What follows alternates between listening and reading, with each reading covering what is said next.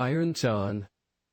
There was once on a time a king who had a great forest near his palace, full of all kinds of wild animals. One day he sent out a huntsman to shoot him a roe. But he did not come back. "Perhaps some accident has befallen him," said the king, and the next day he sent out 2 more huntsmen who were to search for him.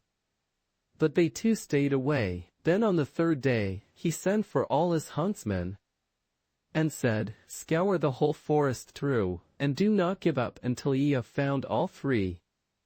But of these also, none came home again, and of the pack of hounds which they had taken with them, none were seen more. From that time forth, no one would any longer venture into the forest.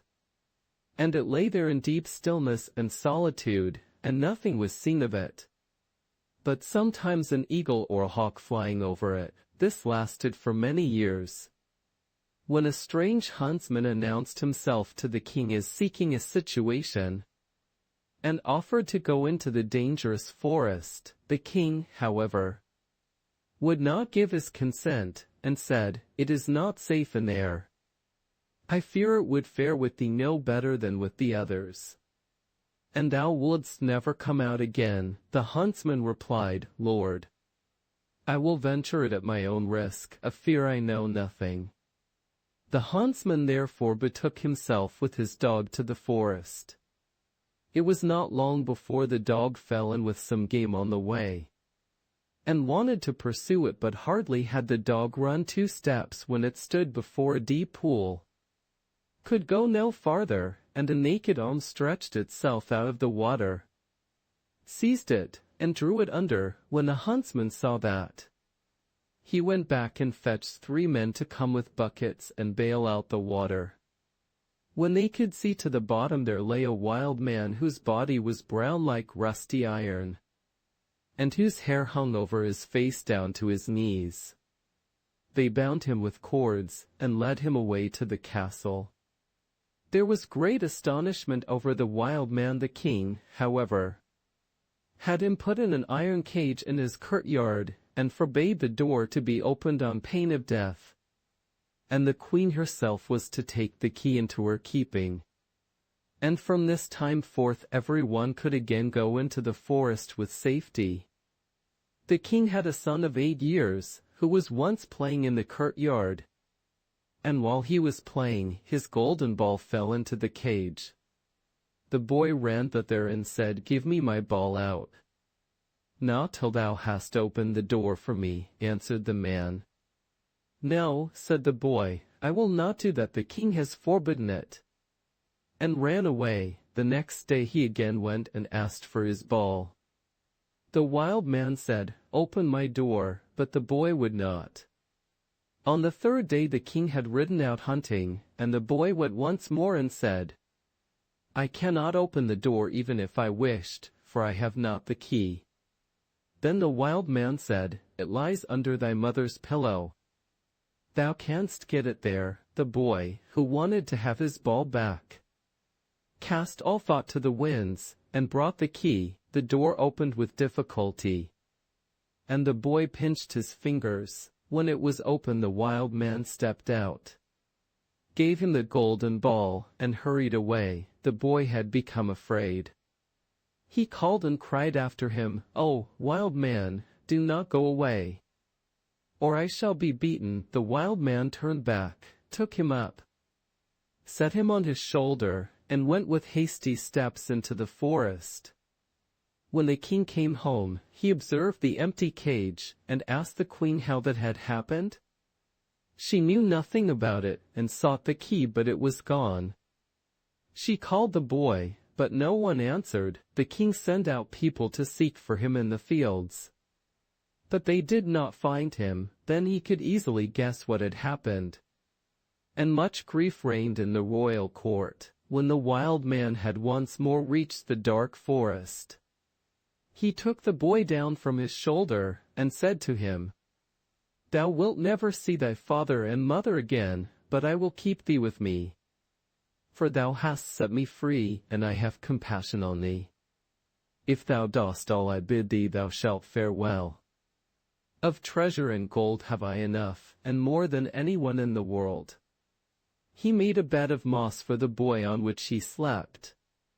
And the next morning the man took him to a well, and said, "Behold, the gold well is as bright and clear as crystal. Thou shalt sit beside it, and take care that nothing falls into it, or it will be polluted. I will come every evening to see if thou hast obeyed my order." The boy placed himself by the margin of the well, and often saw a golden fish or a golden snake show itself therein, and took care that nothing fell in. As he was thus sitting, his finger hurt him so violently that he involuntarily put it in the water. He drew it quickly out again, but saw that it was quite gilded, and whatsoever pains he took to wash the gold off again, all was to no purpose. In the evening Iron John came back, looked at the boy, and said, "What has happened to the well?" "Nothing, nothing," he answered, and held his finger behind his back, that the man might not see it. But he said, "Thou hast dipped thy finger into the water. This time it may pass, but take care thou dost not again let anything go in." By daybreak the boy was already sitting by the well and watching it. His finger hurt him again, and he passed it over his head. And then unhappily a hair fell down into the well. He took it quickly out, but it was already quite gilded. Iron John came, and already knew what had happened. "Thou hast let a hair fall into the well," said he. "I will allow thee to watch by it once more, but if this happens for the third time, then the well is polluted, and thou canst no longer remain with me on the third day." The boy sat by the well, and did not stir his finger, however much it hurt him, but the time was long to him, and he looked at the reflection of his face on the surface of the water. And as he still bent down more and more while he was doing so, and trying to look straight into the eyes, his long hair fell down from his shoulders into the water. He raised himself up quickly, but the whole of the hair of his head was already golden and shone like the sun. You may imagine how terrified the poor boy was. He took his pocket handkerchief and tied it round his head, in order that the man might not see it. When he came he already knew everything, and said, "Take the handkerchief off." Then the golden hair streamed forth, and let the boy excuse himself as he might, it was of no use. "Thou hast not stood the trial, and canst stay here no longer. Go forth into the world, there thou wilt learn what poverty is. But as thou hast not a bad heart, and as I mean well by thee, there is one thing I will grant thee if thou fallest into any difficulty.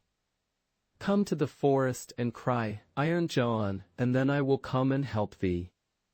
My power is great, greater than thou thinkest, and I have gold and silver in abundance." Then the king's son left the forest, and walked by beaten and unbeaten paths ever onwards until at length he reached a great city. There he looked for work, but could find none, and he had learnt nothing by which he could help himself. At length he went to the palace, and asked if they would take him in. The people about court did not at all know what use they could make of him, but they liked him, and told him to stay. At length the cook took him into his service, and said he might carry wood and water, and rake the cinders together. Once when it so happened that no one else was at hand, the cook ordered him to carry the food to the royal table. But as he did not like to let his golden hair be seen, he kept his little cap on, such a thing as that had never yet come under the king's notice. And he said, "When thou comest to the royal table thou must take thy hat off." He answered, "Ah, Lord, I cannot, I have a bad sore place on my head." Then the king had the cook called before him and scolded him, and asked how he could take such a boy as that into his service, and that he was to turn him off at once. The cook, however, had pity on him, and exchanged him for the gardener's boy. And now the boy had to plant and water the garden, hoe and dig, and bear the wind and bad weather. Once in summer, when he was working alone in the garden, the day was so warm he took his little cap off that the air might cool him. As the sun shone on his hair, it glittered and flashed so that the rays fell into the bedroom of the king's daughter. And up she sprang to see what that could be. Then she saw the boy, and cried to him, "Boy, bring me a wreath of flowers." He put his cap on with all haste, and gathered wild field flowers and bound them together. When he was ascending the stairs with them, the gardener met him, and said, "How canst thou take the king's daughter a garland of such common flowers? Go quickly and get another, and seek out the prettiest and rarest." "Oh, no," replied the boy, "the wild ones have more scent, and will please her better." When he got into the room, the king's daughter said, "Take thy cap off, it is not seemly to keep it on in my presence." He again said, "I may not, I have a sore head." She, however, caught at his cap and pulled it off, and then his golden hair rolled down on his shoulders, and it was splendid to behold. He wanted to run out, but she held him by the arm and gave him a handful of ducats. With these he departed, but he cared nothing for the gold pieces.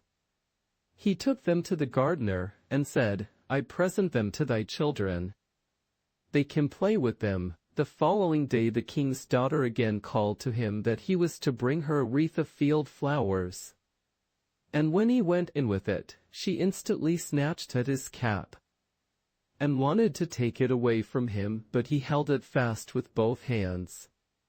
She again gave him a handful of ducats, but he would not keep them, and gave them to the gardener for playthings for his children.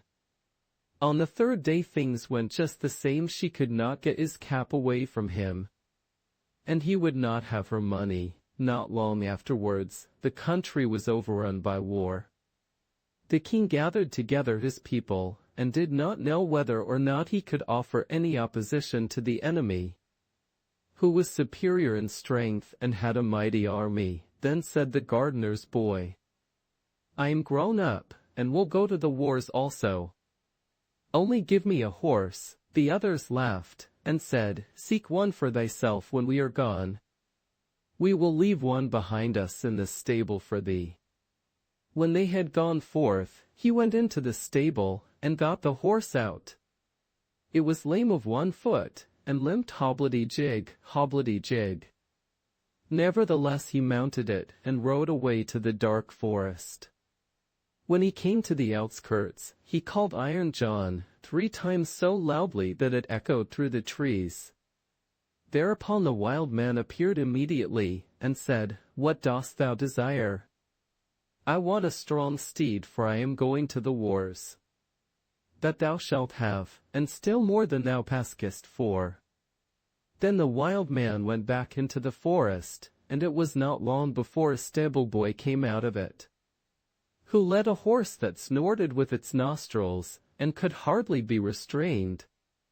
And behind them followed a great troop of soldiers entirely equipped in iron, and their swords flashed in the sun. The youth made over his 3-legged horse to the stable boy, mounted the other, and rode at the head of the soldiers. When he got near the battlefield, a great part of the king's men had already fallen, and little was wanting to make the rest give way. Then the youth galloped thither with his iron soldiers, broke like a hurricane over the enemy, and beat down all who opposed him. They began to fly, but the youth pursued, and never stopped, until there was not a single man left. Instead, however, of returning to the king, he conducted his troop by byways back to the forest, and called forth Iron John. "What dost thou desire?" asked the wild man. "Take back thy horse and thy troops, and give me my 3-legged horse again." All that he asked was done, and soon he was riding on his 3-legged horse. When the king returned to his palace, his daughter went to meet him, and wished him joy of his victory. "I am not the one who carried away the victory," said he, "but a stranger knight who came to my assistance with his soldiers." The daughter wanted to hear who the strange knight was, but the king did not know, and said, "He followed the enemy, and I did not see him again." She inquired of the gardener where his boy was, but he smiled and said, "He has just come home on his three-legged horse." And the others have been mocking him, and crying, "Here comes our hobblety-jade back again." They asked, too, "Under what hedge hast thou been lying sleeping all the time?" He, however, said, "I did the best of all, and it would have gone badly without me." And then he was still more ridiculed. The king said to his daughter, "I will proclaim a great feast that shall last for 3 days. And thou shalt throw a golden apple, perhaps the unknown will come to it." When the feast was announced, the youth went out to the forest and called Iron John. "What dost thou desire?" asked he. "That I may catch the king's daughter's golden apple." "It is as safe as if thou hadst it already," said Iron John. "Thou shalt likewise have a suit of red armor for the occasion, and ride on a spirited chestnut horse." When the day came, the youth galloped to the spot, took his place amongst the knights, and was recognized by no one. The king's daughter came forward, and threw a golden apple to the knights. But none of them caught it but he. Only as soon as he had it he galloped away. On the second day Iron John equipped him as a white knight, and gave him a white horse. Again he was the only one who caught the apple, and he did not linger an instant, but galloped off with it. The king grew angry, and said, "That is not allowed. He must appear before me and tell his name." He gave the order that if the knight who caught the apple should go away again they should pursue him, and if he would not come back willingly, they were to cut him down and stab him. On the third day, he received from Iron John a suit of black armor and a black horse.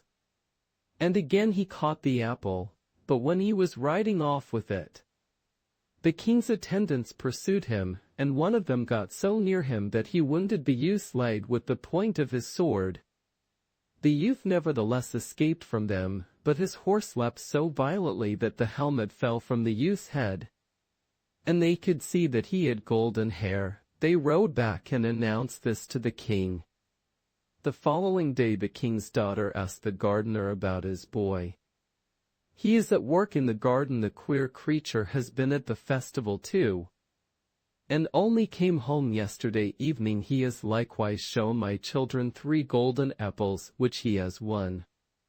The king had him summoned into his presence, and he came and again had his little cap on his head. But the king's daughter went up to him and took it off, and then his golden hair fell down over his shoulders, and he was so handsome that all were amazed. "Art thou the knight who came every day to the festival, always in different colors, and who caught the 3 golden apples?" asked the king. "Yes," answered he, "and here the apples are." And he took them out of his pocket, and returned them to the king. "If you desire further proof, you may see the wound which your people gave me when they followed me. But I am likewise the knight who helped you to your victory over your enemies. If thou canst perform such deeds as that, thou art no gardener's boy. Tell me, who is thy father?" "My father is a mighty king, and gold have I in plenty as great as I require."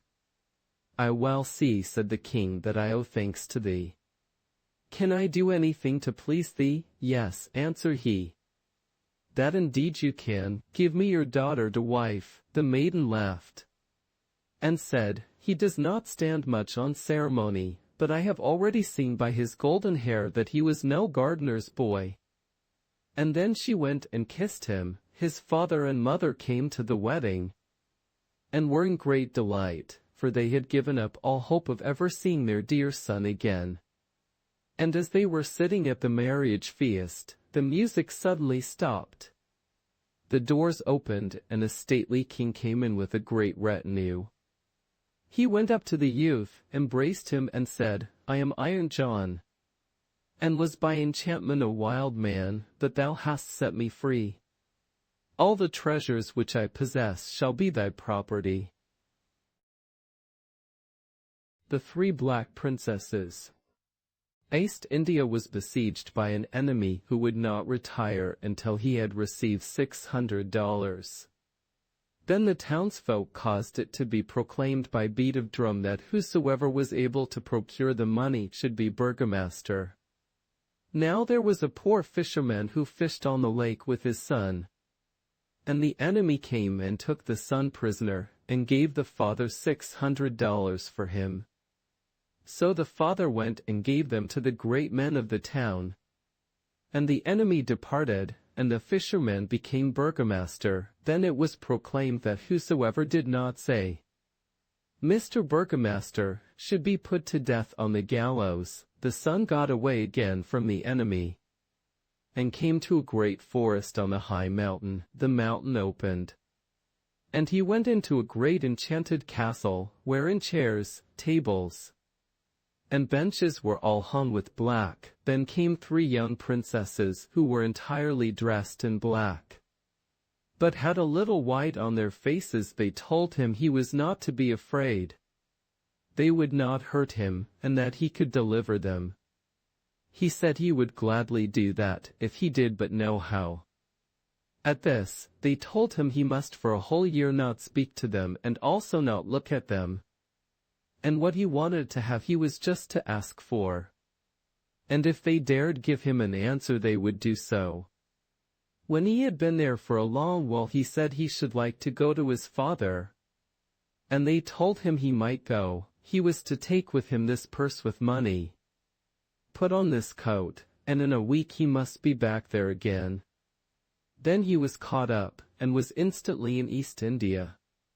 He could no longer find his father in the fisherman's hut, and asked the people where the poor fisherman could be, and they told him he must not say that, or he would come to the gallows. Then he went to his father and said, "Fisherman, how hast thou got here?" Then the father said, "Thou must not say that. If the great men of the town knew of that, thou wouldst come to the gallows."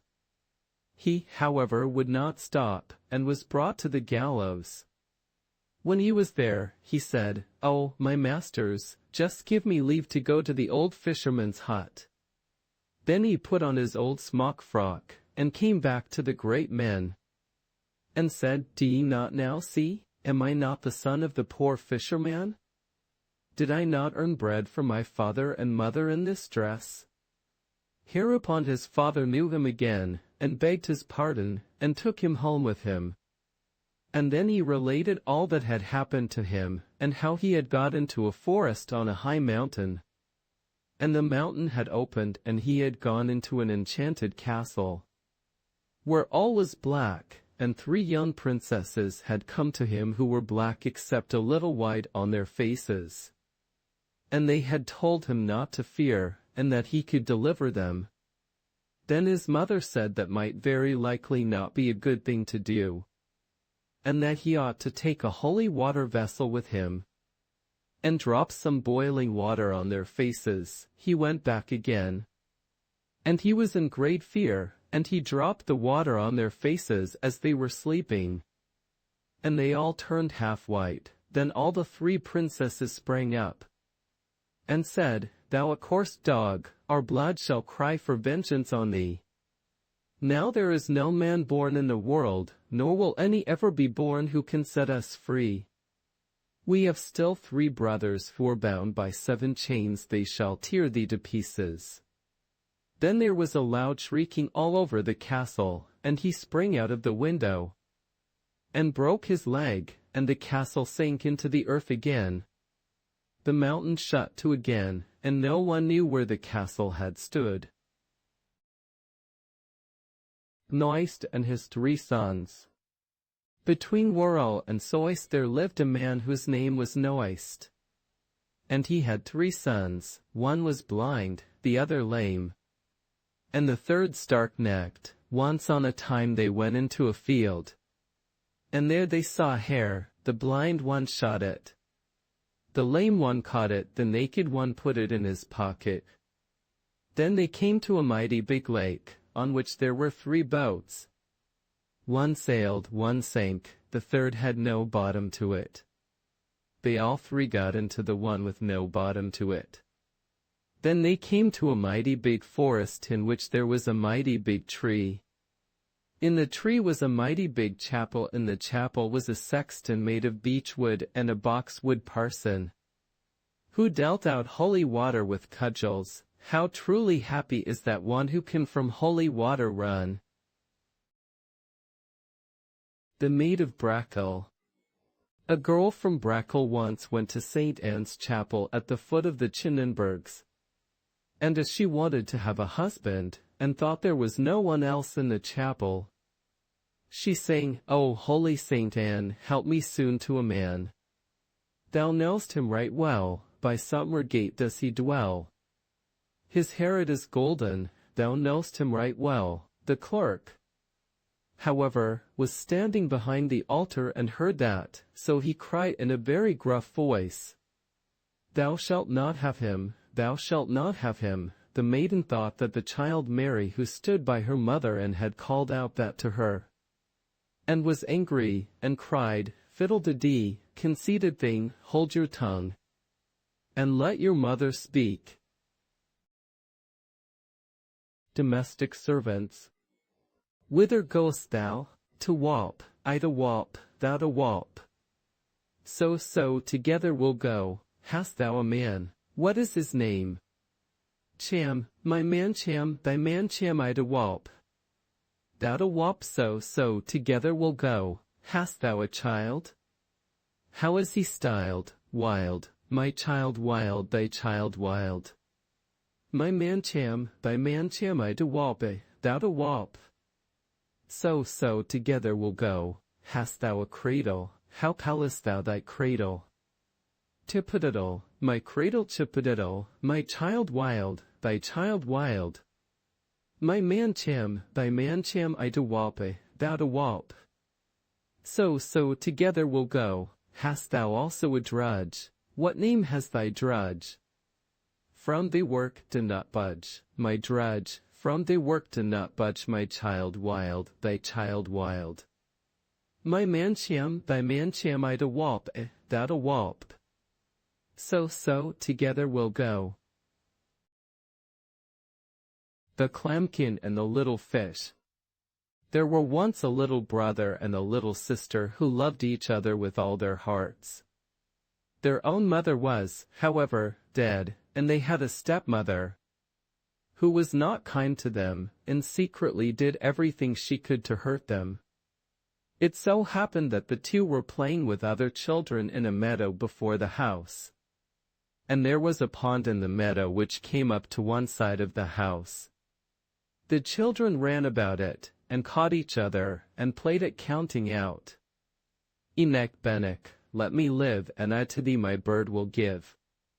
The little bird its straw shall seek, the straw I'll give to the cow to eat. The pretty cow shall give me milk, the milk I'll to the baker take. The baker he shall bake a cake, the cake I'll give unto the cat. The cat shall catch some mice for that, the mice I'll hang up in the smoke. And then you'll see the snow. They stood in a circle while they played this. And the one to whom the word snow fell, had to run away, and all the others ran after him and caught him. As they were running about so merrily, the stepmother watched them from the window, and grew angry, and as she understood arts of witchcraft, she bewitched them both, and changed the little brother into a fish, and the little sister into a lamb. Then the fish swam here and there about the pond and was very sad. And the lambkin walked up and down the meadow, and was miserable, and could not eat or touch one blade of grass. Thus passed a long time. And then strangers came as visitors to the castle. The false stepmother thought this is a good opportunity, and called the cook and said to him, "Go and fetch the lamb from the meadow and kill it." "We have nothing else for the visitors." Then the cook went away and got the lamb, and took it into the kitchen and tied its feet, and all this it bore patiently. When he had drawn out his knife and was whetting it on the doorstep to kill the lamb, he noticed a little fish swimming backwards and forwards in the water, in front of the coffin sink and looking up at him. This, however, was the brother, for when the fish saw the cook take the lamb away, it followed them and swam along the pond to the house. Then the lamb cried down to it, "Ah, brother, in the pond so deep, how sad is my poor heart! Even now the cook he whets his knife to take away my tender life." The little fish answered, "Ah, little sister, upon check how sad is my poor heart while in this pond I lie." When the cook heard that the lambkin could speak and said such sad words to the fish down below, he was terrified and thought this could be no common lamb, but must be bewitched by the wicked woman in the house. Then said he, "Be easy, I will not kill thee," and took another sheep and made it ready for the guests, and conveyed the lambkin to a good peasant woman, to whom he related all that he had seen and heard. The peasant was, however, the very woman who had been foster mother to the little sister, and she suspected at once who the lamb was, and went with it to a wise woman.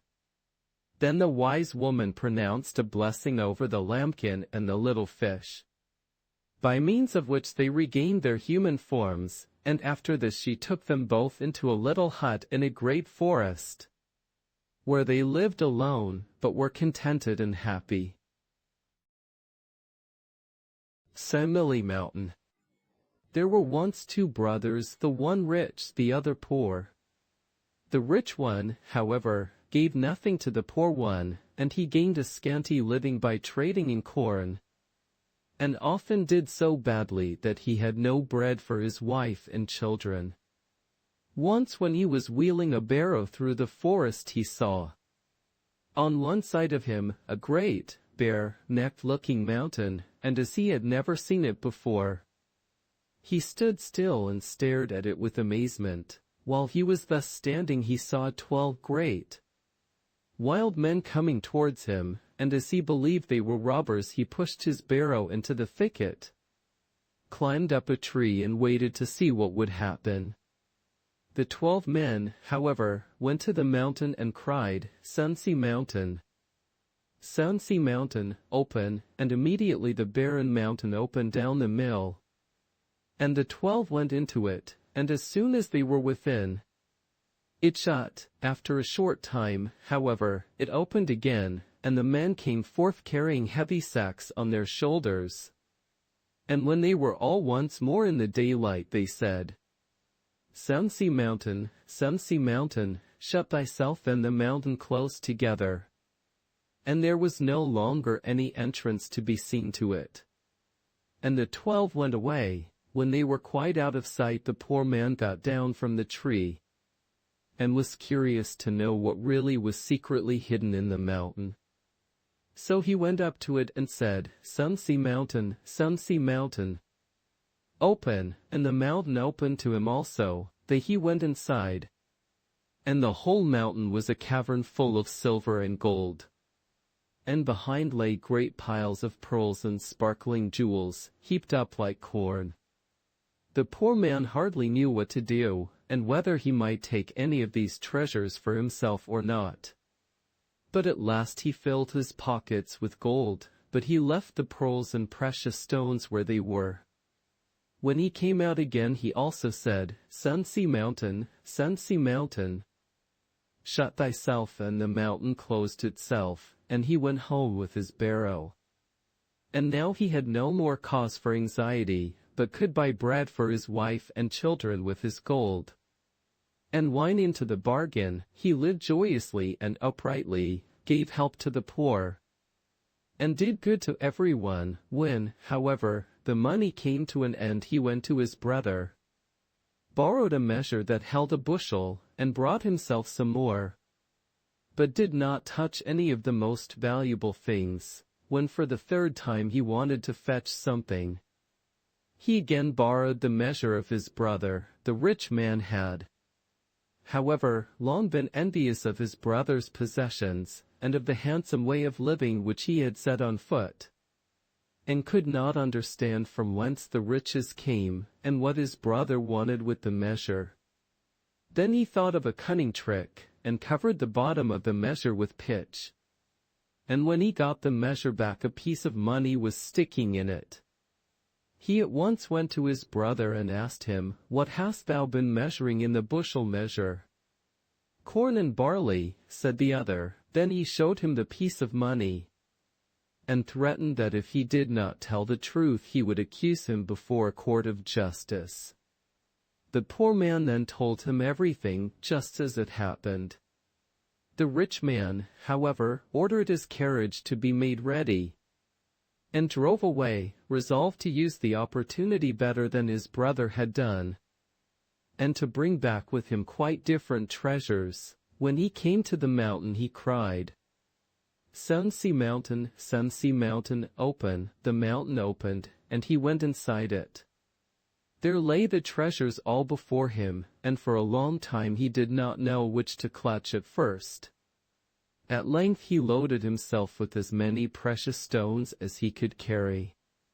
He wished to carry his burden outside, but, as his heart and soul were entirely full of the treasures, he had forgotten the name of the mountain, and cried, "Samili mountain, Samili mountain, open." That, however, was not the right name, and the mountain never stirred, but remained shut. Then he was alarmed, but the longer he thought about it the more his thoughts confused themselves, and his treasures were no more of any use to him.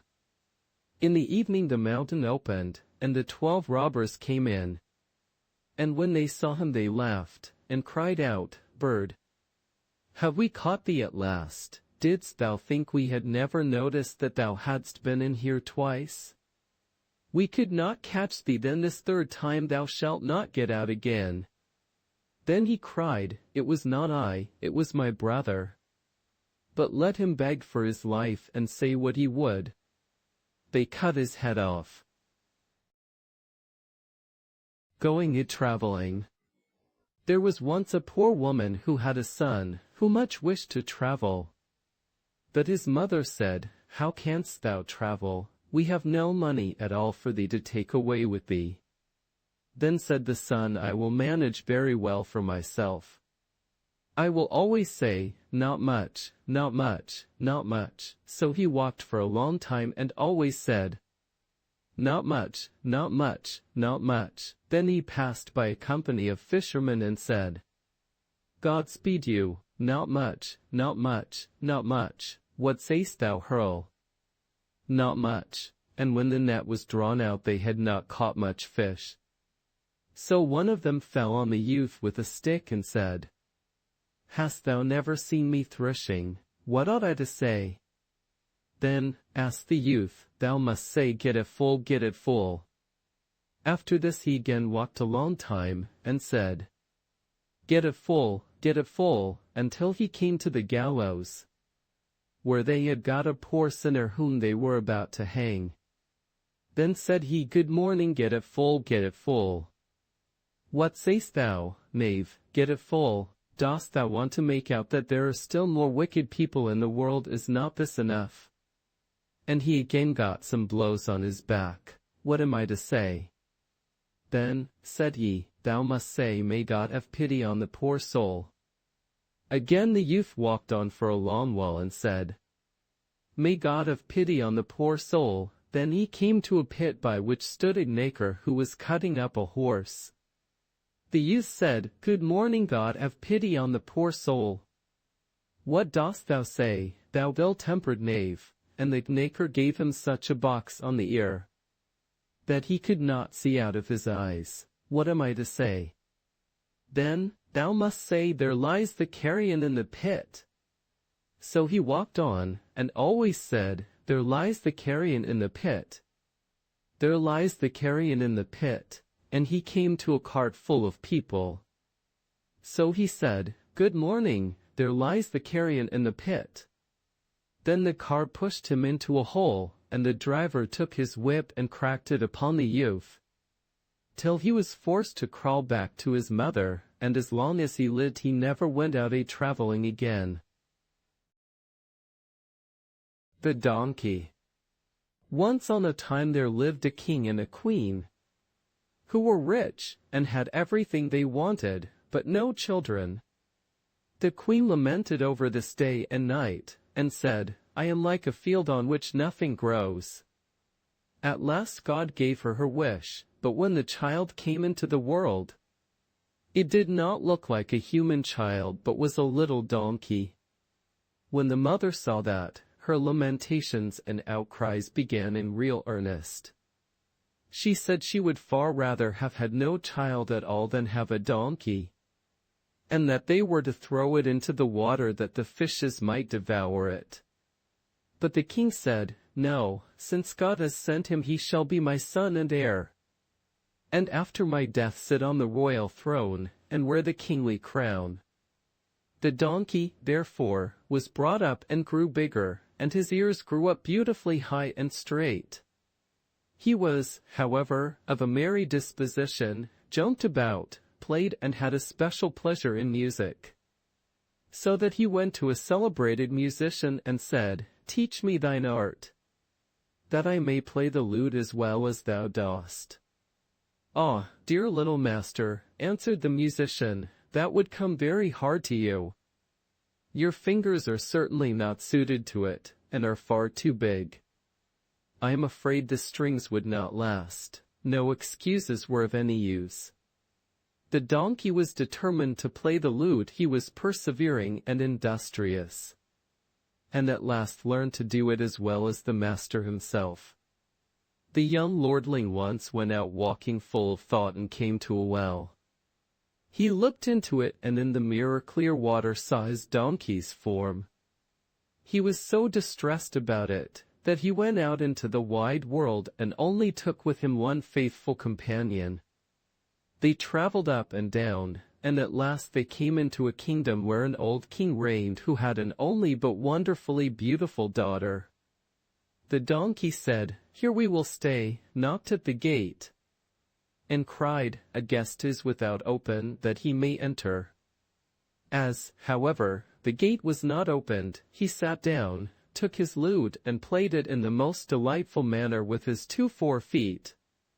Then the doorkeeper opened his eyes most wonderfully wide, and ran to the king and said, "Outside by the gate sits a young donkey which plays the lute as well as an experienced master." "Then let the musician come to me," said the king. When, however, a donkey came in, every one began to laugh at the lute player. And now the donkey was asked to sit down and eat with the servants. He, however, was unwilling, and said, "I am no common stable ass. I am a noble one." Then they said, "If that is what thou art, seat thyself with the men of war." "No," said he, "I will sit by the king." The king smiled, and said good-humouredly, "Yes, it shall be as thou wilt. Little ass, come here to me." Then he asked, "Little ass, how does my daughter please thee?"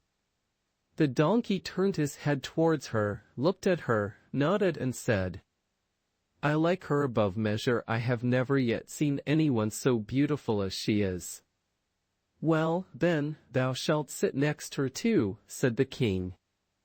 "That is exactly what I wish," said the donkey, and he placed himself by her side, ate and drank, and knew how to behave himself daintily and cleanly. When the noble beast had stayed a long time at the king's court, he thought, "What good does all this do me? I shall still have to go home again." Let his head hang sadly, and went to the king and asked for his dismissal. But the king had grown fond of him, and said, "Little ass, what ails thee? Thou lookest as sour as a jug of vinegar. I will give thee what thou wantest. Dost thou want gold?" "No," said the donkey, and shook his head. "Dost thou want jewels and rich dress?" "No." "Dost thou wish for half my kingdom, indeed?" "No." Then said the king, "If I did but know what would make thee content. Wilt thou have my pretty daughter to wife?" "Ah, yes," said the ass, "I should indeed like her," and all at once he became quite merry and full of happiness. For that was exactly what he was wishing for, so a great and splendid wedding was held. In the evening, when the bride and bridegroom were led into their bedroom, the king wanted to know if the ass would behave well, and ordered a servant to hide himself there. When they were both within, the bridegroom bolted the door, looked around, and as he believed that they were quite alone, he suddenly threw off his cassock skin, and stood there in the form of a handsome royal youth. "Now," said he, "thou seest who I am, and seest also that I am not unworthy of thee." Then the bride was glad, and kissed him and loved him dearly. When morning came, he jumped up, put his animal's skin on again, and no one could have guessed what kind of a form was hidden beneath it. Soon came the old king. "Ah," cried he, "is the little ass merry? But surely thou art sad," said he to his daughter, "that thou hast not got a proper man for thy husband?"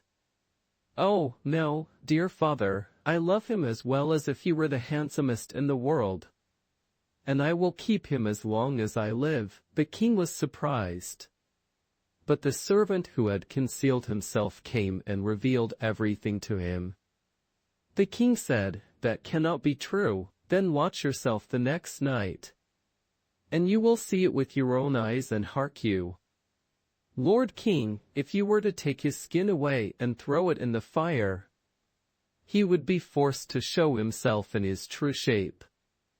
"Thy advice is good," said the king, and at night, when they were asleep, he stole in, and when he got to the bed he saw by the light of the moon a noble-looking youth lying there, and the skin lay stretched on the ground. So he took it away, and had a great fire lighted outside, and threw the skin into it, and remained by it himself until it was all burned to ashes. As, however, he was anxious to know how the rubbed man would behave himself, he stayed awake the whole night and watched. When the youth had slept his sleep out, he got up by the first light of morning, and wanted to put on the cassock skin, but it was not to be found. On this he was alarmed, and, full of grief and anxiety, said, "Now I shall have to contrive to escape." But when he went out, there stood the king, who said, "My son, whither away in such haste? What hast thou in mind? Stay here, thou art such a handsome man, thou shalt not go away from me.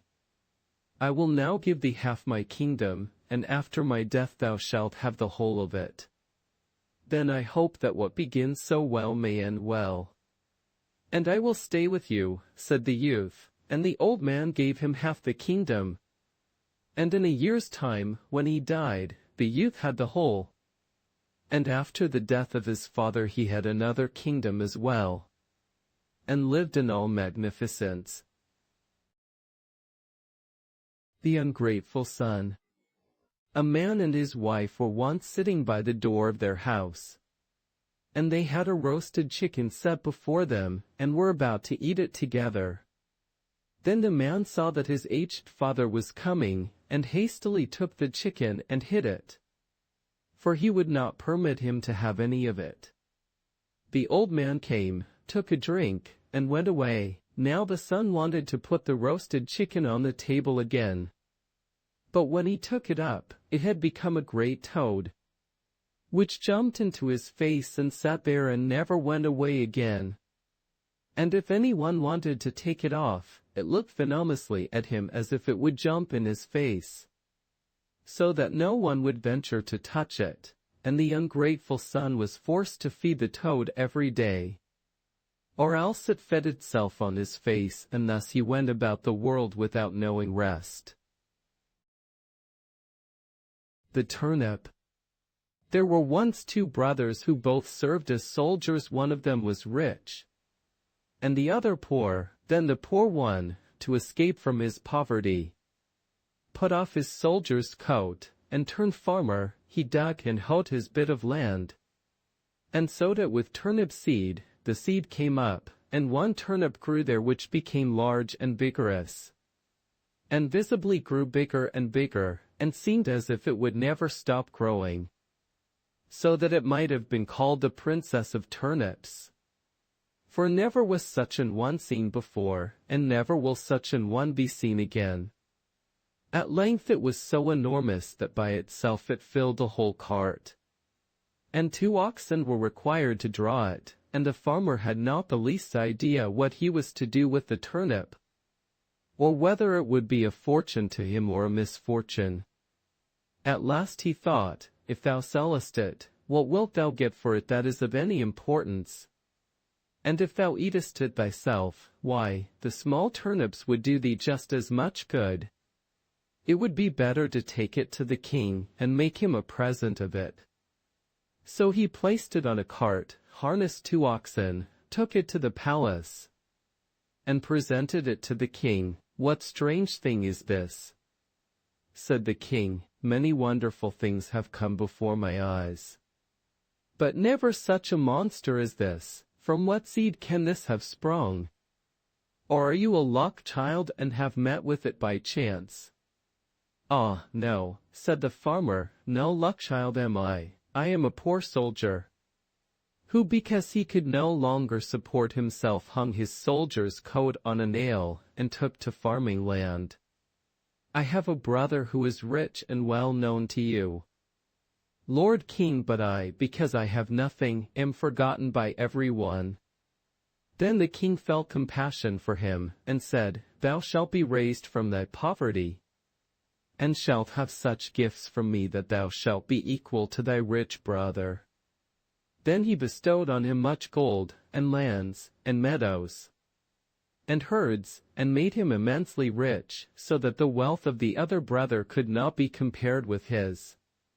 When the rich brother heard what the poor one had gained for himself with one single turnip, he envied him, and thought in every way how he also could get hold of a similar piece of luck. He would, however, set about it in a much wiser way, and took gold and horses and carried them to the king, and made certain the king would give him a much larger present in return. If his brother had got so much for one turnip, what would he not carry away with him in return for such beautiful things as these? The king accepted his present, and said he had nothing to give him in return that was more rare and excellent than the great turnip. So the rich man was obliged to put his brother's turnip in a cart, and have it taken to his home. When there he did not know on whom to vent his rage and anger, until bad thoughts came to him, and he resolved to kill his brother. He hired murderers, who were to lie in ambush, and then he went to his brother and said, Dear brother, I know of a hidden treasure, we will dig it up together, and divide it between us. The other agreed to this, and accompanied him without suspicion.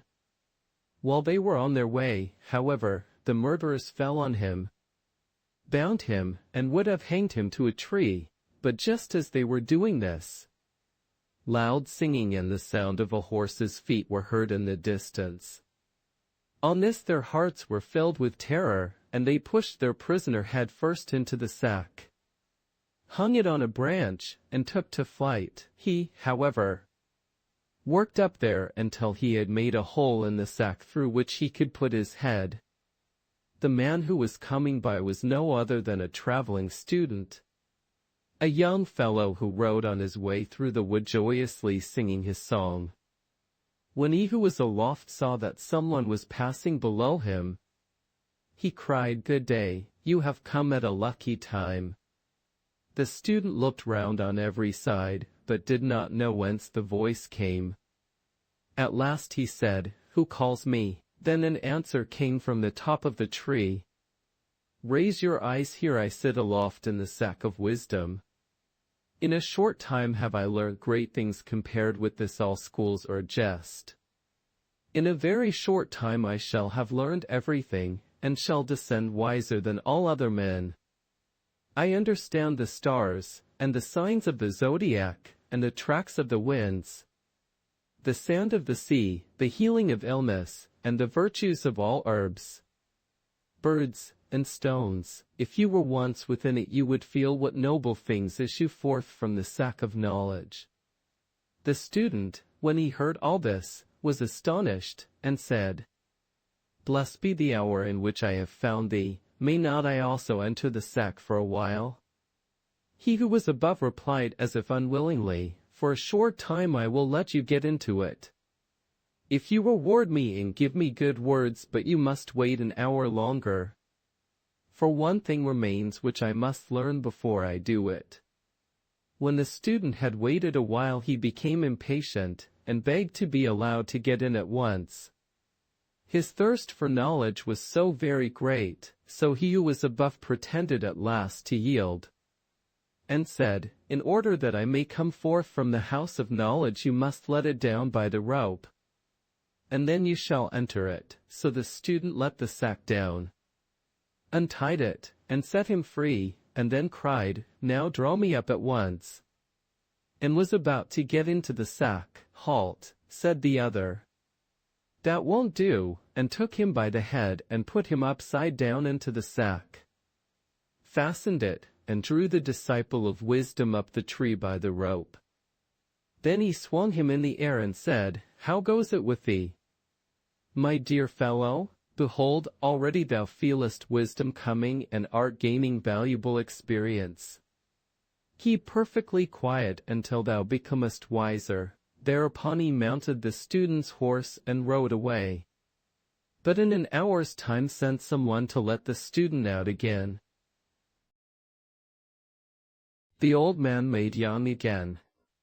In the time when our Lord still walked this earth, he and St.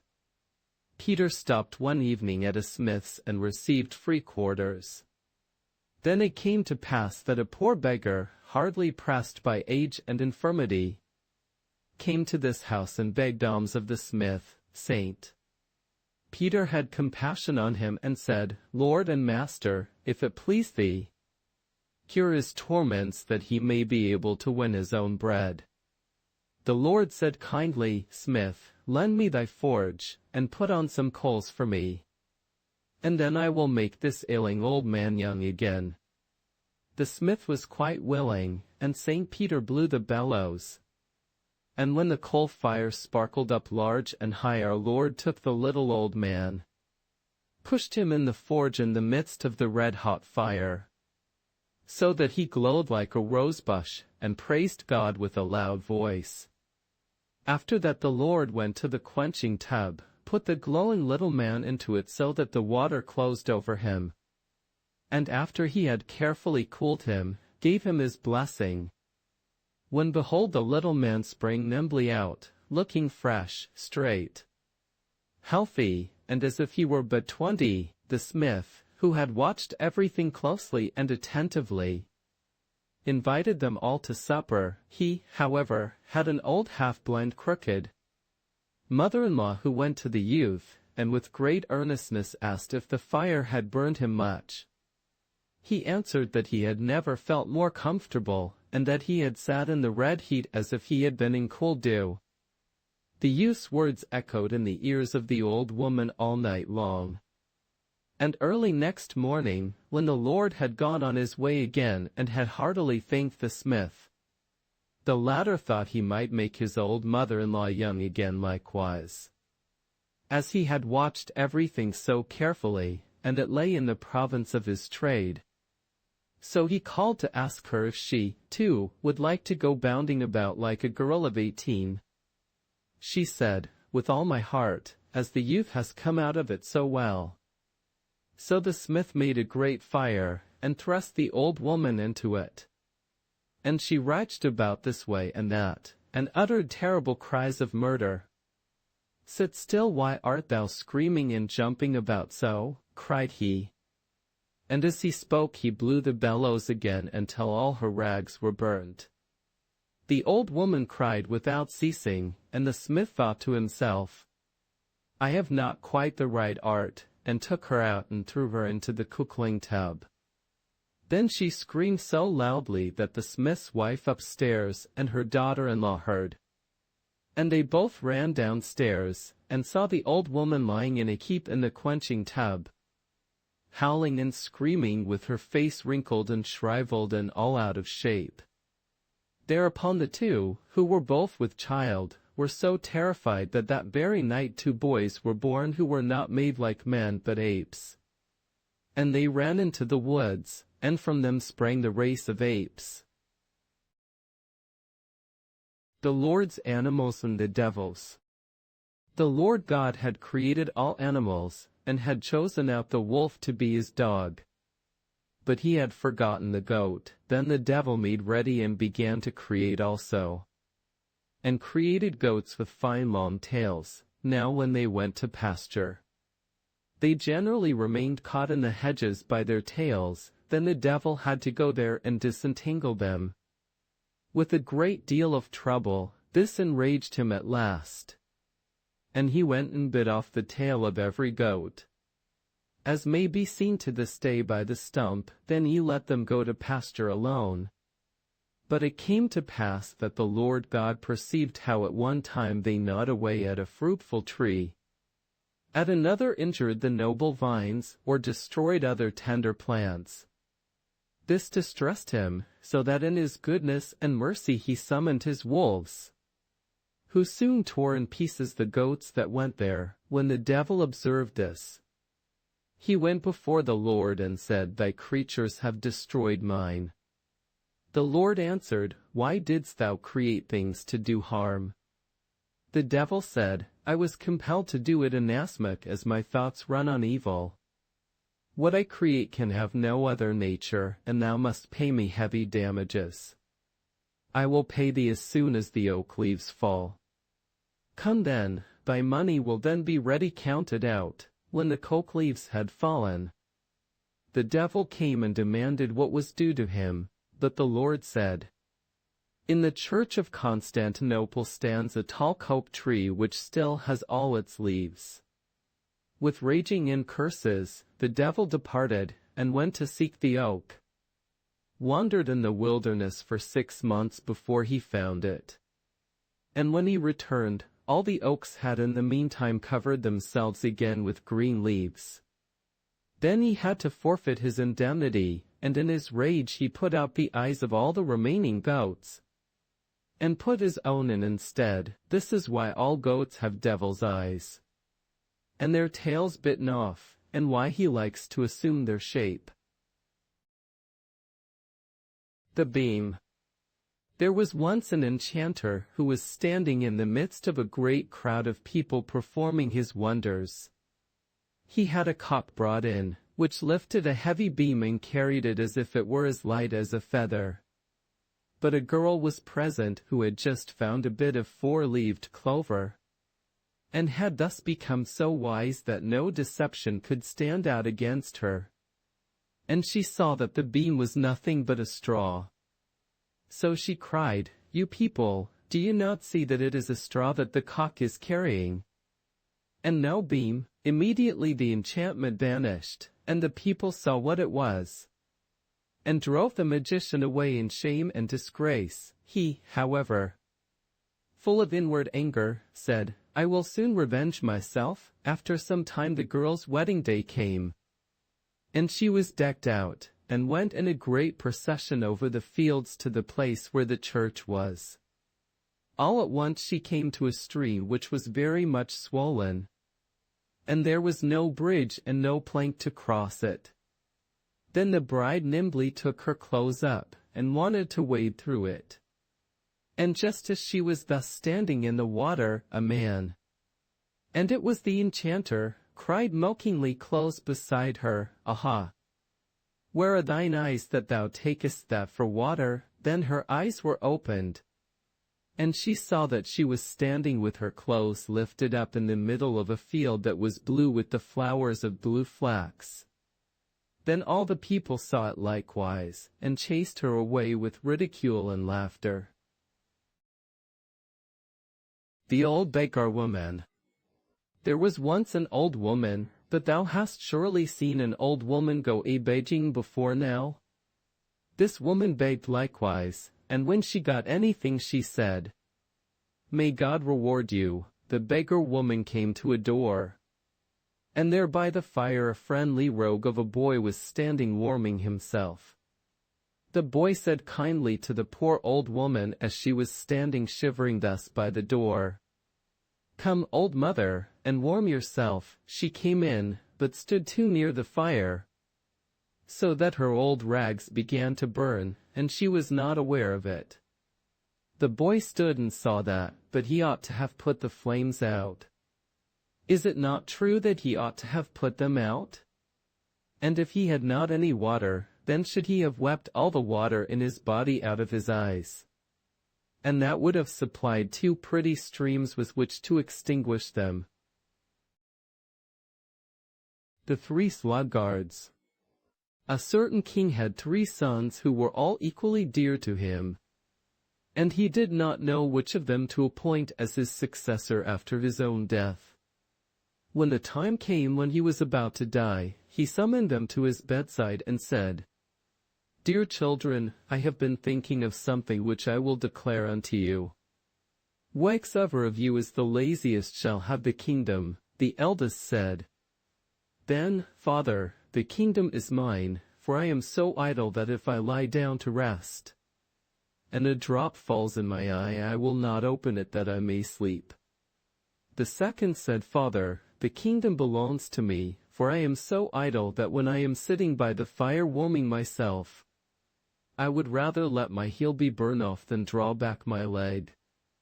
The third said, "Father, the kingdom is mine, for I am so idle that if I were going to be hanged, and had the rope already round my neck, and any one put a sharp knife into my hand with which I might cut the rope, I would rather let myself be hanged than raise my hand to the rope." When the father heard that, he said, "Thou hast carried it the farthest, and shalt be king." The 12 idle servants. 12 servants who had done nothing all the day would not exert themselves at night either, but laid themselves on the grass and boasted of their idleness.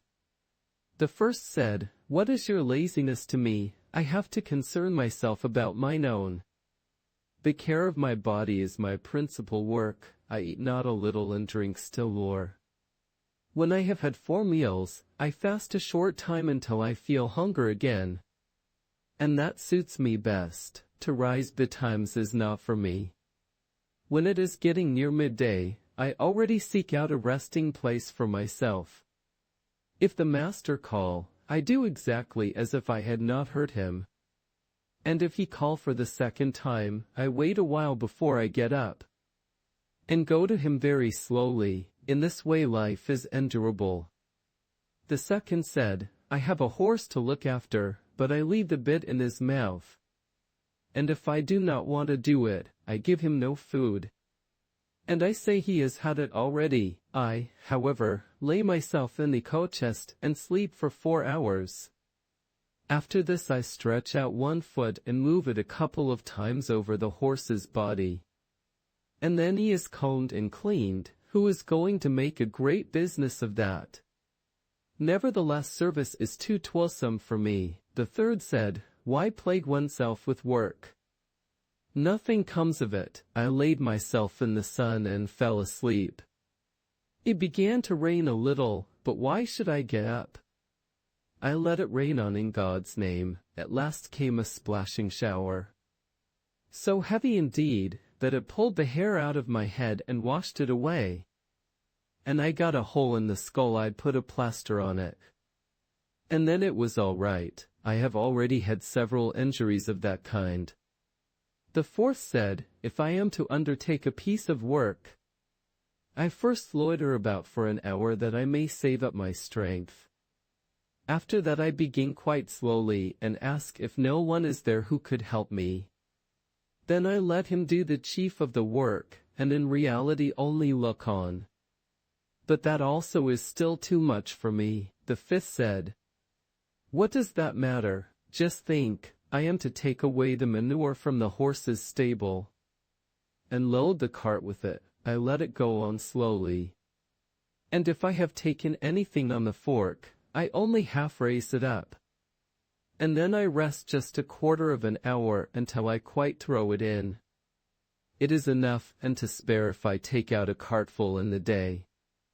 I have no fancy for killing myself with work, the sixth said. Shame on ye, I am afraid of no work, but I lie down for 3 weeks.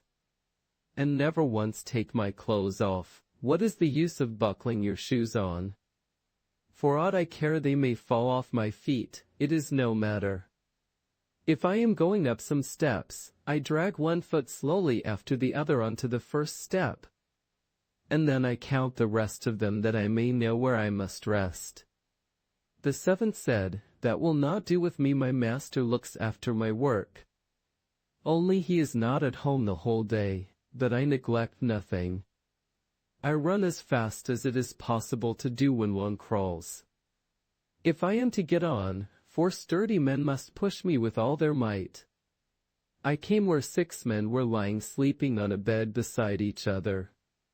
I lay down by them and slept too, there was no wakening me again.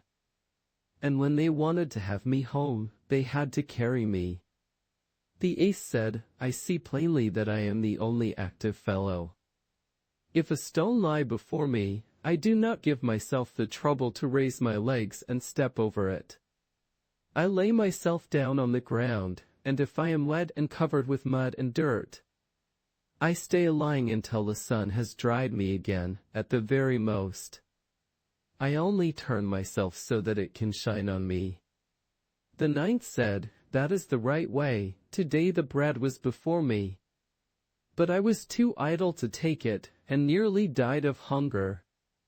Moreover, a jug stood by it, but it was so big and heavy that I did not like to lift it up, and preferred bearing thirst. Just to turn myself round was too much for me. I remained lying like a log the whole day. The 10th said, Laziness has brought misfortune on me, a broken leg and swollen calf. 3 of us were lying in the road, and I had my legs stretched out. Someone came with a cart, and the wheels went over me. I might indeed have drawn my legs back, but I did not hear the cart coming. For the midges were humming about my ears, and creeping in at my nose and out again at my mouth. Who can take the trouble to drive the vermin away? The 11th said, I gave up my place yesterday. I had no fancy for carrying the heavy books to my master any longer or fetching them away again.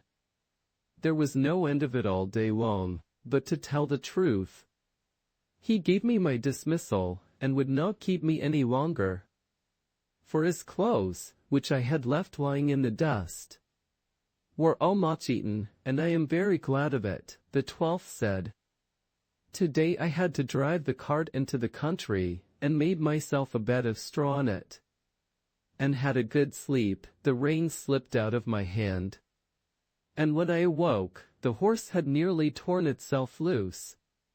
The harness was gone, the strap which fastened the horse to the shafts was gone, and so were the collar, the bridle and bit. Someone had come by, who had carried all off. Besides this, the cart had got into a quagmire and stuck fast.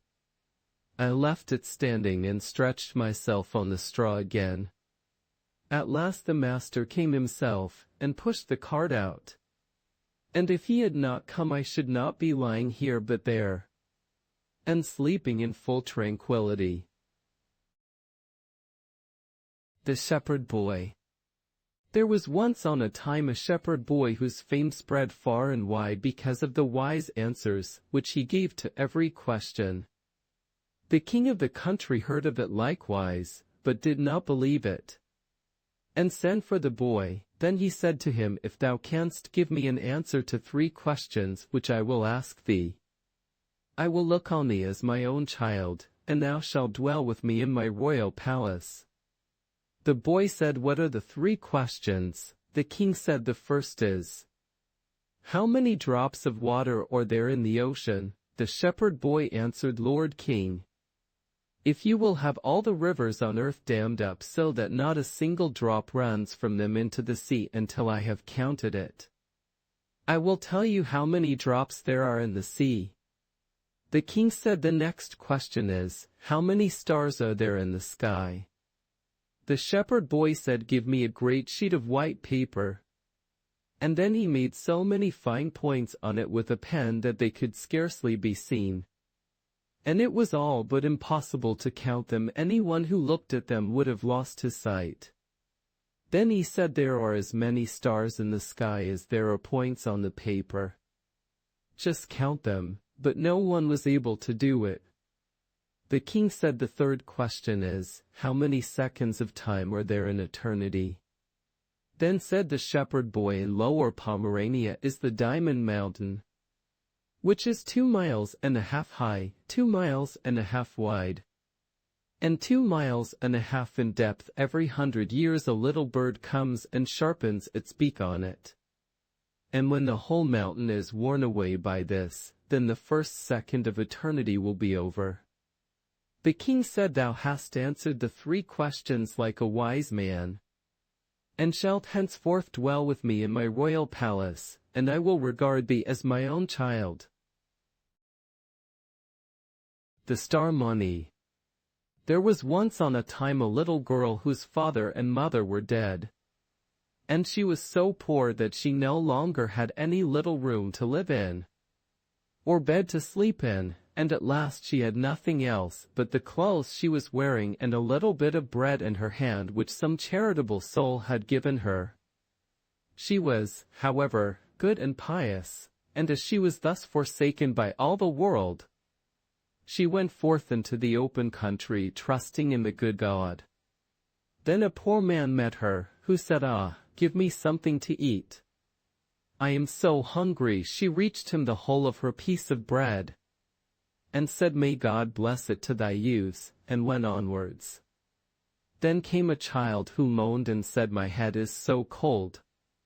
Give me something to cover it with. So she took off her hood and gave it to him. And when she had walked a little farther, she met another child who had no jacket, and was frozen with cold. Then she gave it her own, and a little farther on one begged for a frock. And she gave away that also. At length she got into a forest, and it had already become dark. And there came yet another child, and asked for a little shirt. And the good little girl thought to herself, it is a dark night, and no one sees thee. Thou canst very well give thy little shirt away, and took it off, and gave away that also. And as she so stood, and had not one single thing left, suddenly some stars from heaven fell down, and they were nothing else but hard smooth pieces of money. And although she had just given her little shirt away, she had a new one which was of the very finest linen.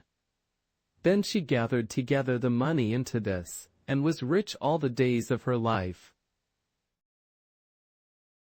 The Stolen Farthings. A father was one day sitting at dinner with his wife and his children, and a good friend who had come on a visit was with them. And as they thus sat, and it was striking 12 o'clock, the stranger saw the door open, and a very pale child dressed in snow-white clothes came in. It did not look around, and it did not speak, but went straight into the next room. Soon afterwards it came back, and went out at the door again in the same quiet manner. On the second and on the third day, it came also exactly in the same way. At last the stranger asked the father to whom the beautiful child that went into the next room every day at noon belonged. I have never seen it, said he, neither did he know to whom it could belong. The next day when it again came, the stranger pointed it out to the father, who however did not see it, and the mother and the children also all saw nothing. On this the stranger got up, went to the room door, opened it a little, and peeped in. Then he saw the child sitting on the ground, and digging and seeking about industriously amongst the crevices between the boards of the floor. But when it saw the stranger, it disappeared. He now told what he had seen and described the child exactly. And the mother recognized it, and said, "Ah, it is my dear child who died a month ago." They took up the boards and found 2 farthings which the child had once received from its mother that it might give them to a poor man. It, however, had thought, "Thou canst buy thyself a biscuit for that," and had kept the farthings, and hidden them in the openings between the boards. And therefore it had had no rest in its grave, and had come every day at noon to seek for these farthings. The parents gave the money at once to a poor man, and after that the child was never seen again. Brides on their trial. There was once a young shepherd who wished much to marry, and was acquainted with 3 sisters who were all equally pretty, so that it was difficult to him to make a choice, and he could not decide to give the preference to any one of them. Then he asked his mother for advice, and she said, "Invite all 3, and set some cheese before them, and watch how they eat it." The youth did so. The first, however, swallowed the cheese with the rind on. The second hastily cut the rind off the cheese, but she cut it so quickly that she left much good cheese with it, and threw that away also. The third peeled the rind off carefully, and cut neither too much nor too little. The shepherd told all this to his mother, who said, "Take the third for thy wife." This he did, and lived contentedly and happily with her. Odds and ends.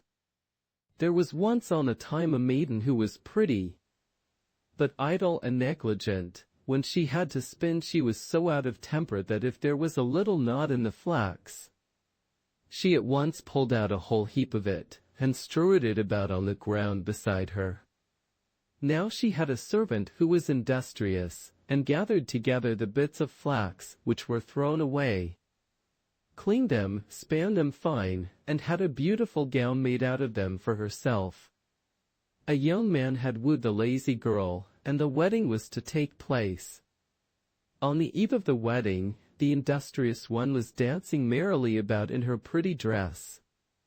And the bride said, "Ah, how that girl does jump about, dressed in my odds and ends." The bridegroom heard that, and asked the bride what she meant by it. Then she told him that the girl was wearing a dress made of the flax which she had thrown away. When the bridegroom heard that, and saw how idle she was, and how industrious the poor girl was, he gave her up and went to the other, and chose her as his wife. The sparrow and his 4 children. A sparrow had 4 young ones in a swallow's nest. When they were fledged, some naughty boys pulled out the nest, but fortunately all the birds got safely away in the high wind. Then the old bird was grieved that as his sons had all gone out into the world, he had not first warned them of every kind of danger, and given them good instruction how to deal with each. In the autumn a great many sparrows assembled together in a wheat field, and there the old bird met his 4 children again, and full of joy took them home with him. "Ah, my dear sons, what pain I have been in about you all through the summer, because you got away in the wind without my teaching. Listen to my words. Obey your father, and be well on your guard. Little birds have to encounter great dangers." And then he asked the eldest where he had spent the summer, and how he had supported himself. "I stayed in the gardens, and looked for caterpillars and small worms, until the cherries got ripe." "Ah, my son," said the father, "tidbits are not bad, but there is great risk about them. On that account take great care of thyself henceforth, and particularly when people are going about the gardens who carry long green poles which are hollow inside and have a little hole at the top." "Yes, father, but what if a little green leaf is stuck over the hole with wax?" said the son. "Where hast thou seen that?" "In a merchant's garden." said the youngster. "Oh, my son, merchant folks are quick folks," said the father. "If thou hast been among the children of the world, thou hast learned worldly shiftiness enough. Only see that thou usest it well, and do not be too confident." After this he asked the next, "Where hast thou passed thy time?" "At court," said the son. "Sparrows and silly little birds are of no use in that place. There one finds much gold, velvet, silk, armor, harnesses. Sparrowhawks, sreechals and chanchariers keep to the horses' stable where they winnow oats or thresh, and then fortune may give thee thy daily grain of corn in peace." "Yes, father," said the son, "but when the stable boys make traps and fix their gins and snares in the straw, many a one is caught fast." "Where hast thou seen that?" said the old bird. "That court among the stable boys." "Oh, my son, court boys are bad boys. If thou hast been to court and among the lords, and hast left no feathers there, thou hast learned a fair amount, and wilt know very well how to go about the world. But look around thee and above thee, for the wolves devour the wisest dogs." The father examined the third also. "Where didst thou seek thy safety?" "I have broken up tubs and ropes on the cart roads and highways, and sometimes met with a grain of corn or barley." "That is indeed dainty fare," said the father, "but take care what thou art about, and look carefully around, especially when thou seest any one stooping and about to pick up a stone. There is not much time to stay then." "That is true," said the son, "but what if any one should carry a bit of rock or ore ready beforehand in his breast or pocket?" "Where hast thou seen that?" "Among the mountaineers, dear father. When they go out, they generally take little bits of ore with them. Mountain folks are working folks, and clever folks. If thou hast been among mountain lads, thou hast seen and learned something, but when thou goest thither beware, for many a sparrow has been brought to a bad end by a mountain boy." At length the father came to the youngest son. "Now, my dear chirping nestling, wert always the silliest and weakest, stay with me. The world has many rough, wicked birds which have crooked beaks and long claws, and lie in wait for poor little birds and swallow them. Keep with those of thine own kind, and pick up little spiders and caterpillars from the trees or the house, and then thou wilt live long in peace.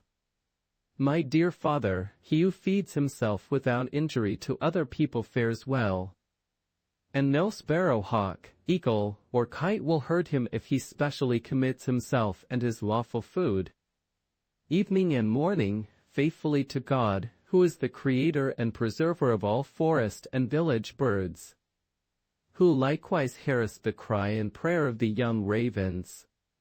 For no sparrow or wren ever falls to the ground except by his will." "Where hast thou learnt this?" The son answered, "When a great blast of wind tore me away from thee, I came to a church, and there during the summer I have picked up the flies and spiders from the windows, and heard this discourse preached. The father of all sparrows fed me all the summer through, and kept me from all mischance and from ferocious birds. In sooth, my dear son, if thou takest refuge in the churches and helpest to clear away spiders and buzzing flies, and reest unto God like the young ravens, and commendest thyself to the eternal Creator, all will be well with thee, and that even if the whole world were full of wild malicious birds, he who to God commits his ways, in silence suffers, waits, and prays, preserves his faith and conscience pure, he is of God's protection sure." The Tale of Cockaigne. In the time of Cockaigne I went there, and saw Rome and the Lateran hanging by a small silken thread, and a man without feet who outran a swift horse, and a keen sharp sword that cut through a bridge. There I saw a young ass with a silver nose which pursued two fleet hares. and a climb tree that was very large, on which hot cakes were growing. There I saw a lean old goat which carried about 100 loads of fat on his body, and 60 loads of salt. Have I not told enough lies? There I saw a plough ploughing without horse or cow, and a child of 1 year threw 4 millstones from Ratisbon to Treves, and from Treves to Strasbourg, and a hawk swam over the Rhine, which he had a perfect right to do. There I heard some fishes begin to make such a disturbance with each other that it resounded as far as heaven, and sweet honey flowed like water from a deep valley at the top of a high mountain. And these were strange things. There were 2 crows which were mowing a meadow, and I saw 2 gnats building a bridge, and 2 doves tore a wolf to pieces. 2 children brought forth 2 kids, and 2 frogs threshed corn together. There I saw 2 mice consecrating a bishop, and 2 cats scratching out a bear's tongue. Then a snail came running up and killed 2 furious lions. There stood a barber and shaved a woman's beard off, and 2 sucking children bade their mother hold her tongue.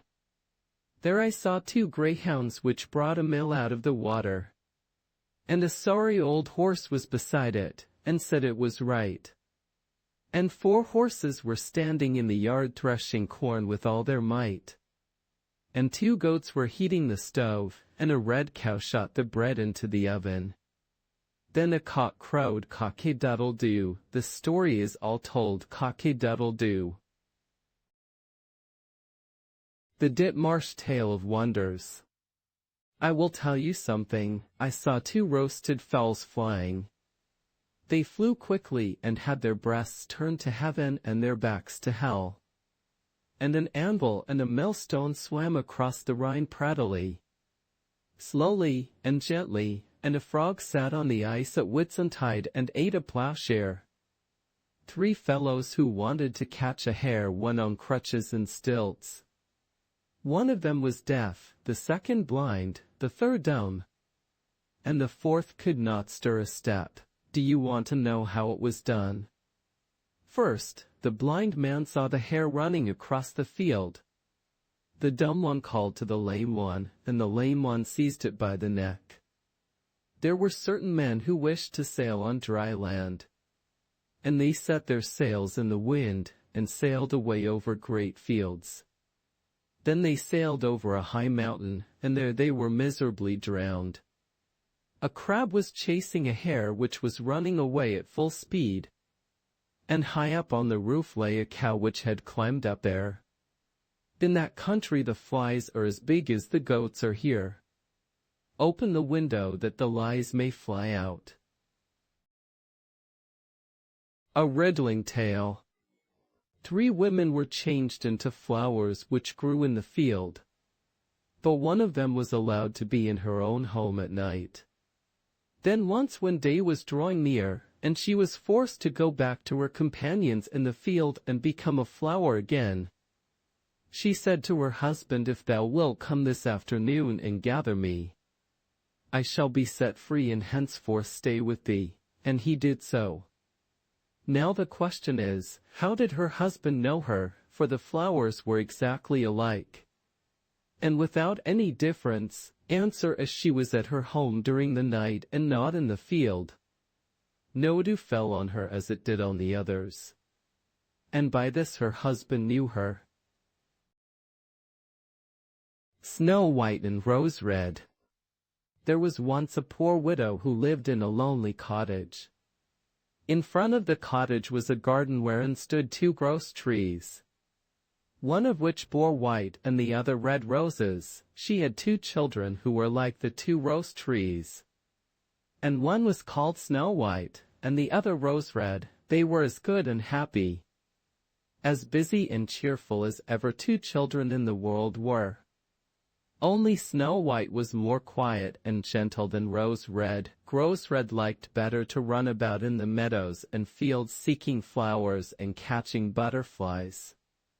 But Snow White sat at home with her mother, and helped her with her housework, or read to her when there was nothing to do. the two children were so fond of each another that they always held each other by the hand when they went out together. And when Snow White said, "We will not leave each other," Crowsred answered, "Never so long as we live," and their mother would add, "What one has she must share with the other." They often ran about the forest alone and gathered red berries. And no beasts did them any harm, but came close to them trustfully. The little hare would eat a cabbage leaf out of their hands. The roe grazed by their side, the stag leapt merrily by them. And the birds sat still upon the boughs, and sang whatever they knew.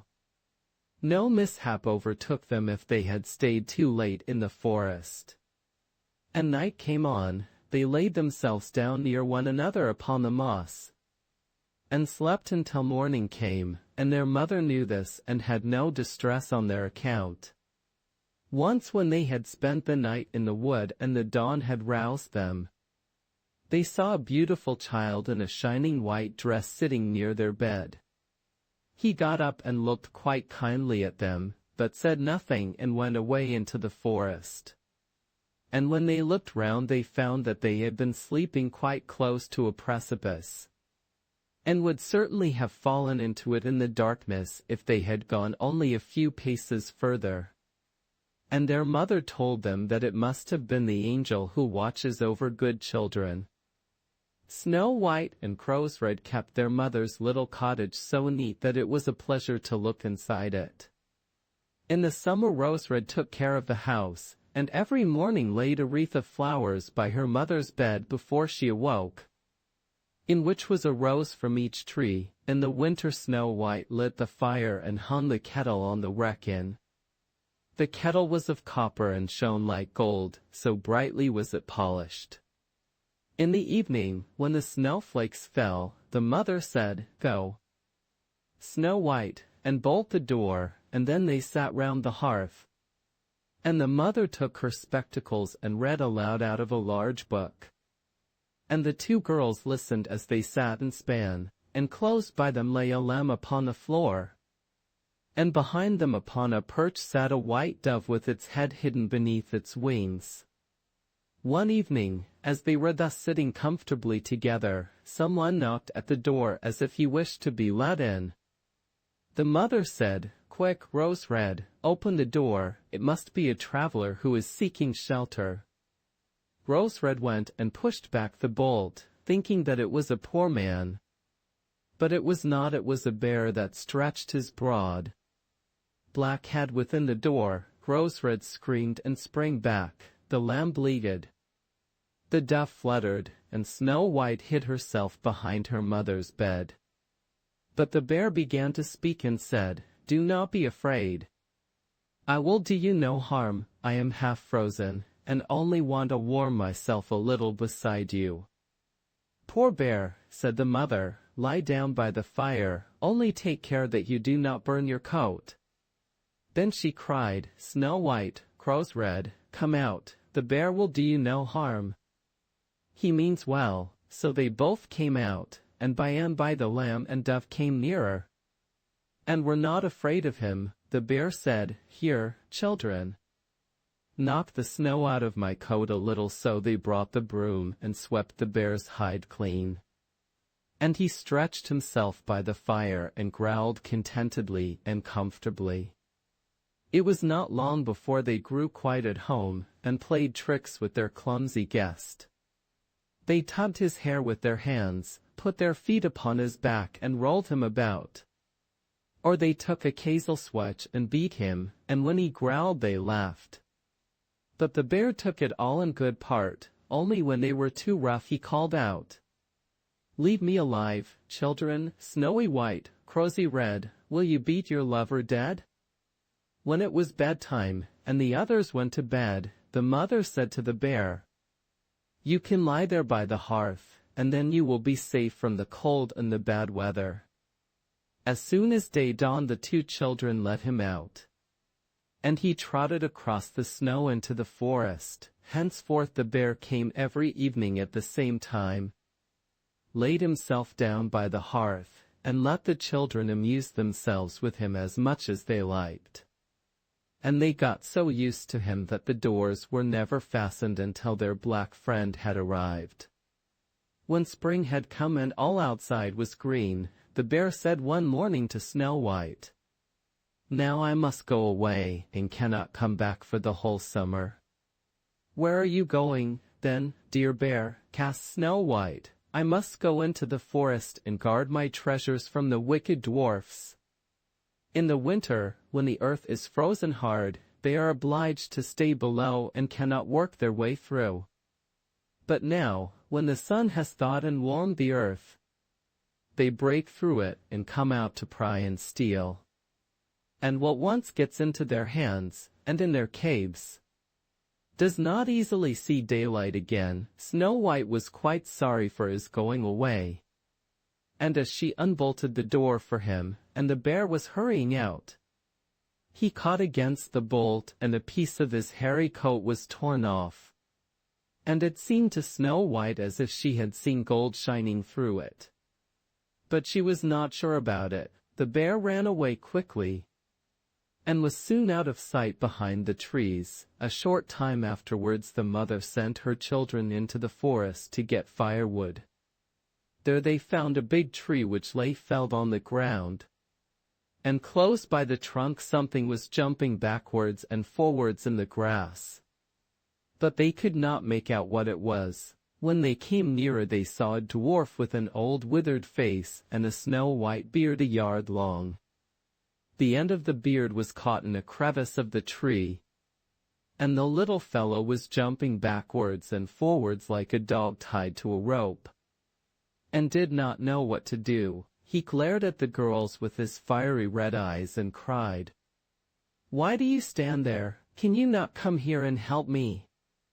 "What are you about there, little man?" asked Rose Red. "You stupid, prying goose," answered the dwarf. "I was going to split the tree to get a little wood for cooking.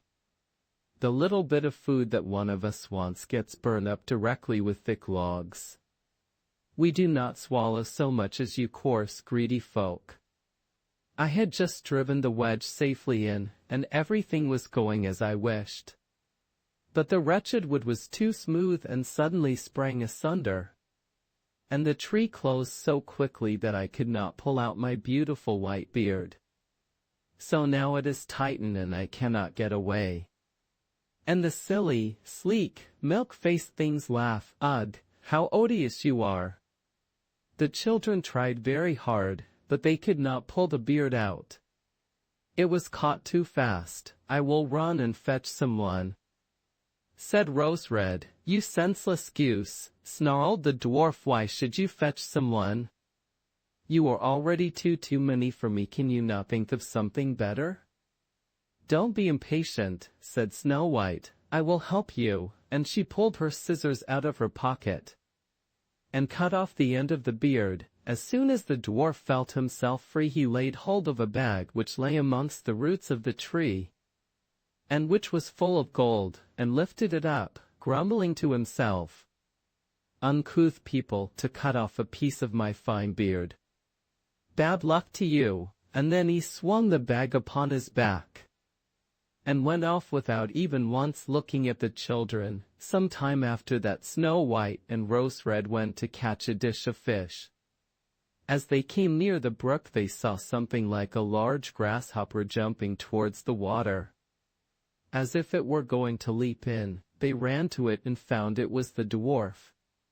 "Where are you going?" said Rose Red. "You surely don't want to go into the water."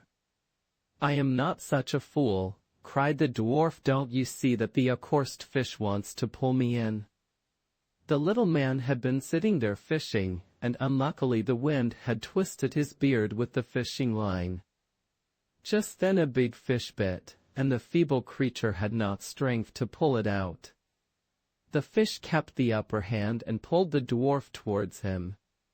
He held on to all the reeds and rushes, but it was of little good. He was forced to follow the movements of the fish, and was in urgent danger of being dragged into the water. The girls came just in time. They held him fast and tried to free his beard from the line. But all in vain. Beard and line were entangled fast together. Nothing was left but to bring out the scissors and cut the beard, whereby a small part of it was lost. When the dwarf saw that, he screamed out, "Is that civil, you toadstool, to disfigure one's face? Was it not enough to clip off the end of my beard? Now you have cut off the best part of it. I cannot let myself be seen by my people. I wish you had been made to run the soles off your shoes." Then he took out a sack of pearls which lay in the rushes, and without saying a word more he dragged it away and disappeared behind a stone. It happened that soon afterwards the mother sent the two children to the town to buy needles and thread, and laces and ribbons. The road led them across a heath upon which huge pieces of rock lay strewn here and there. Now they noticed a large bird hovering in the air, flying slowly round and round above them. It sank lower and lower, and at last settled near a rock not far off.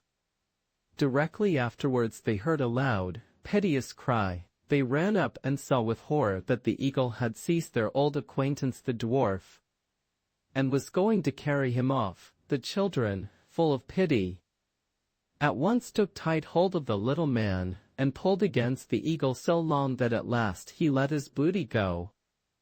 As soon as the dwarf had recovered from his first fright, he cried with his shrill voice, "Could you not have done it more carefully? You dragged at my brown coat so that it is all torn and full of holes.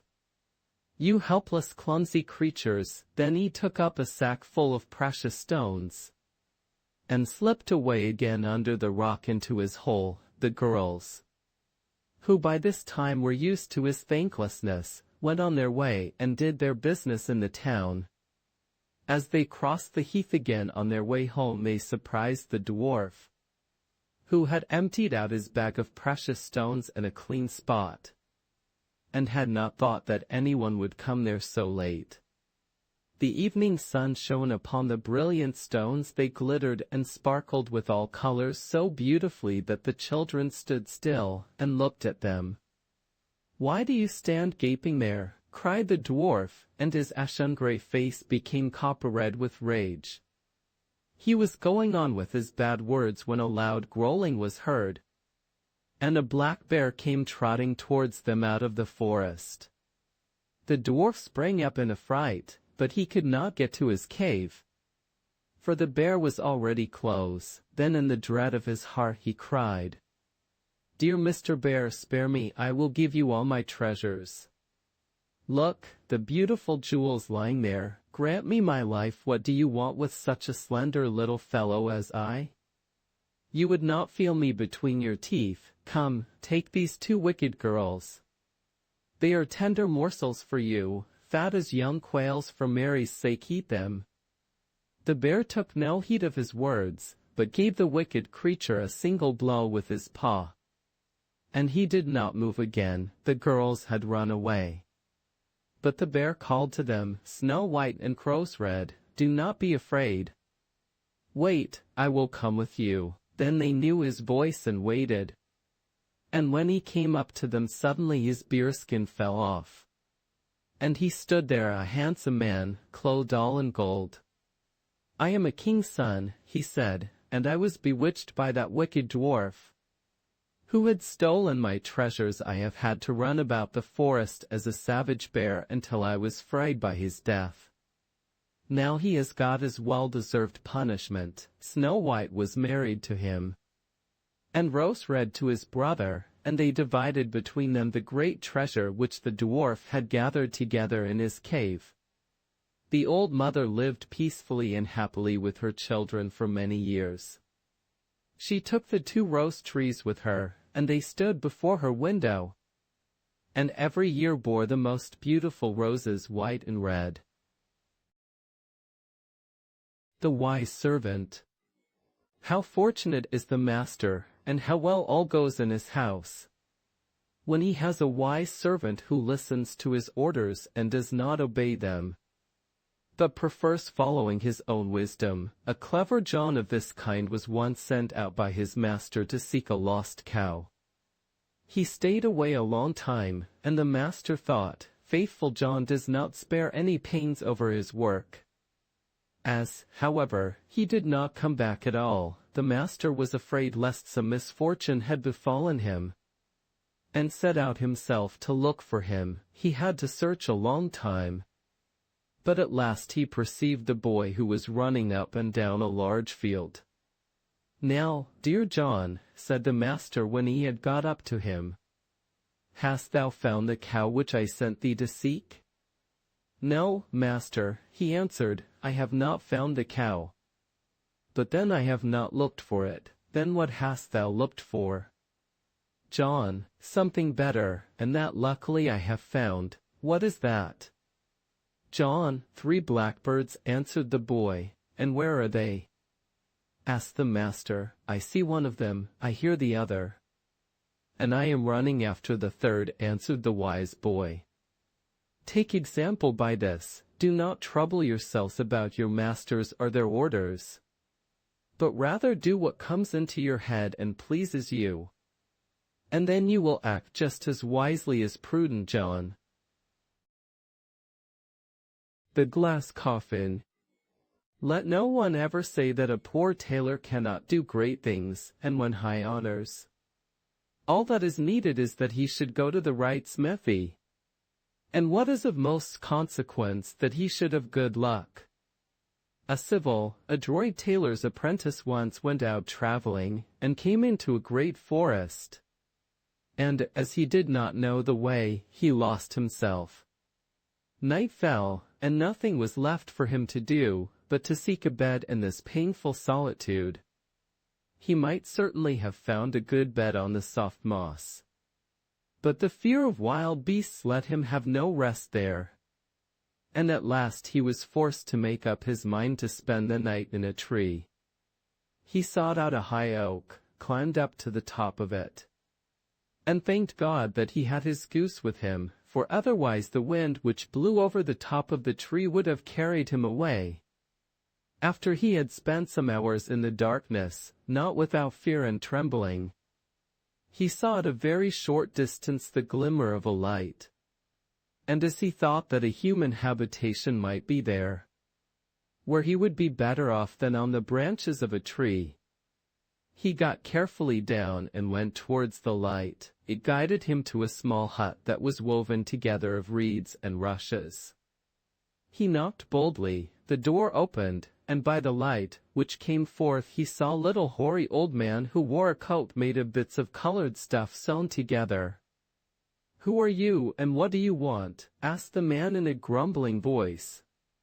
"I am a poor tailor," he answered, "whom night has surprised here in the wilderness, and I earnestly beg you to take me into your hut until morning."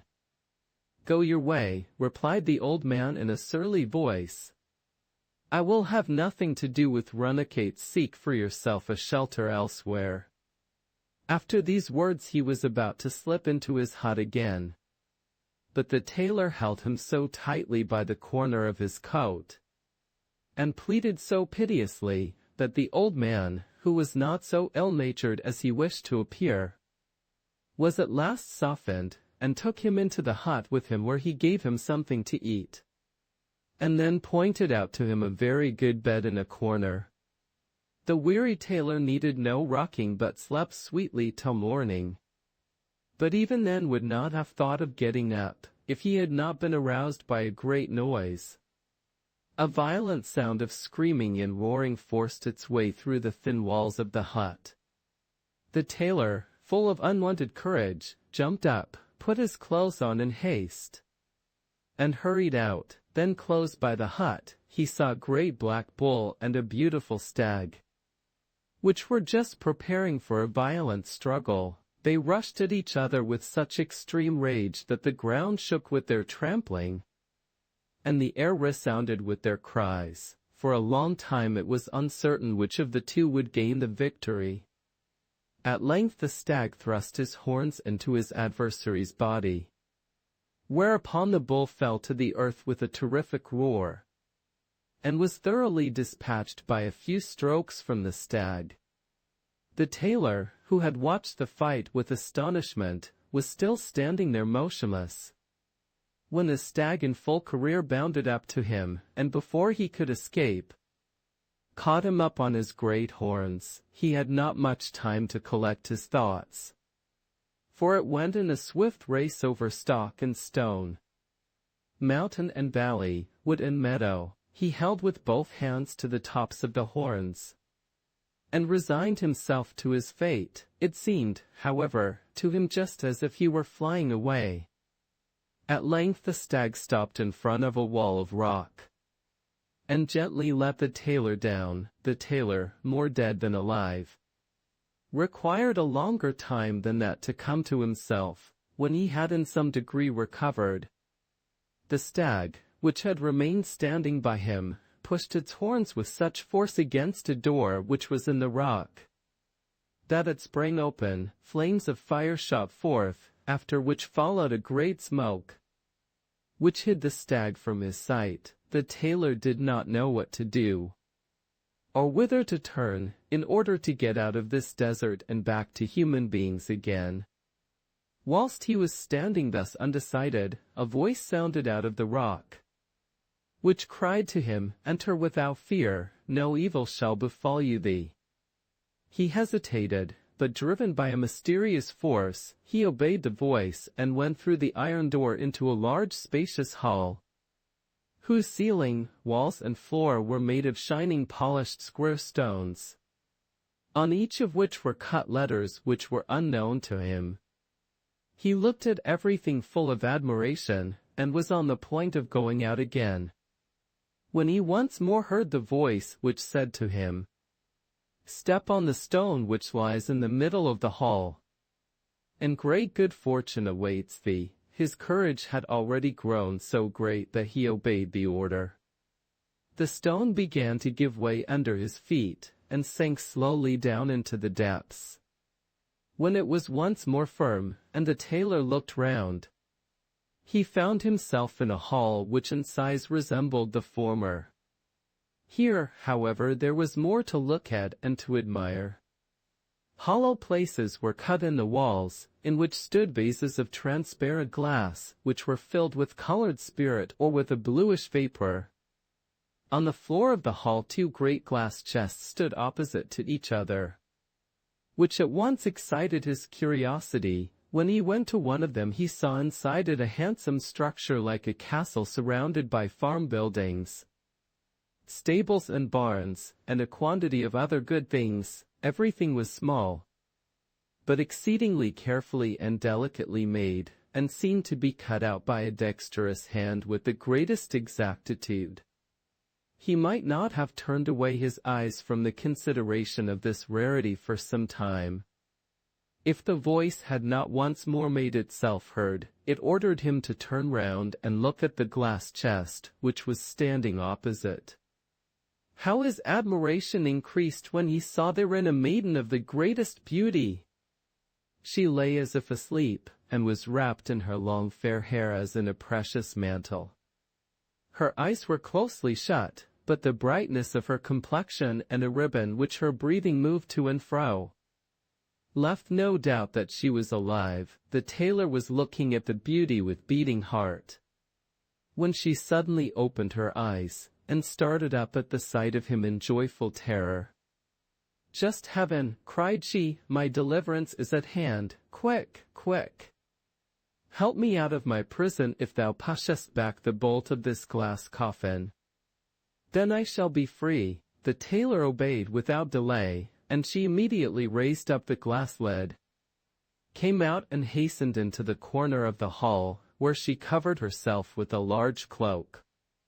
Then she seated herself on a stone, ordered the young man to come to her, and after she had imprinted a friendly kiss on his lips, she said, "My long-desired deliverer, kind heaven has guided thee to me, and put an end to my sorrows. On the self-same day when they end, shall thy happiness begin. Thou art the husband chosen for me by heaven, and shalt pass thy life in unbroken joy, loved by me, and rich to overflowing in every earthly possession. Seat thyself, and listen to the story of my life. I am the daughter of a rich count.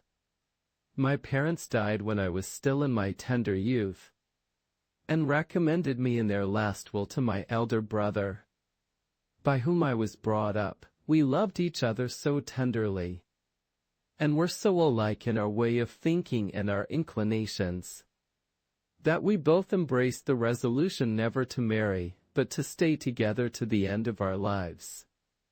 In our house there was no lack of company. Neighbors and friends visited us often, and we showed the greatest hospitality to everyone. So it came to pass one evening that a stranger came riding to our castle, and, under pretext of not being able to get on to the next place, begged for shelter for the night. We granted his request with ready courtesy, and he entertained us in the most agreeable manner during supper by conversation intermingled with stories. My brother liked the stranger so much that he begged him to spend a couple of days with us, to which, after some hesitation, he consented. We did not rise from table until late in the night.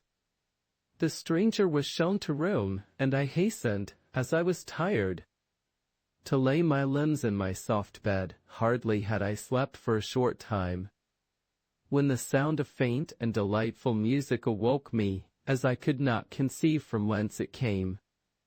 I wanted to summon my waiting maid who slept in the next room, but to my astonishment I found that speech was taken away from me by an unknown force. I felt as if a mountain were weighing down my breast, and was unable to make the very slightest sound. In the meantime, by the light of my night lamp, I saw the stranger enter my room through two doors which were fast bolted.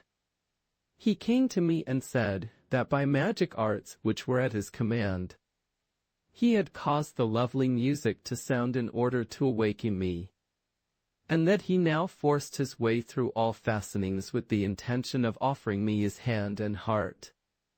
My repugnance to his magic arts was, however, so great, that I vouchsafed him no answer. He remained for a time standing without moving, apparently with the idea of waiting for a favorable decision.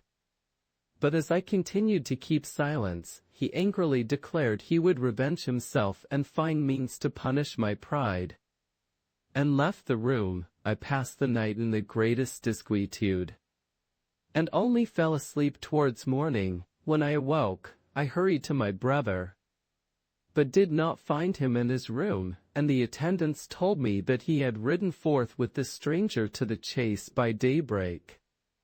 I at once suspected nothing good. I dressed myself quickly, ordered my palfrey to be saddled, and accompanied only by one servant, rode full gallop to the forest. The servant fell with his horse, and could not follow me, for the horse had broken its foot. I pursued my way without halting, and in a few minutes I saw the stranger coming towards me with a beautiful stag which he led by a cord. I asked him where he had left my brother, and how he had come by the stag, out of whose great eyes I saw tears flowing. Instead of answering me, he began to laugh loudly. I fell into a great rage at this, pulled out a pistol and discharged it at the monster, but the ball rebounded from his breast and went into my horse's head. I fell to the ground, and the stranger muttered some words which deprived me of consciousness. When I came to my senses again, I found myself in this underground cave in a glass coffin. The magician appeared once again, and said he had changed my brother into a stag. My castle with all that belonged to it, diminished in size by his arts, he had shut up in the other glass chest, and my people, who were all turned into smoke, he had confined in glass bottles. He told me that if I would now comply with his wish, it was an easy thing for him to put everything back in its former state, as he had nothing to do but open the vessels, and everything would return once more to its natural form. I answered him as little as I had done the first time. He vanished and left me in my prison, in which a deep sleep came on me. Amongst the visions which passed before my eyes, That was the most comforting in which a young man came and set me free. And when I opened my eyes today I saw thee and beheld my dream fulfilled. Help me to accomplish the other things which happened in those visions.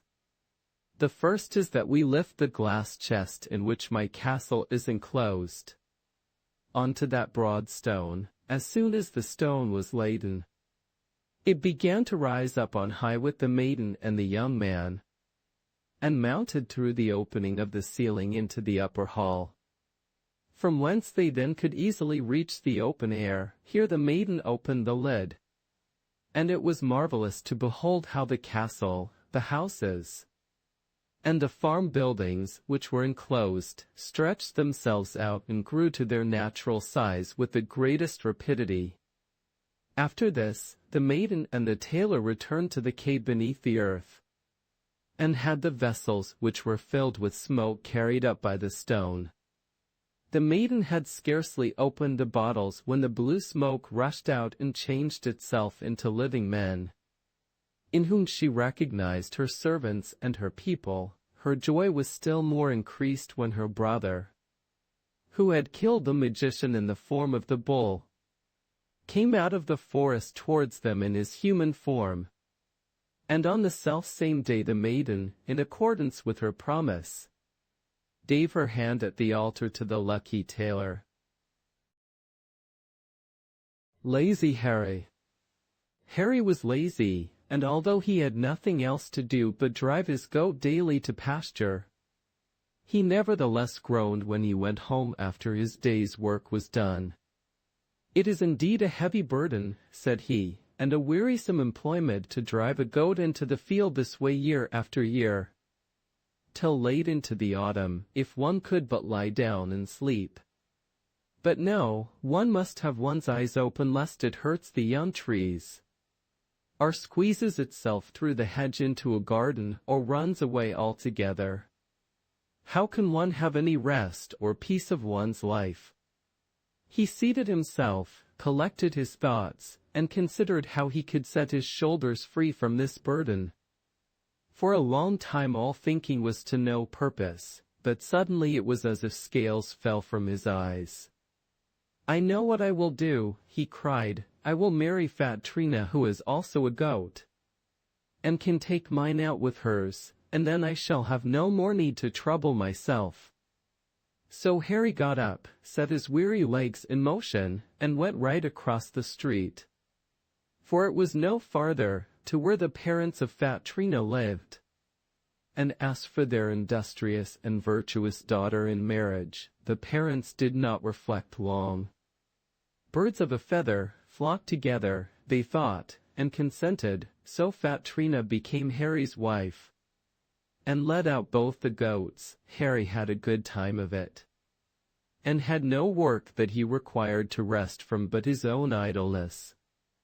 He only went out with her now and then, and said, "I merely do it that I may afterwards enjoy rest more. Otherwise one loses all feeling for it." But fat Trina was no less idle. "Dear Harry," said she one day, "why should we make our lives so toilsome when there is no need for it, and thus ruin the best days of our youth? Would it not be better for us to give the 2 goats which disturb us every morning in our sweetest sleep with their bleating to our neighbor, and he will give us a beehive for them? We will put the beehive in a sunny place behind the house, and trouble ourselves no more about it. Bees do not require to be taken care of, or driven into the field. They fly out and find the way home again for themselves, and collect honey without giving the very least trouble." "Thou hast spoken like a sensible woman," replied Harry. "We will carry out thy proposal without delay, and besides all that, honey tastes better and nourishes one better than goat's milk, and it can be kept longer too." The neighbor willingly gave a beehive for the 2 goats. The bees flew in and out from early morning till late evening without ever tiring, and filled the hive with the most beautiful honey, so that in autumn Harry was able to take a whole pitcherful out of it. They placed the jug on a board which was fixed to the wall of their bedroom, and as they were afraid that it might be stolen from them, or that the mice might find it, Trina brought in a stout hazel stick and put it beside her bed, so that without unnecessary getting up she might reach it with her hand, and drive away the uninvited guests. Lazy Harry did not like to leave his bed before noon. "He who rises early," said he, "wastes his substance." One morning when he was still lying amongst the feathers in broad daylight, resting after his long sleep, he said to his wife, "Women are fond of sweet things, and thou art always tasting the honey in private. It will be better for us to exchange it for a goose with a young gosling, before thou eatest up the whole of it." "But," answered Trina, "not before we have a child to take care of them. Am I to worry myself with the little geese, and spend all my strength on them to no purpose?" "Dost thou think," said Harry, "that the youngster will look after geese?" Nowadays children no longer obey, they do according to their own fancy, because they consider themselves cleverer than their parents, just like that lad who was sent to seek the cow and chase 3 blackbirds. "Oh," replied Trina, "this one shall fare badly if he does not do what I say. I will take a stick and belabor his skin for him with more blows than I can count." "Look, Harry," cried she in her zeal, and seized the stick which she had to drive the mice away with. "Look, this is the way I will fall on him." She reached her arm out to strike, but unhappily hit the honey pitcher above the bed. The pitcher struck against the wall and fell down in fragments, and the fine honey streamed down on the ground. "There lie the goose and the young gosling," said Harry, "and one O looking after, but it is lucky that the pitcher did not fall on my head. We have all reason to be satisfied with our lot." And then as he saw that there was still some honey in one of the fragments, he stretched out his hand for it, and said quite gaily, "The remains, my wife, we will still eat with a relish, and we will rest a little after the fright we have had. What matters if we do get up a little later? The day is always long enough." "Yes," answered Trina, "we shall always get to the end of it at the proper time. Dost thou know that the snail was once asked to a wedding and set out to go, but arrived at the christening, in front of the house it fell over the fence, and said, 'Speed does no good.'" The Griffin. There was once upon a time a king, but where he reigned, and what he was called, I do not know. He had no son, but an only daughter who had always been ill, and no doctor had been able to cure her. Then it was foretold to the king that his daughter should eat herself well with an apple. So he ordered it to be proclaimed throughout the whole of his kingdom, that whosoever brought his daughter an apple with which she could eat herself well, should have her to wife, and be king. This became known to a peasant who had 3 sons. And he said to the eldest, "Go out into the garden, and take a basketful of those beautiful apples with the red cheeks, and carry them to the court. Perhaps the king's daughter will be able to eat herself well with them, and then thou wilt marry her and be king." The lad did so, and set out. When he had gone a short way he met a little iron man who asked him what he had there in the basket. To which replied Quail, for so was he named, Frog's legs. On this the little man said, "Well, so shall it be, and remain," and went away. At length Quail arrived at the palace, and made it known that he had brought apples which would cure the king's daughter if she ate them. This delighted the king hugely, and he caused Quail to be brought before him. But, alas, when he opened the basket, instead of having apples in it he had Frog's legs which were still kicking about. On this the king grew angry, and had him driven out of the house. When he got home he told his father how it had fared with him. Then the father sent the next son, who was called Seem. But all went with him just as it had gone with Kel. he also met the little Iron Man, who asked what he had there in the basket. Seam said, "Hog's bristles," and the Iron Man said, "Well, so shall it be." And remain, when Seam got to the king's palace and said he brought apples with which the king's daughter might eat herself well, they did not want to let him go in, and said that one fellow had already been there, and had treated them as if they were fools. Seam, however, maintained that he certainly had the apples, and that they ought to let him go in. At length they believed him, and led him to the king. But when he uncovered the basket, he had but hog's bristles. This enraged the king most terribly, so he caused Seam to be whipped out of the house. When he got home he related all that had befallen him. Then the youngest boy, whose name was Hans, but who was always called Stupid Hans, came and asked his father if he might go with some apples. "Oh," said the father, "thou wouldst be just the right fellow for such a thing. If the clever ones can't manage it, what canst thou do?" The boy, however, did not believe him, and said, "Indeed, father, I wish to go. Just get away, thou stupid fellow." "Thou must wait till thou art wiser," said the father to that, and turned his back. Hans, however, pulled at the back of his smock frock and said, "Indeed, father, I wish to go." "Well, then, so far as I am concerned thou mayst go. But thou wilt soon come home again," replied the old man in a spiteful voice. The boy, however, was tremendously delighted and jumped for joy. "Well, act like a fool, thou growest more stupid every day," said the father again. Hans, however, did not care about that, and did not let it spoil his pleasure. But as it was then night, he thought he might as well wait until the morrow.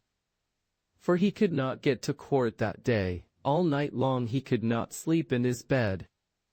And if he did doze for a moment, he dreamt of beautiful maidens, of palaces, of gold, and of silver, and all kinds of things of that sort. Early in the morning, he went forth on his way, and directly afterwards the little shabby-looking man in his iron clothes came to him and asked what he was carrying in the basket. Hans gave him the answer that he was carrying apples with which the king's daughter was to eat herself well. "Then," said the little man, "so shall they be, and remain."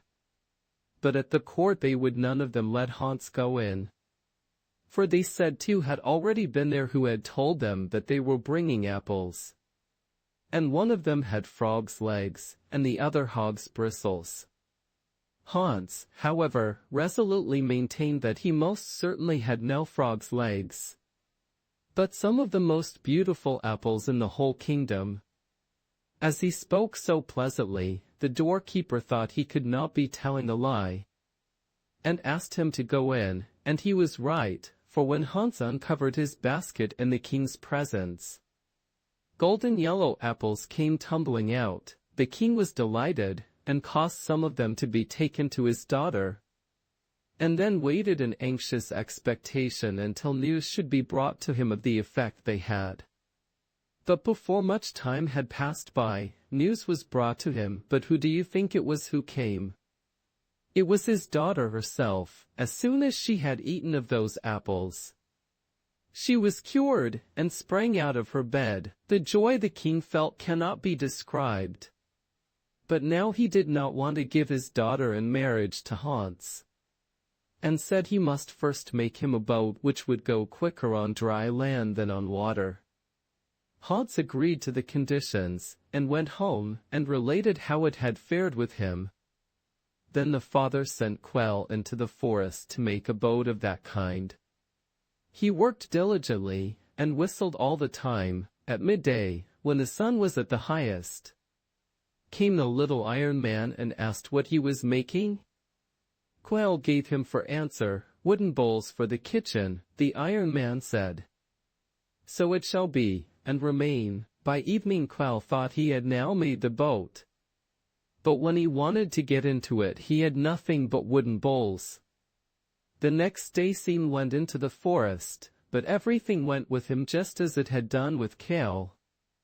On the third day stupid Hans went. He worked away most industriously, so that the whole forest resounded with the heavy strokes, and all the while he sang and whistled right merrily. At midday, when it was the hottest, the little man came again, and asked what he was making. "A boat which will go quicker on dry land than on the water," replied Hans, "and when I have finished it, I am to have the king's daughter for my wife." "Well," said the little man, "such an one shall it be, and remain." In the evening, when the sun had turned into gold, Hans finished his boat, and all that was wanted for it. He got into it and rowed to the palace. The boat went as swiftly as the wind. The king saw it from afar, but would not give his daughter to Hans yet, and said he must first take 100 hares out to pasture from early morning until late evening, and if one of them got away he should not have his daughter. Hans was contented with this, and the next day went with his flock to the pasture, and took great care that none of them ran away. Before many hours had passed came a servant from the palace, and told Hans that he must give her a hare instantly, for some visitors had come unexpectedly. Hans, however, was very well aware what that meant, and said he would not give her one. The king might set some hare soup before his guests next day. The maid, however, would not believe in his refusal, and at last she began to get angry with him. Then Hans said that if the king's daughter came herself, he would give her a hare. The maid told this in the palace, and the daughter did go herself. In the meantime, however, the little man came again to Hans, and asked him what he was doing there. He said he had to watch over 100 hares and see that none of them ran away, and then he might marry the king's daughter and be king. "Good," said the little man, "there is a whistle for thee, and if one of them runs away, just whistle with it, and then it will come back again." When the king's daughter came, Hans gave her a hare into her apron, but when she had gone about 100 steps with it, he whistled, and the hare jumped out of the apron, and before she could turn round was back to the flock again. When the evening came the hare herd whistled once more, and looked to see if all were there, and then drove them to the palace. The king wondered how Hans had been able to take 100 hares to graze without losing any of them. He would, however, not give him his daughter yet, and said he must now bring him a feather from the griffin's tail. Hans set out at once, and walked straight forwards. In the evening he came to a castle, and there he asked for a night's lodging, for at that time there were no inns. The lord of the castle promised him that with much pleasure, and asked where he was going. Hans answered, "To the griffin." "Oh, to the griffin, they tell me he knows everything, and I have lost the key of an ironmoney hest, so you might be so good as to ask him where it is." "Yes, indeed," said Hans, "I will do that." Early the next morning he went onwards, and on his way arrived at another castle in which he again stayed the night. When the people who lived there learned that he was going to the griffin, they said they had in the house a daughter who was ill, and that they had already tried every means to cure her, but none of them had done her any good, and he might be so kind as to ask the griffin what would make their daughter healthy again. Hans said he would willingly do that, and went onwards. Then he came to a lake, and instead of a ferry boat, a tall man was there who had to carry everybody across. The man asked Hans whither he was journeying. "To the griffin," said Hans. "Then when you get to him," said the man, "just ask him why I am forced to carry everybody over the lake." "Yes, indeed, most certainly I'll do that," said Hans. Then the man took him up on his shoulders, and carried him across. At length Hans arrived at the griffin's house, but the wife only was at home, and not the griffin himself. Then the woman asked him what he wanted. Thereupon he told her everything. That he had to get a feather out of the griffin's tail. And that there was a castle where they had lost the key of their money chest. And he was to ask the griffin where it was. That in another castle the daughter was ill. And he was to learn what would cure her. And then not far from thence there was a lake and a man beside it, who was forced to carry people across it, and he was very anxious to learn why the man was obliged to do it. Then said the woman, "But look here, my good friend, no Christian can speak to the griffin. He devours them all, but if you like, you can lie down under his bed. And in the night, when he is quite fast asleep, you can reach out and pull a feather out of his tail. And as for those things which you were to learn, I will ask about them myself." Hans was quite satisfied with this, and got under the bed. In the evening, the griffin came home, and as soon as he entered the room, said, "Wife, I smell a Christian." "Yes," said the woman. "One was here today, but he went away again," and on that the griffin said no more. In the middle of the night, when the griffin was snoring loudly, Hans reached out and plucked a feather from his tail. The griffin woke up instantly and said, "Wife, I smell a Christian, and it seems to me that somebody was pulling at my tail." His wife said, "Thou hast certainly been dreaming, and I told thee before that a Christian was here today, but that he went away again. He told me all kinds of things, that in one castle they had lost the key of their money chest, and could find it nowhere." "Oh, the fools," said the griffin. "The key lies in the wood house under a log of wood behind the door." And then he said that in another castle the daughter was ill, and they knew no remedy that would cure her. "Oh, the fools," said the griffin. "Under the elder steps a toad has made its nest of her hair, and if she got her hair back she would be well." And then he also said that there was a place where there was a lake and a man beside it who was forced to carry everybody across.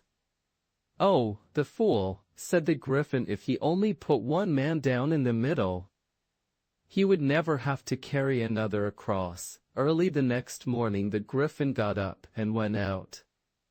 Then Hans came forth from under the bed, and he had a beautiful feather, and had heard what the griffin had said about the key, and the daughter, and the ferryman. The griffin's wife repeated it all once more to him that he might not forget it.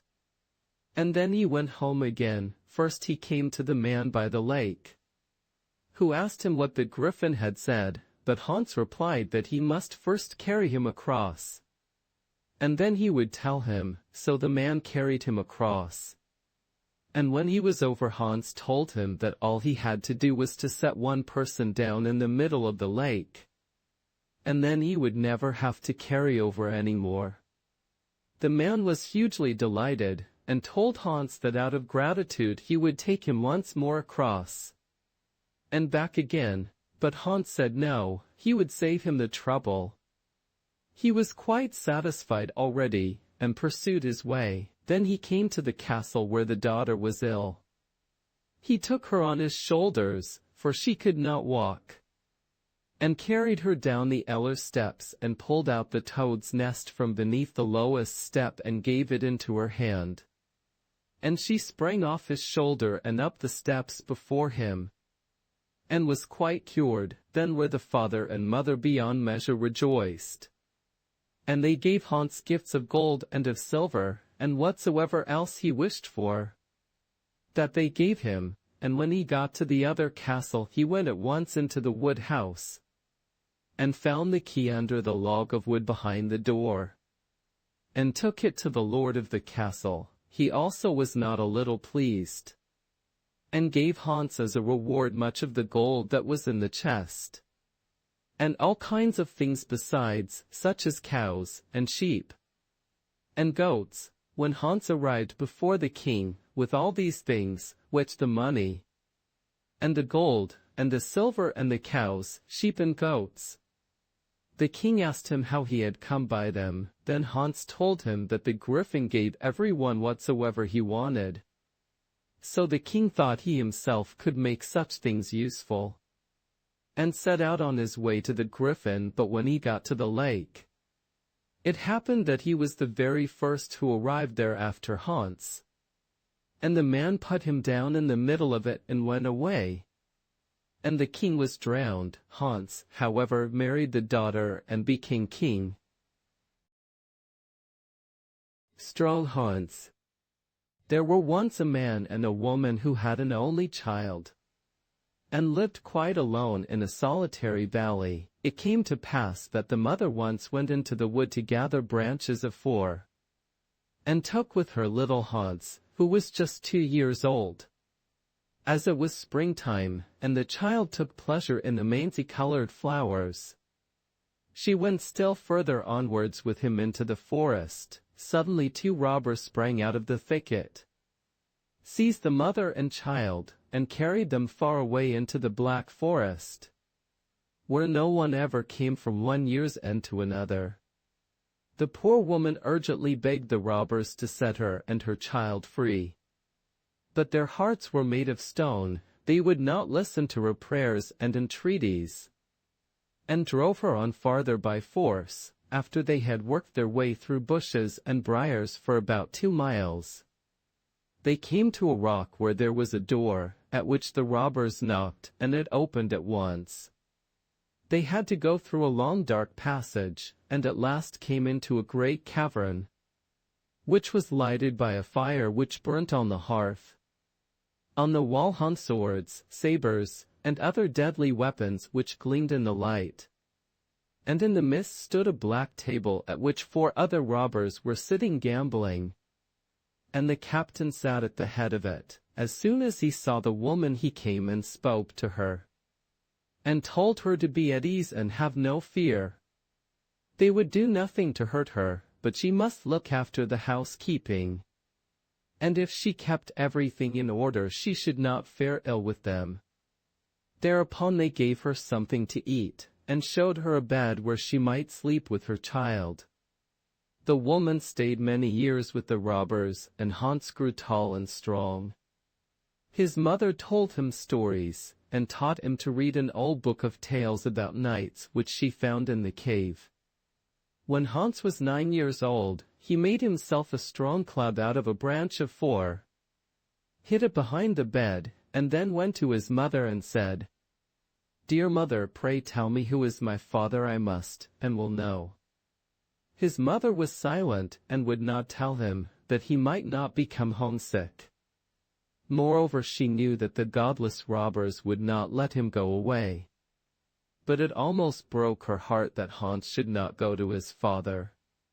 In the night, when the robbers came home from their robbing expedition, Hans brought out his club, stood before the captain, and said, "I now wish to know who is my father, and if thou dost not at once tell me, I will strike thee down." Then the captain laughed, and gave Hans such a box on the ear that he rolled under the table. Hans got up again, held his tongue, and thought, "I will wait another year and then try again. Perhaps I shall do better then." When the year was over, he brought out his club again, rubbed the dust off it, looked at it well, and said, "It is a stout, strong club." At night the robbers came home, drank 1 jug of wine after another, and their heads began to be heavy. Then Hans brought out his club, placed himself before the captain, and asked him who was his father. But the captain again gave him such a vigorous box on the ear that Hans rolled under the table. But it was not long before he was up again, and beat the captain and the robbers so with his club that they could no longer move either their arms or their legs. His mother stood in a corner full of admiration of his bravery and strength. When Hans had done his work, he went to his mother and said, "Now I have shown myself to be in earnest, but now I must also know who is my father." "Dear Hans," answered the mother, "come, we will go and seek him until we find him." She took from the captain the key to the entrance door, and Hans fetched a great meal sack and packed into it gold and silver, and whatsoever else he could find that was beautiful, until it was full. And then he took it on his back. They left the cave. But how Hans did open his eyes when he came out of the darkness into daylight, and saw the green forest, and the flowers, and the birds, and the morning sun in the sky. He stood there and wondered at everything just as if he had not been very wise. His mother looked for the way home, and when they had walked for a couple of hours, they got safely into their lonely valley, and to their little house. The father was sitting in the doorway. He wept for joy when he recognized his wife and heard that Hans was his son, for he had long regarded them both as dead. But Hans, although he was not 12 years old, was a head taller than his father. They went into the little room together, but Hans had scarcely put his sack on the bench by the stove. Then the whole house began to crack, the bench broke down, and then the floor, and the heavy sack fell through into the cellar. "God save us!" cried the father. "What's that? Now thou hast broken our little house to pieces." "Don't grow any gray hairs about that, dear father," answered Hans. "There in that sack is more than is wanting for a new house." The father and Hans at once began to build a new house. To buy cattle and land, and to keep a farm. Hans plowed the fields, and when he followed the plow and pushed it into the ground, the bullocks had scarcely any need to draw. The next spring, Hans said, "Keep all the money and get a walking stick that weighs 100 weight made for me, that I may go a-traveling." When the wished-for stick was ready, he left his father's house, went forth, and came to a deep, dark forest. There he heard something crunching and cracking, looked round, and saw a fir tree which was wound round like a rope from the bottom to the top. And when he looked upwards he saw a great fellow who had laid hold of the tree, and was twisting it like a willow wand. "Hollo!" cried Hans, "what art thou doing up there?" The fellow replied, "I got some faggots together yesterday, and am twisting a rope for them." "That is why I like," thought Hans, "he has some strength." And he called to him, "Leave that alone, and come with me." The fellow came down, and he was taller by a whole head than Hans. And Hans was not little. "Thy name is now Fir Twister," said Hans to him.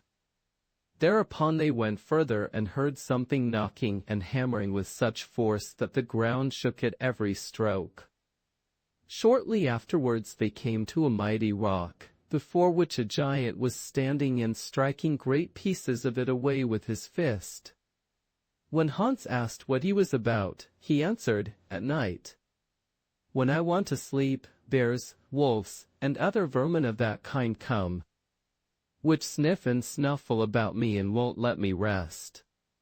So I want to build myself a house and lay myself inside it, so that I may have some peace." "Oh, indeed," thought Hans, "I can make use of this one also," and said to him, "Leave thy house building alone, and go with me. Thou shalt be called Rock Splitter." The man consented, and they all three roamed through the forest. And wherever they went the wild beasts were terrified, and ran away from them. In the evening they came to an old deserted castle, went up into it, and laid themselves down in the hall to sleep. The next morning Hans went into the garden. It had run quite wild, and was full of thorns and bushes. And as he was thus walking round about, a wild boar rushed at him. He, however, gave it such a blow with his club that it fell directly. He took it on his shoulders and carried it in, and they put it on a spit, roasted it, and enjoyed themselves. Then they arranged that each day, in turn, 2 should go out hunting, and 1 should stay at home, and cook 9 pounds of meat for each of them. Fir Twister stayed at home the first, and Hans and Crock Splitter went out hunting. when Fur Twister was busy cooking, a little shriveled-up old mannikin came to him in the castle and asked for some meat. "Be off, sly hypocrite," he answered. "Thou needest no meat." But how astonished Fur Twister was when the little insignificant dwarf sprang up at him and belabored him so with his fists that he could not defend himself, but fell on the ground and gasped for breath. The dwarf did not go away until he had thoroughly vented his anger on him. When the two others came home from hunting, Fur Twister said nothing to them of the old mannikin and of the blows which he himself had received, and thought, when they stay at home, they may just try their chance with the little scrubbing brush. And the mere thought of that gave him pleasure already. The next day Rock Splitter stayed at home, and he fared just as Fur Twister had done. He was very ill-treated by the dwarf because he was not willing to give him any meat. When the others came home in the evening, Fur Twister easily saw what he had suffered. The both kept silence, and thought Hans also must taste some of that soup. Hans, who had to stay at home the next day, did his work in the kitchen as it had to be done. And as he was standing skimming the pan, the dwarf came and without more ado demanded a bit of meat. Then Hans thought, "He is a poor wretch, I will give him some of my share, that the others may not run short," and handed him a bit. When the dwarf had devoured it, he again asked for some meat, and good-natured Hans gave it to him, and told him it was a handsome piece, and that he was to be content with it. But the dwarf begged again for the third time. "Thou art shameless," said Hans, and gave him none. Then the malicious dwarf wanted to spring on him and treat him as he had treated Fur Twister and Rock Splitter. But he had got to the wrong man. Hans, without exerting himself much, gave him a couple of blows which made him jump down the castle steps.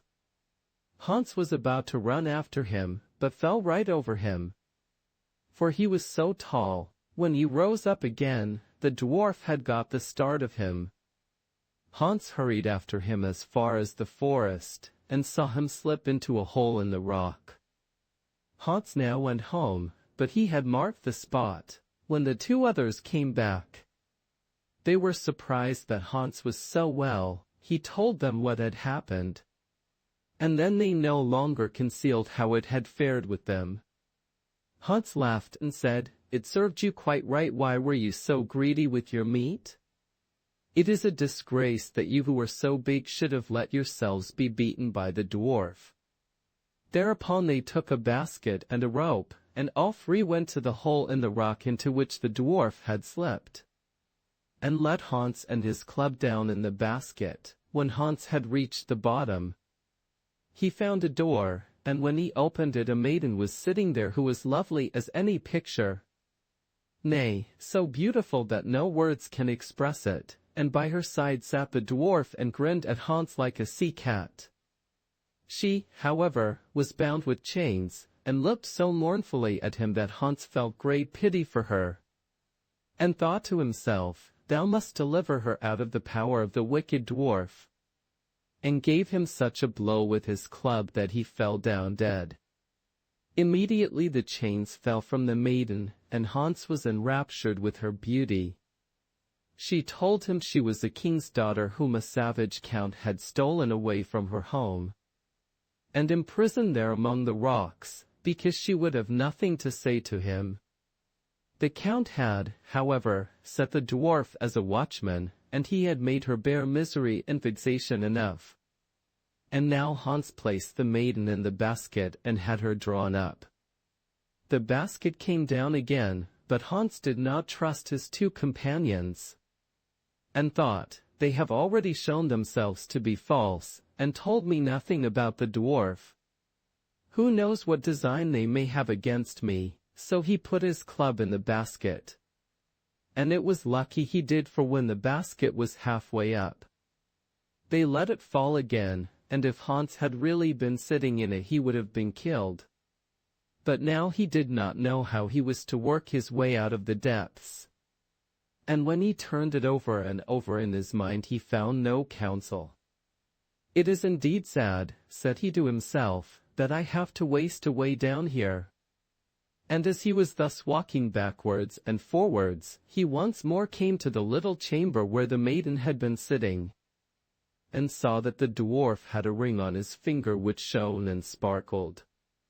Then he drew it off and put it on, and when he turned it round on his finger, he suddenly heard something rustle over his head. He looked up and saw spirits of the air hovering above, who told him he was their master, and asked what his desire might be.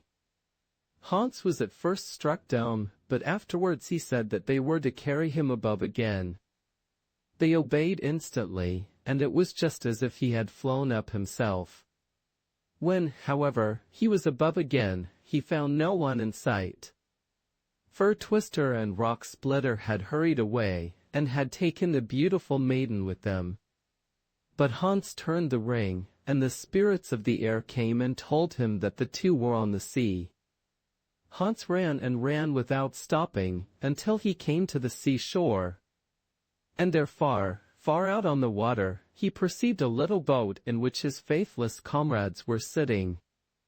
And in fierce anger he leapt, without thinking what he was doing, club in hand into the water, and began to swim, but the club, which weighed 100 weight, dragged him deep down until he was all but drowned. Then in the very nick of time he turned his ring, and immediately the spirits of the air came and bore him as swift as lightning into the boat. He swung his club and gave his wicked comrades the reward they merited and threw them into the water. And then he sailed with the beautiful maiden, who had been in the greatest alarm, and whom he delivered for the second time, home to her father and mother, and married her, and all rejoiced exceedingly. The Peasant in Heaven. Once on a time a poor pious peasant died, and arrived before the gate of heaven. At the same time a very rich lord came there who also wanted to get into heaven. Then St. Peter came with the key, and opened the door, and let the great man in, but apparently did not see the peasant, and shut the door again. And now the peasant outside heard how the great man was received in heaven with all kinds of rejoicing, and how they were making music and singing within. At length all became quiet again, and St. Peter came and opened the gate of heaven, and let the peasant in. The peasant, however, expected that they would make music and sing when he went in also. But all remained quite quiet. He was received with great affection, it is true, and the angels came to meet him, but no one sang. Then the peasant asked St. Peter how it was that they did not sing for him as they had done when the rich man went in, and said that it seemed to him that there in heaven things were done with just as much partiality as on earth.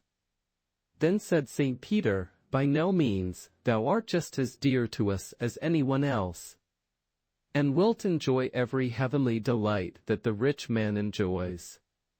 But poor fellows like thee come to heaven every day, but a rich man like this does not come more than once in 100 years. Lean Lisa. Lean Lisa was of a very different way of thinking from Lazy Harry and Fat Trina, who never let anything disturb their peace. She scoured everything with ashes from morning till evening, and burdened her husband, Juan Lawrence, with so much work that he had heavier weights to carry than an ass with 3 sacks. It was, however, all to no purpose. They had nothing and came to nothing. One night as she lay in bed, and could hardly move one limb for weariness, she still did not allow her thoughts to go to sleep. She thrust her elbows into her husband's side, and said, "Listen, Lens, to what I have been thinking. If I were to find 1 florin and one was given to me, I would borrow another to put to them, and thou too shouldst give me another. And then as soon as I had got the 4 florins together, I would buy a young cow." This pleased the husband right well, "It is true," said he, "that I do not know where I am to get the florin which thou wantest as a gift from me. But, if thou canst get the money together, and canst buy a cow with it, thou wilt do well to carry out thy project. I shall be glad." He added, "If the cow has a calf, and then I shall often get a drink of milk to refresh me." "The milk is not for thee," said the woman, "we must let the calf suck that it may become big and fat. And we may be able to sell it well." "Certainly," replied the man, "but still we will take a little milk." "That will do no harm. Who has taught thee to manage cows?" Said the woman, "Whether it does harm or not, I will not allow it. And even if thou wert to stand on thy head for it, thou shouldst not have a drop of the milk, dost thou think? Because there is no satisfying thee, Long Lawrence, that thou art to eat up what I earn with so much difficulty?" "Wife," said the man, "be quiet, or I will give thee a blow on thy mouth." "What?" cried she, "thou threatenest me, thou glutton, thou rascal! Thou lazy Harry!" She was just laying hold of his hair. But Long Lawrence got up, seized both lean Lisa's withered arms in one hand, and with the other he pressed down her head into the pillow, let her scold, and held her until she fell asleep for very weariness. Whether she continued to wrangle when she awoke next morning, or whether she went out to look for the florin which she wanted to find, that I know not. The hut in the forest. A poor woodcutter lived with his wife and 3 daughters in a little hut on the edge of a lonely forest. One morning, as he was about to go to his work, he said to his wife, "Let my dinner be brought into the forest to me by my eldest daughter, or I shall never get my work done," and in order that she may not miss her way, he added, "I will take a bag of millet with me and strew the seeds on the path." When, therefore, the sun was just above the center of the forest, the girl set out on her way with a bowl of soup. But the field sparrows, and wood sparrows, larks and finches, blackbirds and siskins had picked up the millet long before, and the girl could not find the track. Then, trusting to chance, she went on until the sun sank and night began to fall. The trees rustled in the darkness, the owls hooted, and she began to be afraid. Then in the distance she perceived a light which glimmered between the trees. "There ought to be some people living there, who can take me in for the night," thought she, and went up to the light. It was not long before she came to a house the windows of which were all lighted up. She knocked, and a rough voice from inside cried, "Come in." The girl stepped into the dark entrance, and knocked at the door of the room. "Just come in," cried the voice, and when she opened the door, an old gray-haired man was sitting at the table, supporting his face with both hands, and his white beard fell down over the table almost as far as the ground. By the stove lay 3 animals, a hen, a cock, and a brindled cow. The girl told her story to the old man, and begged for shelter for the night. The man said, "Pretty little hen, pretty little cock, and pretty brindled cow. What say ye to that?" "Ducks," answered the animals, and that must have meant, "We are willing," for the old man said, "Here you shall have shelter and food. Go to the fire, and cook us our supper." The girl found in the kitchen abundance of everything, and cooked a good supper, but had no thought of the animals. She carried the full dishes to the table, seated herself by the gray-haired man, ate and satisfied her hunger. When she had had enough, she said, "But now I am tired. Where is there a bed in which I can lie down and sleep?" The animals replied, "Thou hast eaten with him, thou hast drunk with him. Thou hast had no thought for us, so find out for thyself where thou canst pass the night." Then said the old man, "Just go upstairs, and thou wilt find a room with 2 beds.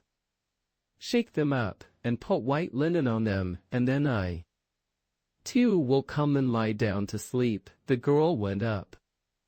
And when she had shaken the beds and put clean sheets on, she lay down in one of them without waiting any longer for the old man.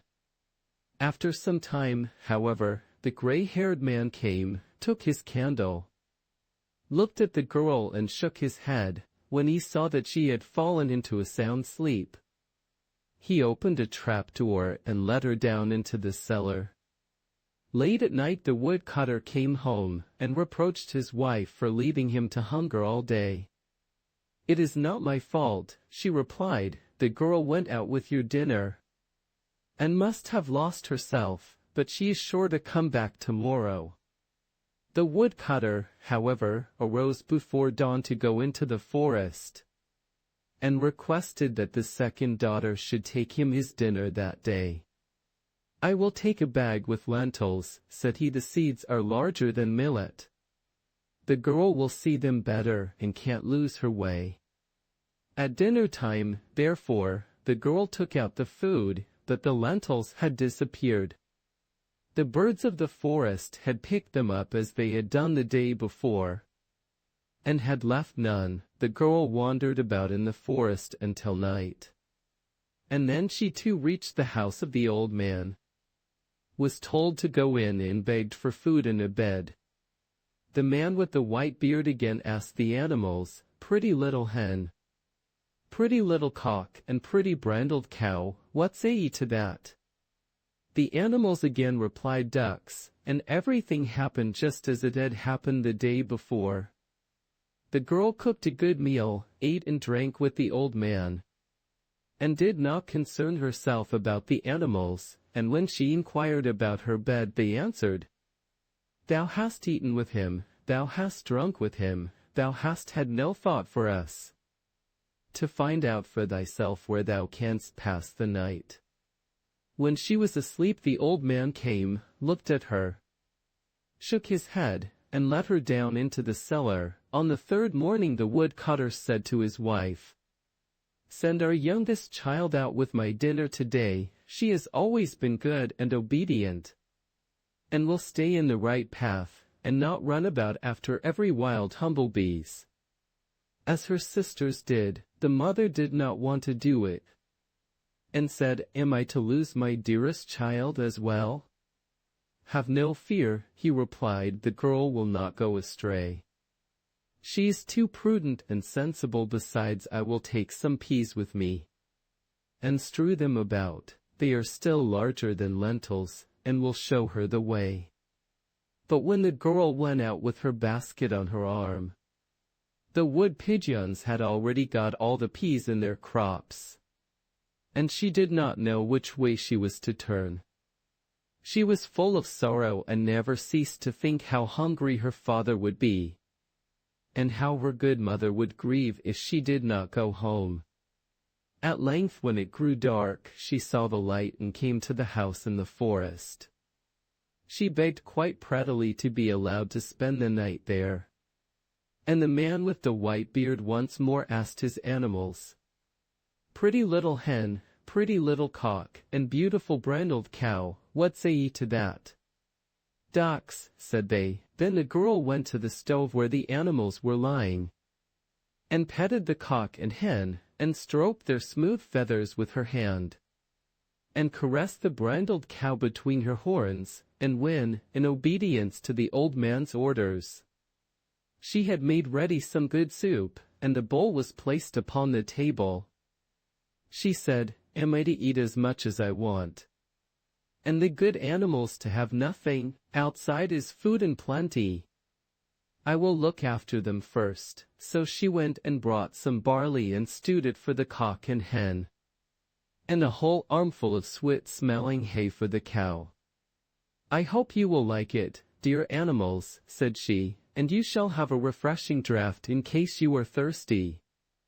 Then she fetched in a bucketful of water, and the cock and hen jumped onto the edge of it and dipped their beaks in, and then held up their heads as the birds do when they drink.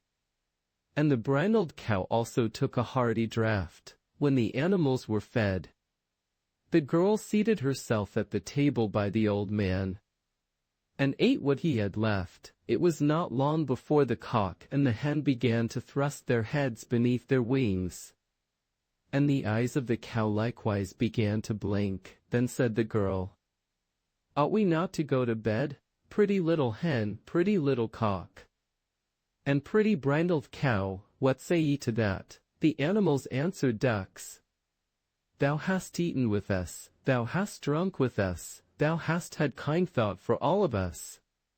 We wish thee good night." Then the maiden went upstairs, shook the feather beds, and laid clean sheets on them, and when she had done it the old man came and lay down on one of the beds, and his white beard reached down to his feet. The girl lay down on the other, said her prayers, and fell asleep. She slept quietly till midnight, and then there was such a noise in the house that she awoke.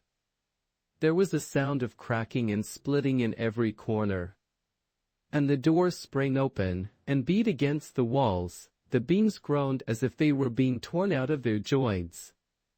It seemed as if the staircase were falling down, and at length there was a crash as if the entire roof had fallen in. However, all grew quiet once more, and the girl was not hurt. She stayed quietly lying where she was and fell asleep again. But when she woke up in the morning with the brilliancy of the sunshine, what did her eyes behold? She was lying in a vast hall, and everything around her shone with royal splendor on the walls.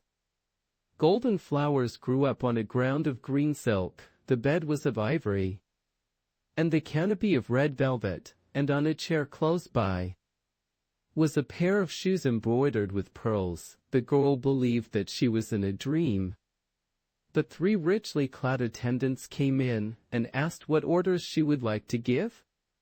"If you will go," she replied, "I will get up at once and make ready some soup for the old man, and then I will feed the pretty little hen, and the cock, and the beautiful brindled cow." She thought the old man was up already, and looked round at his bed. He, however, was not lying in it, but a stranger, and while she was looking at him, and becoming aware that he was young and handsome, he awoke, sat up in bed, and said, "I am a king's son, and was bewitched by a wicked witch, and made to live in this forest. As an old gray-haired man, no one was allowed to be with me but my 3 attendants in the form of a cock, a hen, and a brindled cow. The spell was not to be broken until a girl came to us whose heart was so good that she showed herself full of love, not only towards mankind, but towards animals, and that thou hast done. And by thee at midnight we were set free, and the old hut in the forest was changed back again into my royal palace." And when they had arisen, the king's son ordered the 3 attendants to set out and fetch the father and mother of the girl to the marriage feast. "But where are my 2 sisters?" inquired the maiden. "I have locked them in the cellar, and tomorrow they shall be led into the forest, and shall live as servants to a charcoal burner, until they have grown kinder, and do not leave poor animals to suffer hunger." Sharing joy and sorrow.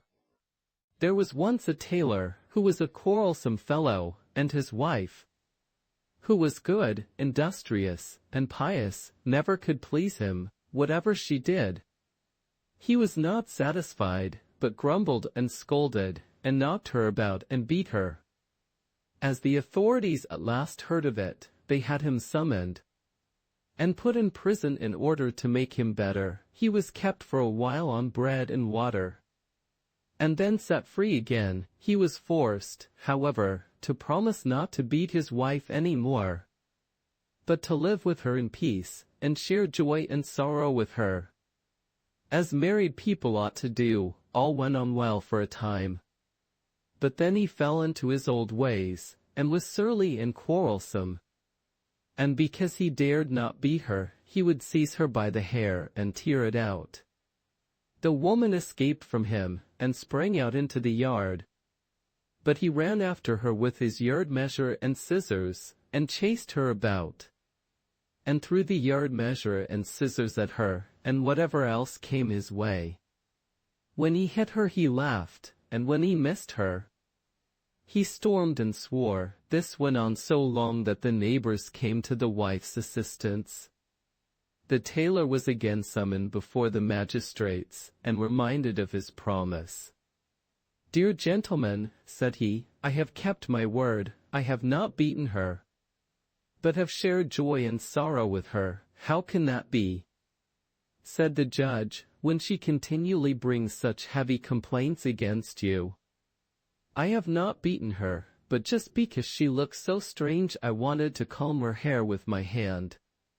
She, however, got away from me and left me quite spitefully. Then I hurried after her, and in order to bring her back to her duty, I threw at her as a well-meant admonition whatever came readily to hand. I have shared joy and sorrow with her also, for whenever I hit her I was full of joy, and she of sorrow, and if I missed her, then she was joyful. And I sorry." The judges were not satisfied with this answer, but gave him the reward he deserved. The willow wren. In former days every sound still had its meaning and application. When the smith's hammer resounded, it cried, "Strike away, strike away." When the carpenter's plane grated, it said, "Here goes, here goes." If the mill wheel began to clack, it said, "Help, Lord God! Help, Lord God!" And if the miller was a cheat and happened to leave the mill, it spoke High German and first asked slowly, "Who is there? Who is there?" and then answered quickly, "The miller, the miller." And at last, quite in a hurry, "He steals bravely, he steals bravely. 3 pecks in a bushel." At this time the birds also had their own language which everyone understood. Now it only sounds like chirping, screeching, and whistling, and to some like music without words. It came into the birds' mind, however, that they would no longer be without a ruler, and would choose one of themselves to be their king, one alone amongst them. The green plover was opposed to this. He had lived free, and would die free, and anxiously flying hither and thither, he cried, "Where shall I go? Where shall I go?" He retired into a solitary and unfrequented marsh, and showed himself no more among his fellows. The birds now wished to discuss the matter, and on a fine May morning they all gathered together from the woods and fields, eagles and chaffinches, owls and crows, larks and sparrows. How can I name them all?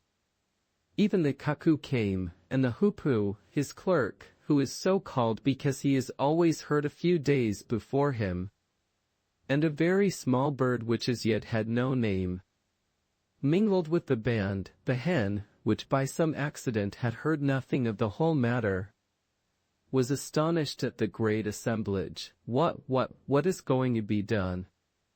she echoed, but the cock called his beloved hen, and said, "Only rich people," and told her what they had on hand. It was decided, however, that the one who could fly the highest should be king. A tree frog, which was sitting among the bushes, when he heard that, cried a warning, "No, no, no, no," because he thought that many tears would be shed because of this. But the crow said, "Caw, caw," and that all would pass off peaceably. It was now determined that on this fine morning they should at once begin to ascend, so that hereafter no one should be able to say, "I could easily have flown much higher." But the evening came on, and I could do no more. On a given signal, therefore, the whole troop rose up in the air. The dust ascended from the land, and there was tremendous fluttering and whirring and beating of wings, and it looked as if a black cloud was rising up.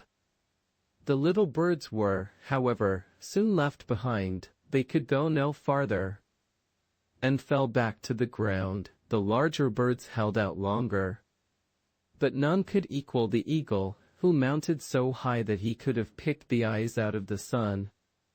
And when he saw that the others could not get up to him, he thought, "Why shouldst thou fly still higher? Thou art the king," and began to let himself down again. The birds beneath him at once cried to him, "Thou must be our king. No one has flown so high as thou." "Except me," screamed the little fellow without a name, who had crept into the breast feathers of the eagle. And as he was not at all tired, he rose up and mounted so high that he reached heaven itself. When, however, he had gone as far as this, he folded his wings together and called down with clear and penetrating voice, "I am king. I am king." "Thou art king," cried the birds angrily. "Thou hast come past it by trick and cunning." So they made another condition: he should be king who could go down lowest in the ground. How the goose did flap about with its broad breast when it was once more on the land! How quickly the cock scratched a hole! The duck came off the worst of all, for she leapt into a ditch, but sprained her legs, and waddled away to a neighboring pond, crying, "Cheating, cheating." The little bird without a name, however, sought out a mouse hole, slipped down into it, and cried out of it with his small voice, "I am king, I am king." "Thou art king," cried the bird still more angrily. "Dost thou think thy cunning shall prevail?" They determined to keep him a prisoner in the hole and starve him out. The owl was placed as sentinel in front of it, and was not to let the rascal out if she had any value for her life. When evening was come, all the birds were feeling very tired after exerting their wings so much.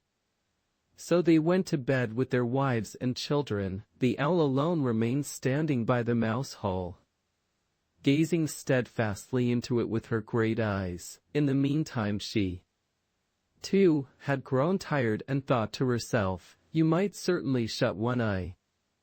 You will still watch with the other, and the little miscreant shall not come out of his hole." So she shut one eye, and with the other looked straight at the mouse hole. The little fellow put his head out and peeped, and wanted to slip away. But the owl came forward immediately, and he drew his head back again. Then the owl opened the one eye again, and shut the other, intending to shut them in turn all through the night. But when she next shut the one eye, she forgot to open the other, and as soon as both her eyes were shut she fell asleep. The little fellow soon observed that, and slipped away. From that day forth, the owl has never dared to show herself by daylight, for if she does the other birds chase her and pluck her feathers out. She only flies out by night, but hates and pursues mice because they make such ugly holes.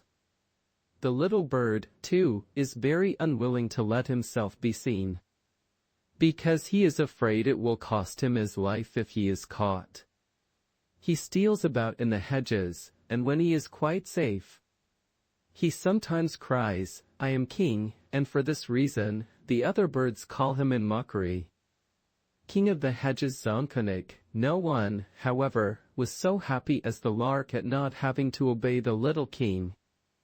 As soon as the sun appears, she ascends high in the air and cries, "Ah, how beautiful that is, beautiful that is, beautiful, beautiful, ah, how beautiful that is." The soul. The fishes had for a long time been discontented because no order prevailed in their kingdom.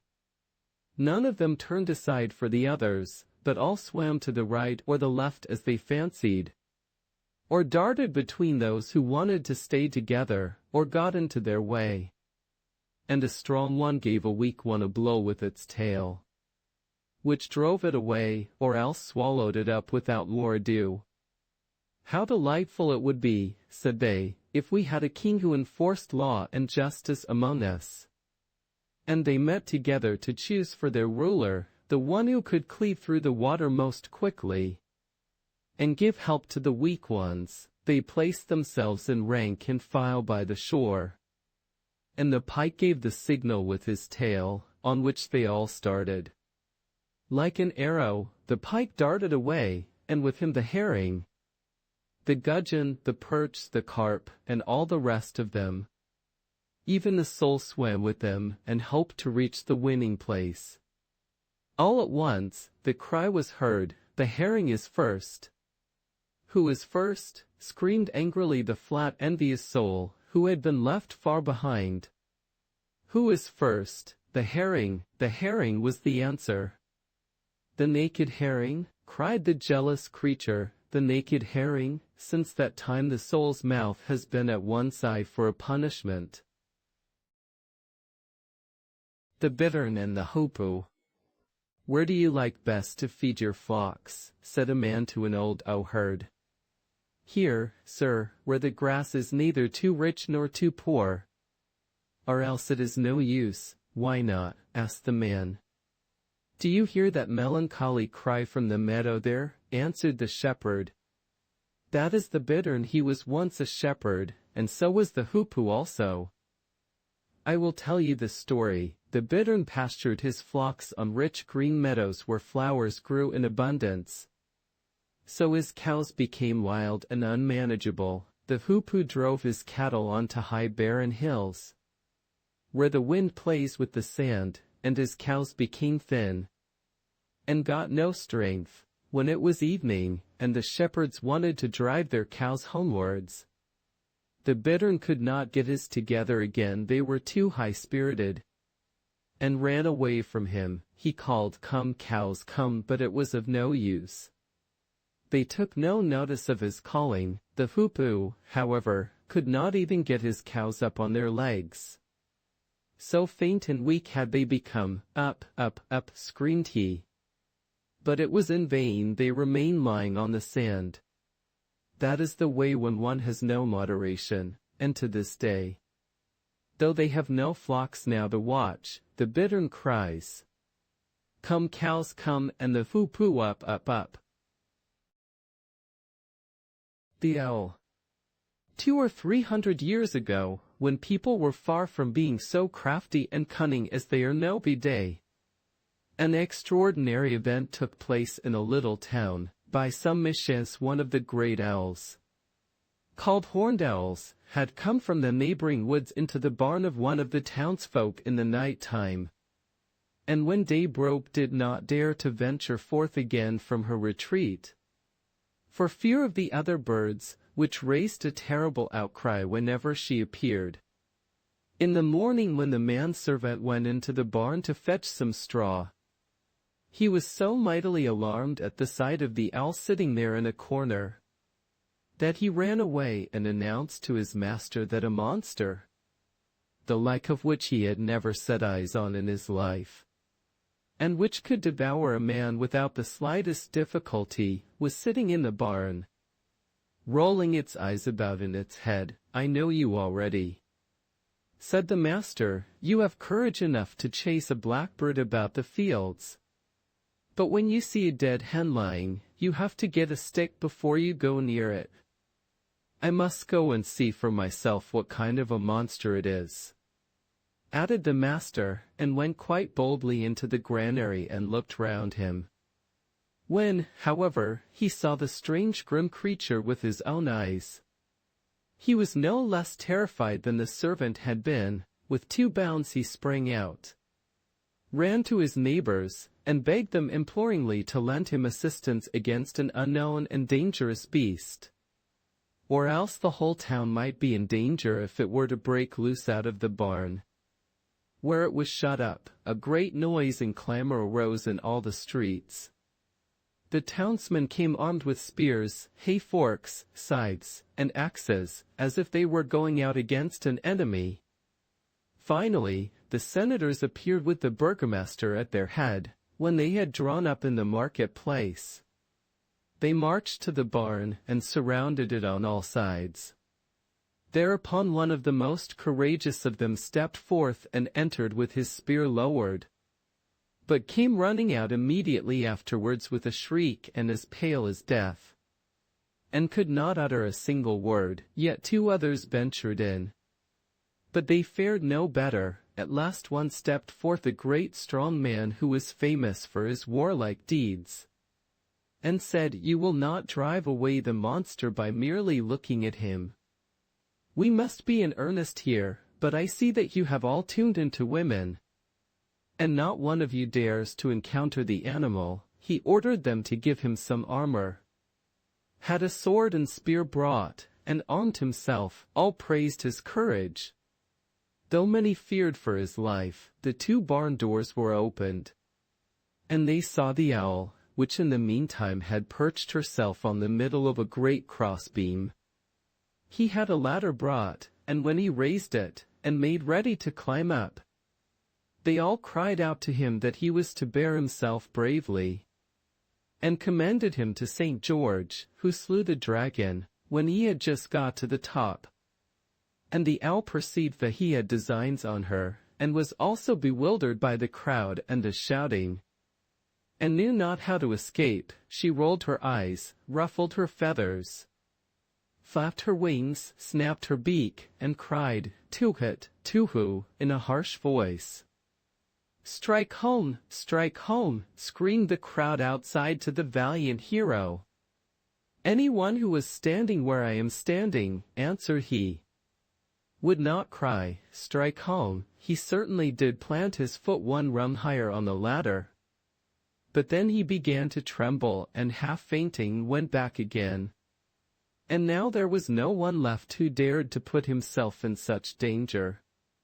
"The monster," said they, "has poisoned and mortally wounded the very strongest man among us, by snapping at him and just breathing on him, or we, too, to risk our lives." They took counsel as to what they ought to do to prevent the whole town being destroyed. For a long time everything seemed to be of no use. But at length the burgomaster found an expedient. "My opinion," said he, "is that we ought, out of the common purse, to pay for this barn, and whatsoever corn, straw, or hay it contains, and thus indemnify the owner, and then burn down the whole building and the terrible beast with it.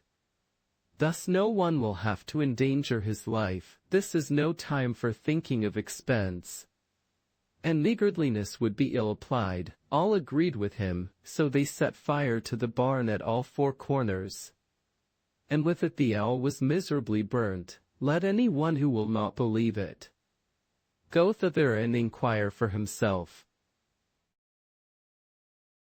The Moen. In days gone by there was a land where the nights were always dark, and the sky spread over it like a black cloth, for there the moon never rose, and no star shone in the obscurity. At the creation of the world, the light at night had been sufficient. 3 young fellows once went out of this country on a traveling expedition, and arrived in another kingdom, where, in the evening when the sun had disappeared behind the mountains, a shining globe was placed on an oak tree, which shed a soft light far and wide. By means of this, everything could very well be seen and distinguished. Even though it was not so brilliant as the sun, the travelers stopped and asked a countryman who was driving past with his cart, "What kind of a light that was?" "That is the moon," answered he. "Our mayor bought it for 3 thalers and fastened it to the oak tree.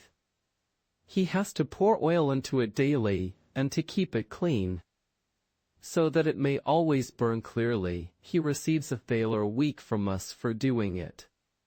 When the countryman had driven away, one of them said, "We could make some use of this lamp. We have an oak tree at home, which is just as big as this, and we could hang it on that. What a pleasure it would be not to have to feel about at night in the darkness." "I'll tell you what we'll do," said the second. "We will fetch a cart and horses and carry away the moon. The people here may buy themselves another." "I'm a good climber," said the third. "I will bring it down." The fourth brought a cart and horses, and the third climbed the tree, bored a hole in the moon, passed a rope through it, and let it down. When the shining ball lay in the cart, they covered it over with a cloth, that no one might observe the theft. They conveyed it safely into their own country, and placed it on a high oak. Old and young rejoiced, when the new lamp let its light shine over the whole land. And bedrooms and sitting rooms were filled with it. The dwarfs came forth from their caves in the rocks, and the tiny elves in their little red coats danced in rings on the meadows. The four took care that the moon was provided with oil, cleaned the wick, and received their weekly thaler, but they became old men. And when one of them grew ill, and saw that he was about to die, he appointed that 1/4 of the moon should, as his property, be laid in the grave with him. When he died, the mayor climbed up the tree, and cut off 1/4 with the hedge shears, and this was placed in his coffin. The light of the moon decreased, but still not visibly, when the second died. The second 1/4 was buried with him, and the light diminished. It grew weaker still after the death of the third, who likewise took his part of it away with him. And when the fourth was borne to his grave, the old state of darkness recommenced. And whenever the people went out at night without their lanterns, they knocked their heads together.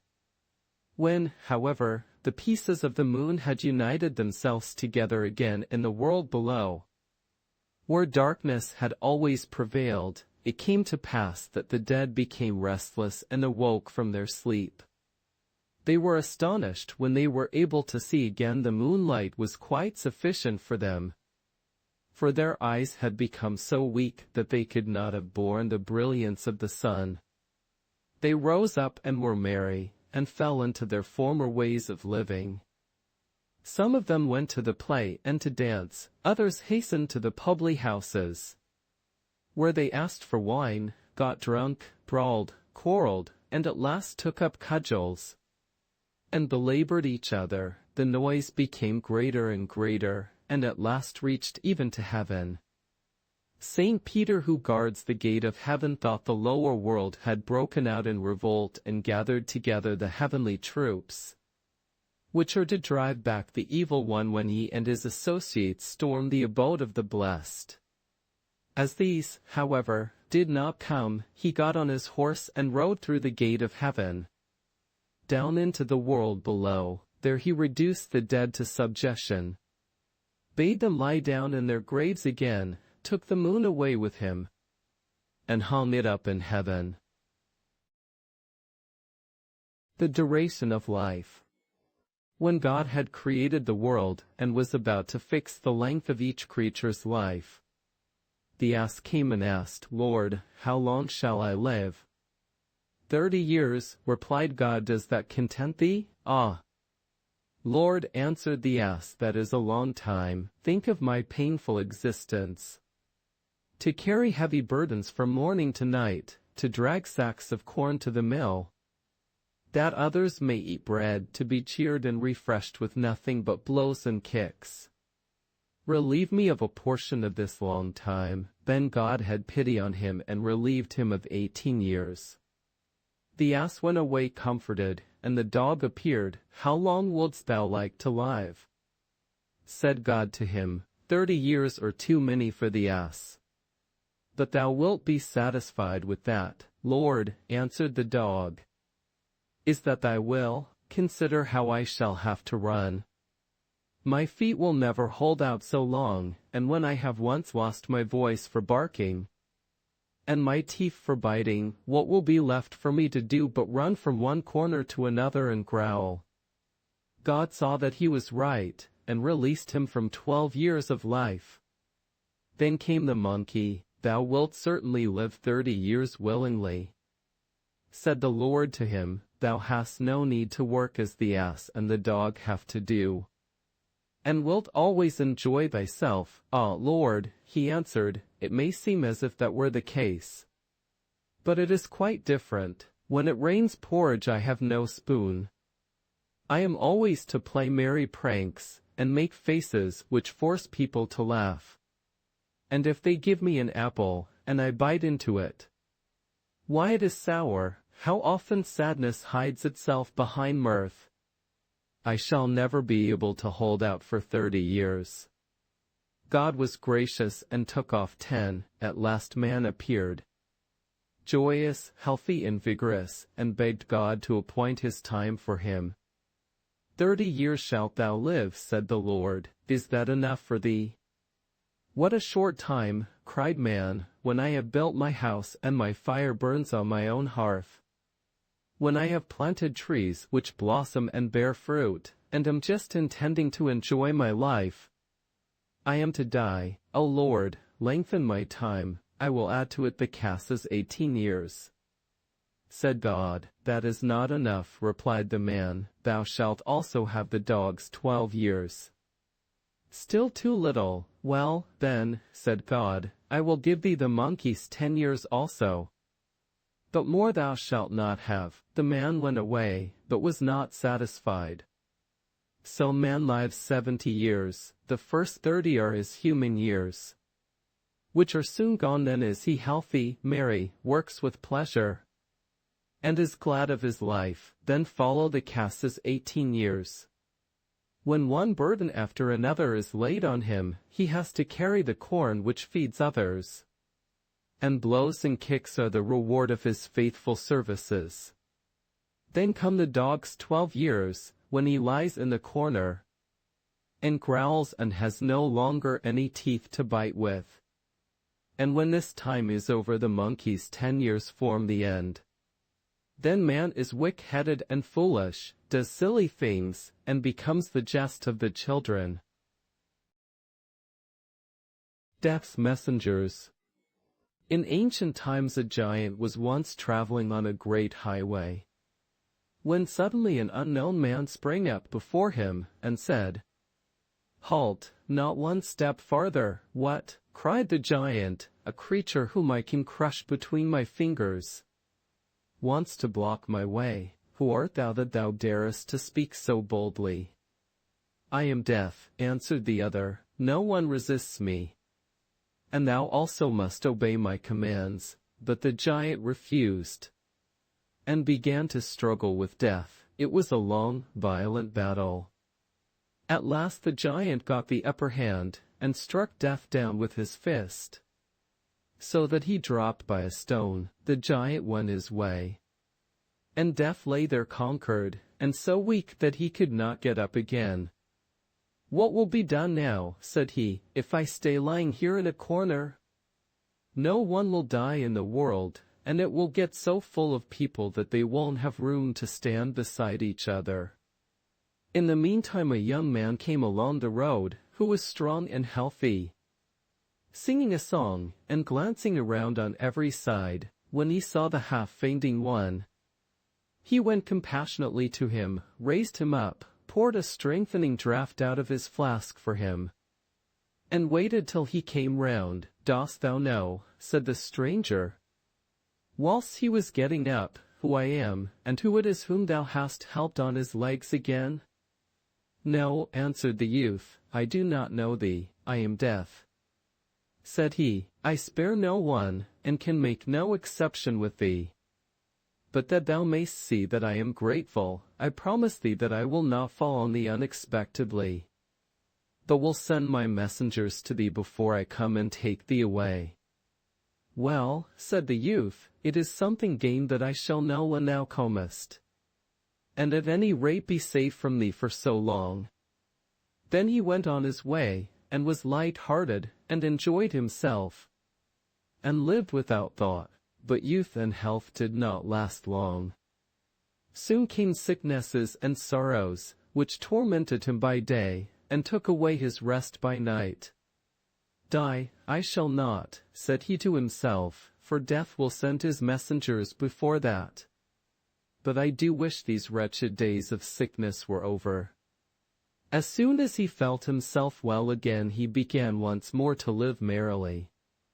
Then one day someone tapped him on the shoulder. He looked round, and Death stood behind him, and said, "Follow me, the hour of thy departure from this world has come." "What?" replied the man, "wilt thou break thy word? Didst thou not promise me that thou wouldst send thy messengers to me before coming thyself?" "I have seen none." "Silence," answered Death. "Have I not sent one messenger to thee after another? Did not fever come and smite thee, and shake thee, and cast thee down? Has dizziness not bewildered thy head? Has not gout twitched thee in all thy limbs? Did not thine ears sing? Did not toothache bite into thy cheeks? Was it not dark before thine eyes? And besides all that, has not my own brother Sleep reminded thee every night of me? Didst thou not lie by night as if thou wert already dead? The man could make no answer. He yielded to his fate, and went away with death. Master Priam, Master Cobblers all. Master Priam was a short, thin, but lively man, who never rested a moment.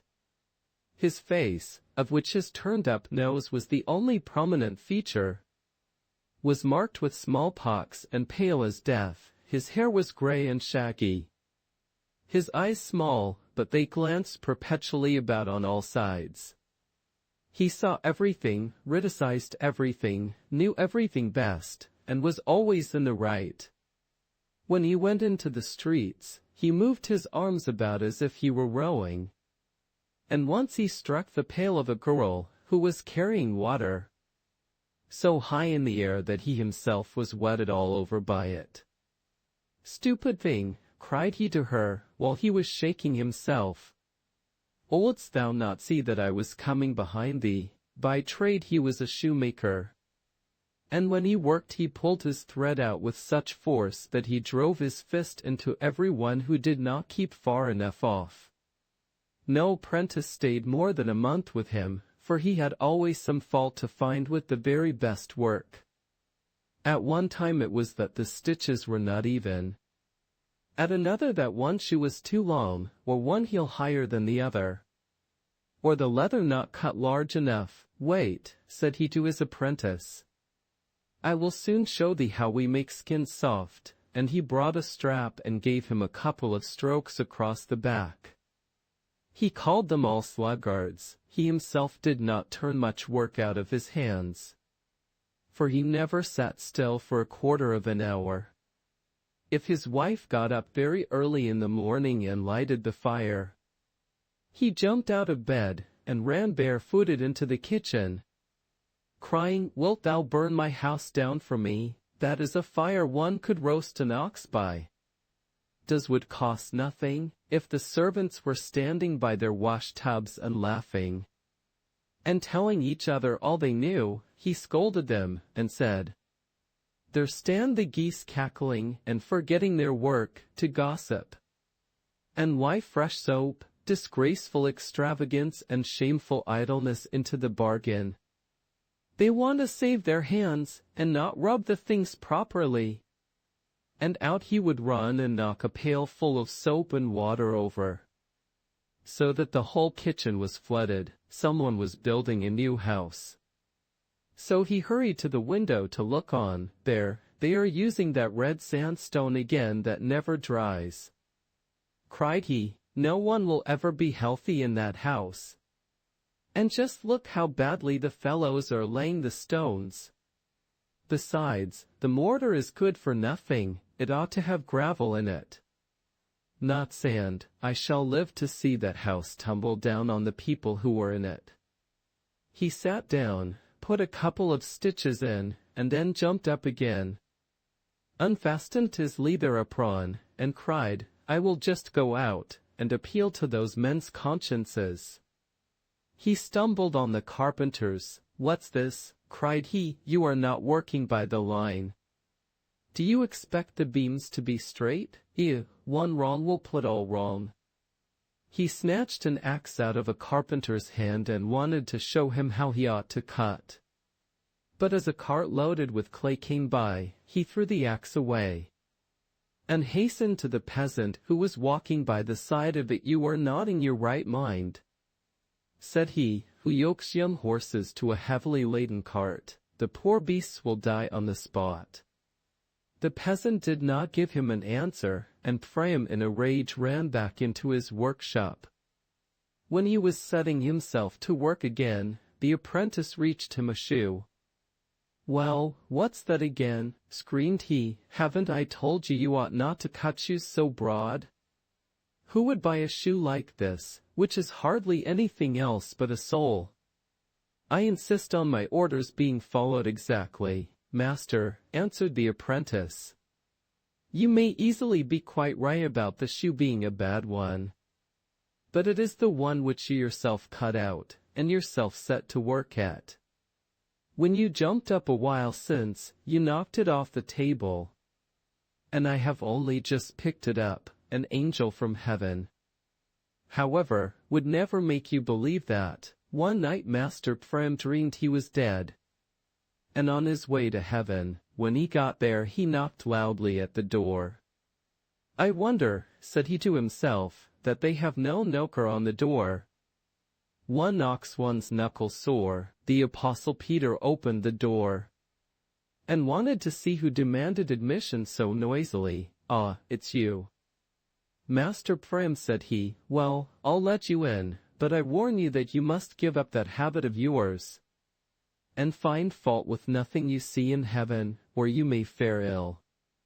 You might have spared your warning, answered Priam. I know already what is seemly. And here, God be thanked, everything is perfect, and there is nothing to blame as there is on earth. So he went in and walked up and down the wide expanses of heaven. He looked around him, to the left and to the right, but sometimes shook his head, or muttered something to himself. Then he saw two angels who were carrying away a beam. It was the beam which someone had had in his own eye whilst he was looking for the splinter in the eye of another. They did not, however, carry the beam lengthways, but obliquely. Did anyone ever see such a piece of stupidity? Thought Master Priam, but he said nothing and seemed satisfied with it. It comes to the same thing after all, whichever way they carry the beam, straight or crooked, if they only get along with it, and truly I do not see them knock against anything. Soon after this he saw two angels who were drawing water out of a well into a bucket. But at the same time he observed that the bucket was full of holes, and that the water was running out of it on every side. They were watering the earth with rain. Hang it, he exclaimed, but happily recollected himself, and thought, perhaps it is only a pastime. If it is an amusement, then it seems they can do useless things of this kind even here in heaven, where people, as I have already noticed, do nothing but idle about. He went farther and saw a cart which had stuck fast in a deep hole. It's no wonder, said he to the man who stood by it. Who would load so unreasonably? What have you there? Good wishes, replied the man. I could not go along the right way with it, but still I have pushed it safely up here, and they won't leave me sticking here. In fact, an angel did come and harness 2 horses to it. That's quite right, thought Priam, but 2 horses won't get that cart out. It must at least have 4 to it. Another angel came and brought 2 more horses. She did not, however, harness them in front of it, but behind. That was too much for Master Prem. Clumsy creature, he burst out with. What are you doing there? Has anyone ever since the world began seen a cart drawn in that way? But you in your conceited arrogance think that you know everything best. He was going to say more, but one of the inhabitants of heaven seized him by the throat and pushed him forth with irresistible strength. Beneath the gateway Master Prem turned his head round to take one more look at the cart, and saw that it was being raised into the air by 4 winged horses. At this moment Master Priam awoke. Things are certainly arranged in heaven otherwise than they are on earth, said he to himself, and that excuses much. But who can see horses harnessed both behind and before with patience? To be sure they had wings, but who could know that? It is, besides, great folly to fix a pair of wings to a horse that has 4 legs to run with already. But I must get up, or else they will make nothing but mistakes for me in my house. It is a lucky thing for me, though, that I am not really dead. The Goose Girl at the Well. There was once upon a time a very old woman who lived with a flock of geese in a waste place among the mountains. And there had a little house. The waste was surrounded by a large forest. And every morning the old woman took her crutch and hobbled into it. There, however, the dame was quite active, more so than anyone would have thought. Considering her age, and collected grass for her geese, picked all the wild fruit she could reach, and carried everything home on her back. Anyone would have thought that the heavy load would have weighed her to the ground. But she always brought it safely home. If anyone met her, she greeted him quite courteously. "Good day, dear countryman, it is a fine day. You wonder that I should drag grass about, but everyone must take his burthen on his back." Nevertheless, people did not like to meet her if they could help it, and took by preference a roundabout way. And when a father with his boys passed her, he whispered to them, "Beware of the old woman, she has claws beneath her gloves. She is a witch." One morning, a handsome young man was going through the forest. The sun shone bright, the birds sang, a cool breeze crept through the leaves, and he was full of joy and gladness. He had as yet met no one, when he suddenly perceived the old witch kneeling on the ground cutting grass with a sickle. She had already thrust a whole load into her cloth, and near it stood 2 baskets, which were filled with wild apples and pears. "But, good little mother," said he, "how canst thou carry all that away? I must carry it." "Dear sir," answered she, "rich folks' children have no need to do such things. But with the peasant folk the saying goes, 'Don't look behind you. You will only see how crooked your back is. Will you help me?"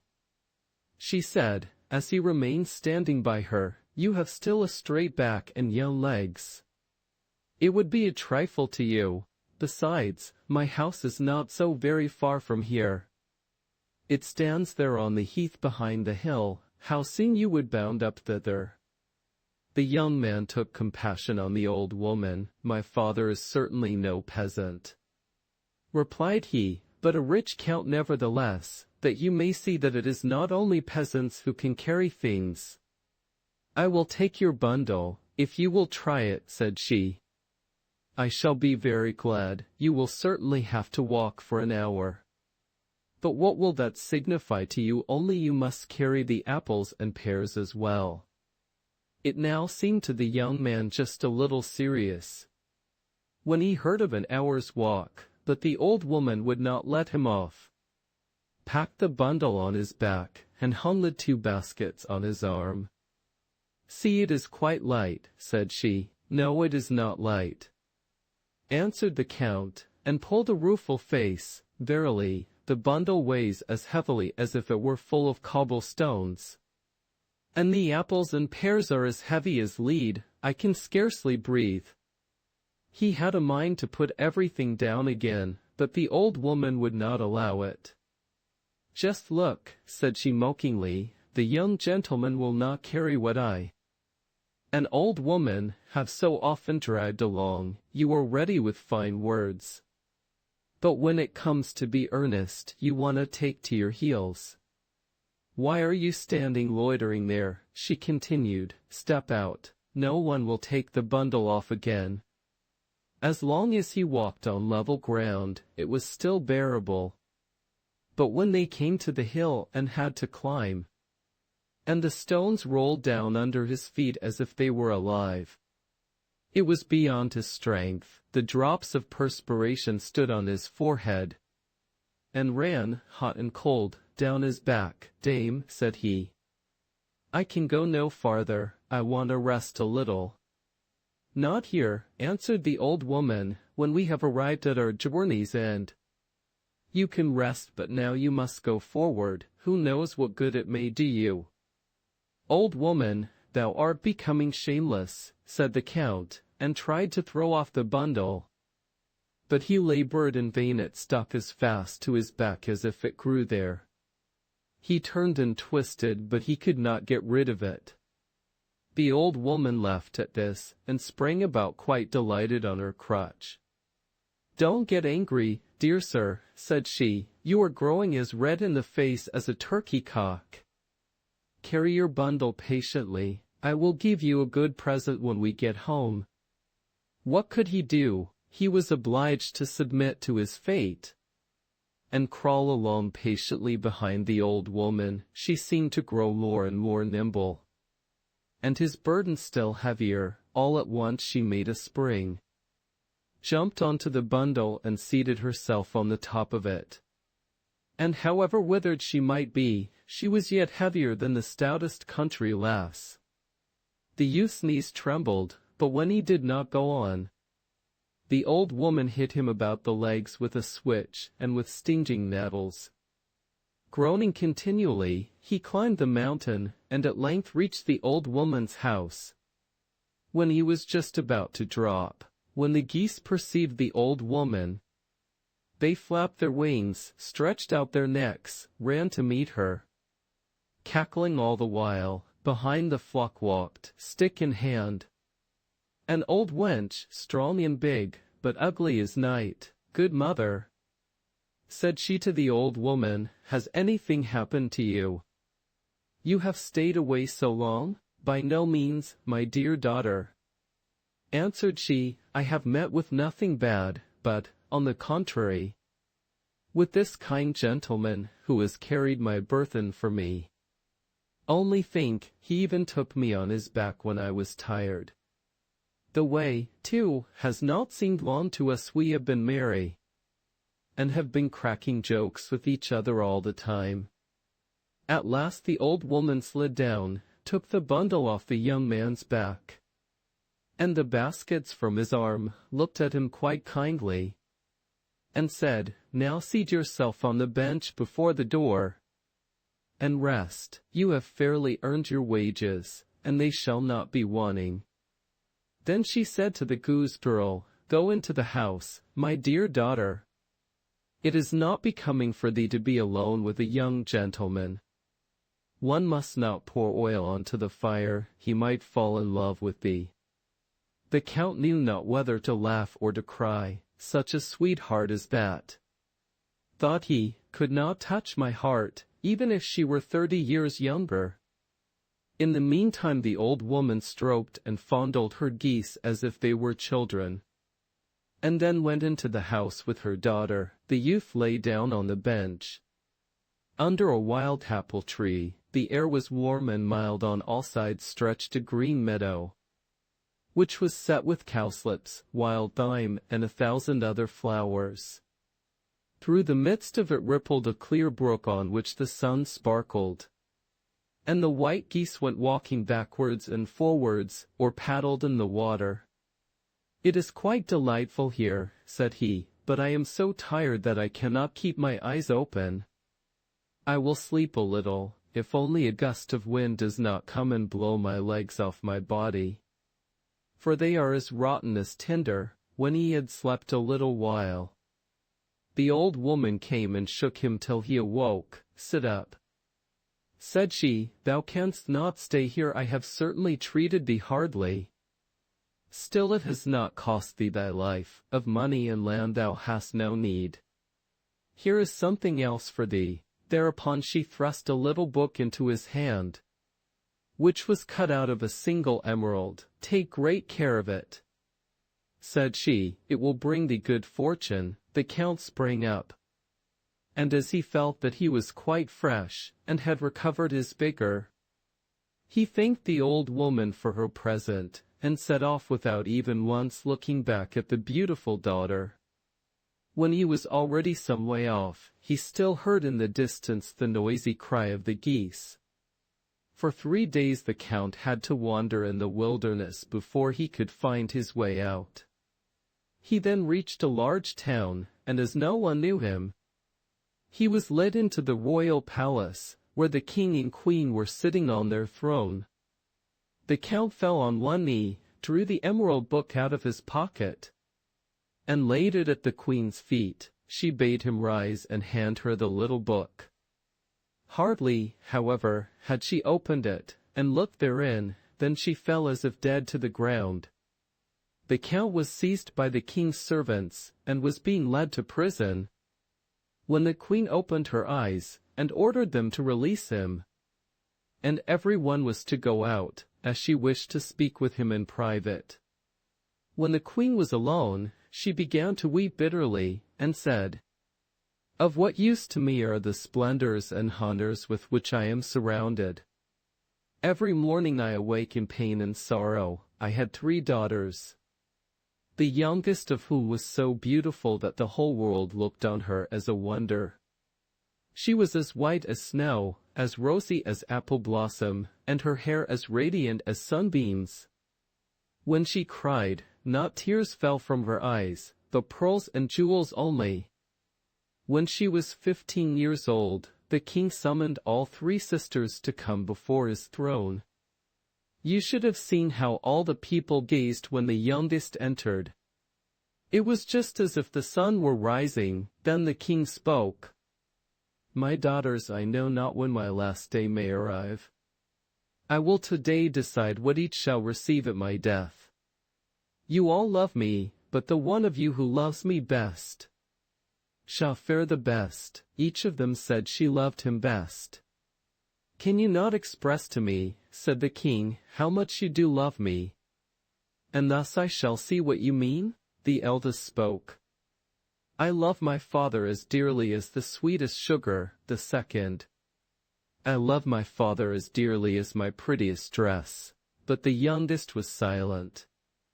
Then the father said, "And thou, my dearest child, how much dost thou love me?" "I do not know, and can compare my love with nothing." But her father insisted that she should name something, so she said at last, "The best food does not please me without salt, therefore I love my father like salt." When the king heard that, he fell into a passion, and said, "If thou lovest me like salt, thy love shall also be repaid thee with salt." Then he divided the kingdom between the 2 elder, but caused a sack of salt to be bound on the back of the youngest. And 2 servants had to lead her forth into the wild forest. "We all begged and prayed for her," said the queen, but the king's anger was not to be appeased. How she cried when she had to leave us! The whole road was strewn with the pearls which flowed from her eyes. The king soon afterwards repented of his great severity, and had the whole forest searched for the poor child. But no one could find her. When I think that the wild beasts have devoured her, I know not how to contain myself for sorrow. Many a time I console myself with the hope that she is still alive, and may have hidden herself in a cave, or has found shelter with compassionate people. But picture to yourself, when I opened your little emerald book, a pearl lay therein, of exactly the same kind as those which used to fall from my daughter's eyes. And then you can also imagine how the sight of it stirred my heart. You must tell me how you came by that pearl." The Count told her that he had received it from the old woman in the forest, who had appeared very strange to him, and must be a witch. But he had neither seen nor heard anything of the queen's child. The king and the queen resolved to seek out the old woman. They thought that there where the pearl had been, they would obtain news of their daughter. The old woman was sitting in that lonely place at her spinning wheel. Spinning, it was already dusk, and a log which was burning on the hearth gave a scanty light. All at once there was a noise outside. The geese were coming home from the pasture, and uttering their hoarse cries. Soon afterwards the daughter also entered. But the old woman scarcely thanked her, and only shook her head a little. The daughter sat down beside her, took her spinning wheel, and twisted the threads as nimbly as a young girl. Thus they both sat for 2 hours, and exchanged never a word. At last something rustled at the window, and 2 fiery eyes peered in. It was an old night owl, which cried, "Cuckoo," 3 times. The old woman looked up just a little.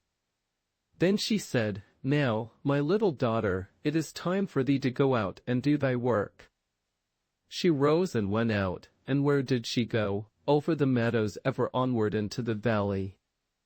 At last she came to a well, with 3 old cope trees standing beside it.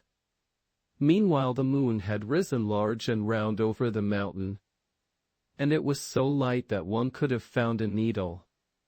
She removed a skin which covered her face, then bent down to the well, and began to wash herself. When she had finished, she dipped the skin also in the water, and then laid it on the meadow, so that it should bleach in the moonlight, and dry again. But how the maiden was changed, such a change as that was never seen before.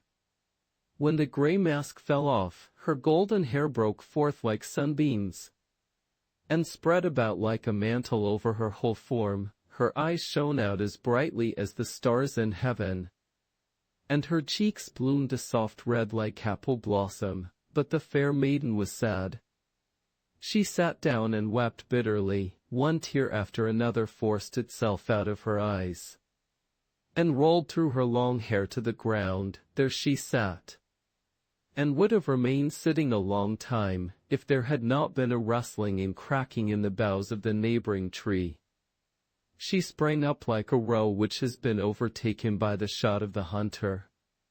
Just then the moon was obscured by a dark cloud, and in an instant the maiden had put on the old skin and vanished. Like a light blown out by the wind, she ran back home.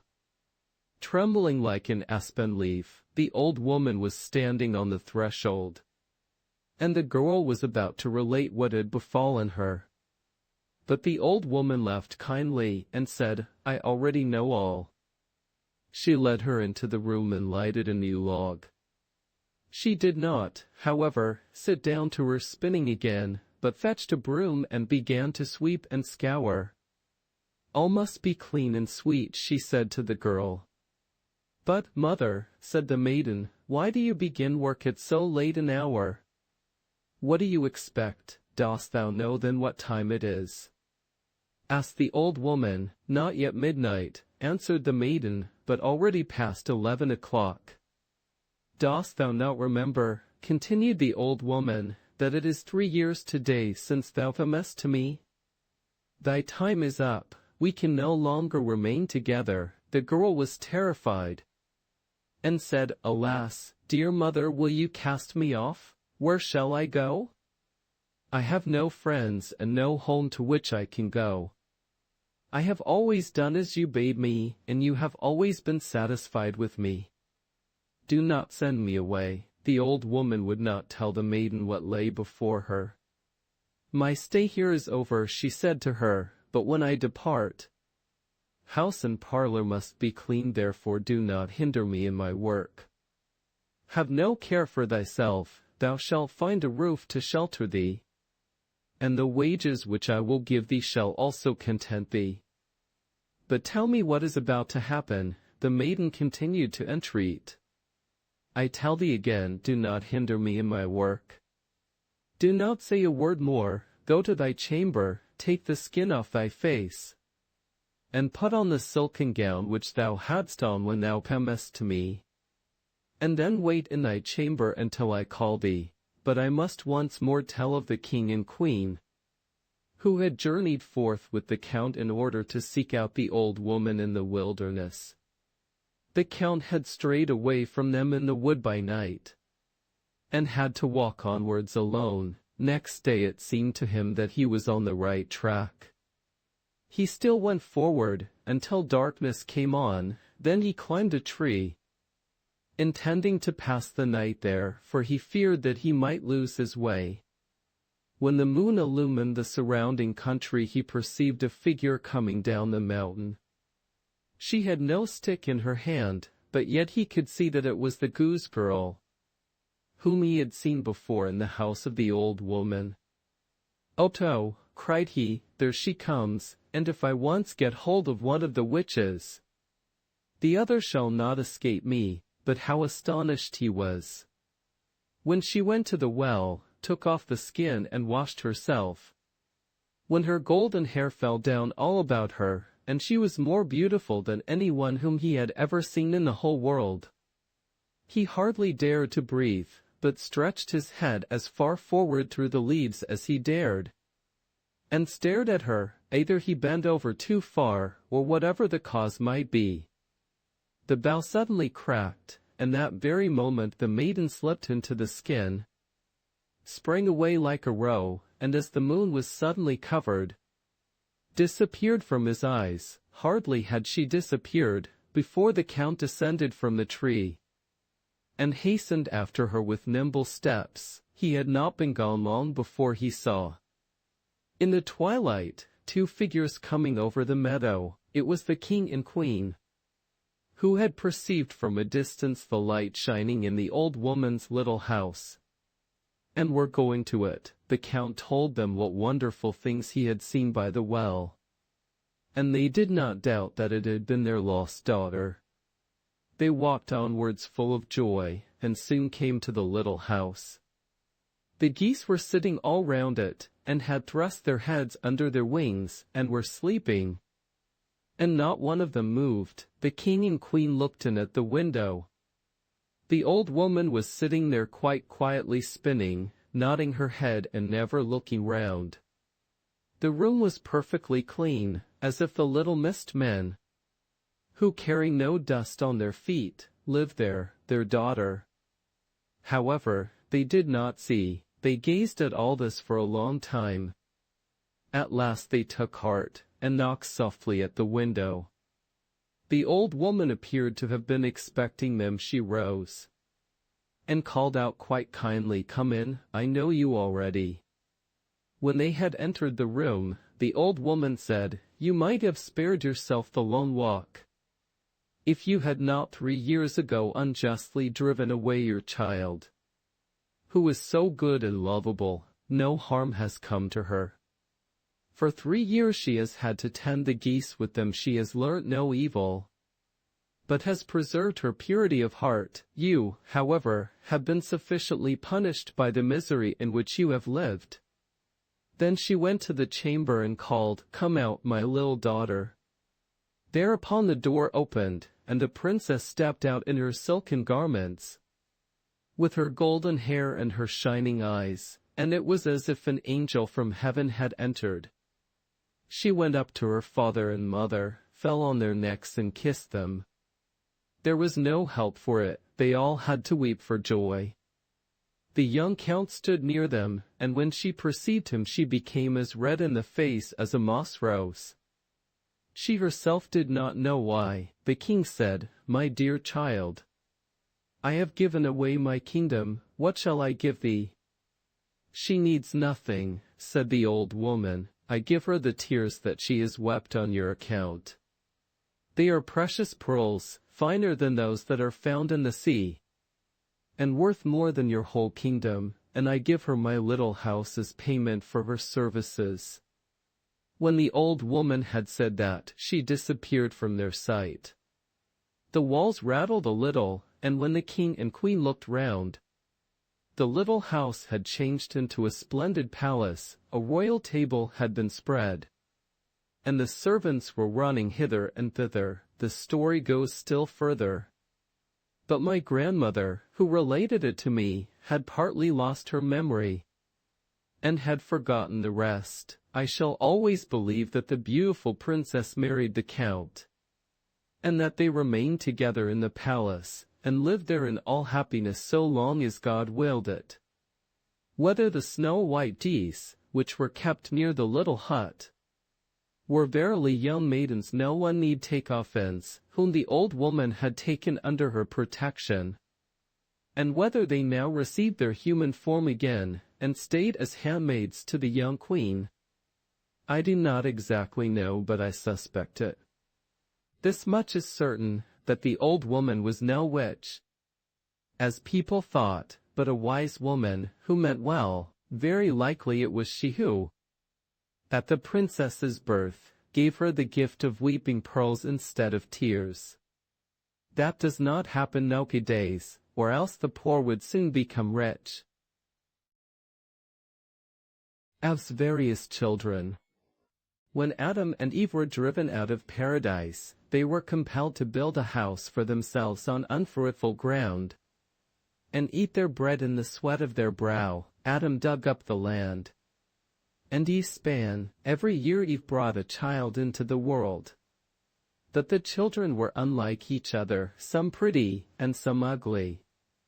After a considerable time had gone by, God sent an angel to them, to announce that he was coming to inspect their household. Eve, delighted that the Lord should be so gracious, cleaned her house diligently, decked it with flowers, and strewed reeds on the floor. Then she brought in her children, but only the beautiful ones. She washed and bathed them, combed their hair, put clean raiment on them, and cautioned them to conduct themselves decorously and modestly in the presence of the Lord.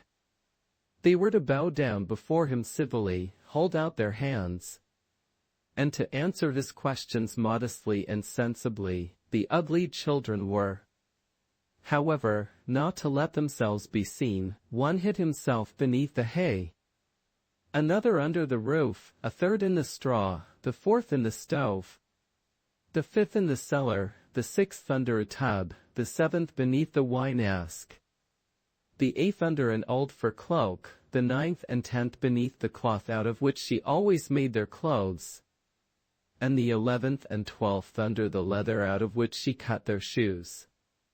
She had scarcely got ready, before there was a knock at the house door. Adam looked through a chink and saw that it was the Lord. Adam opened the door respectfully, and the Heavenly Father entered. There, in a row, stood the pretty children, and bowed before him, held out their hands, and knelt down. The Lord, however, began to bless them, laid his hands on the first, and said, "Thou shalt be a powerful king."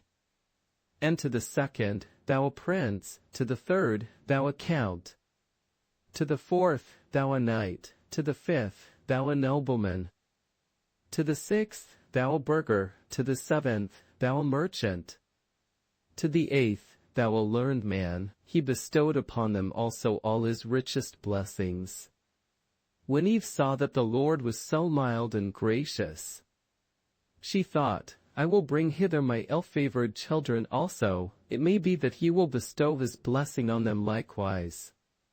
So she ran and brought them out of the hay, the straw, the stove, and wherever else she had concealed them. Then came the whole course.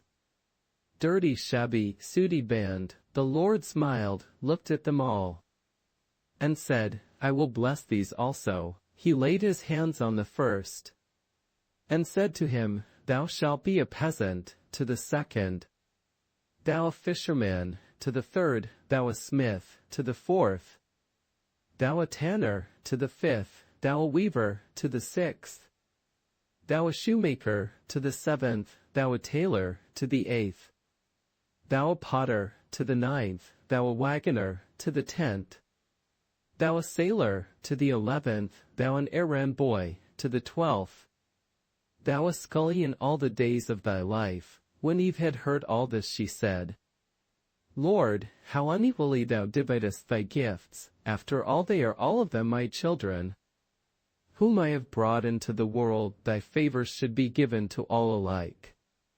But God answered, "Eve, thou dost not understand. It is right and necessary that the entire world should be supplied from thy children.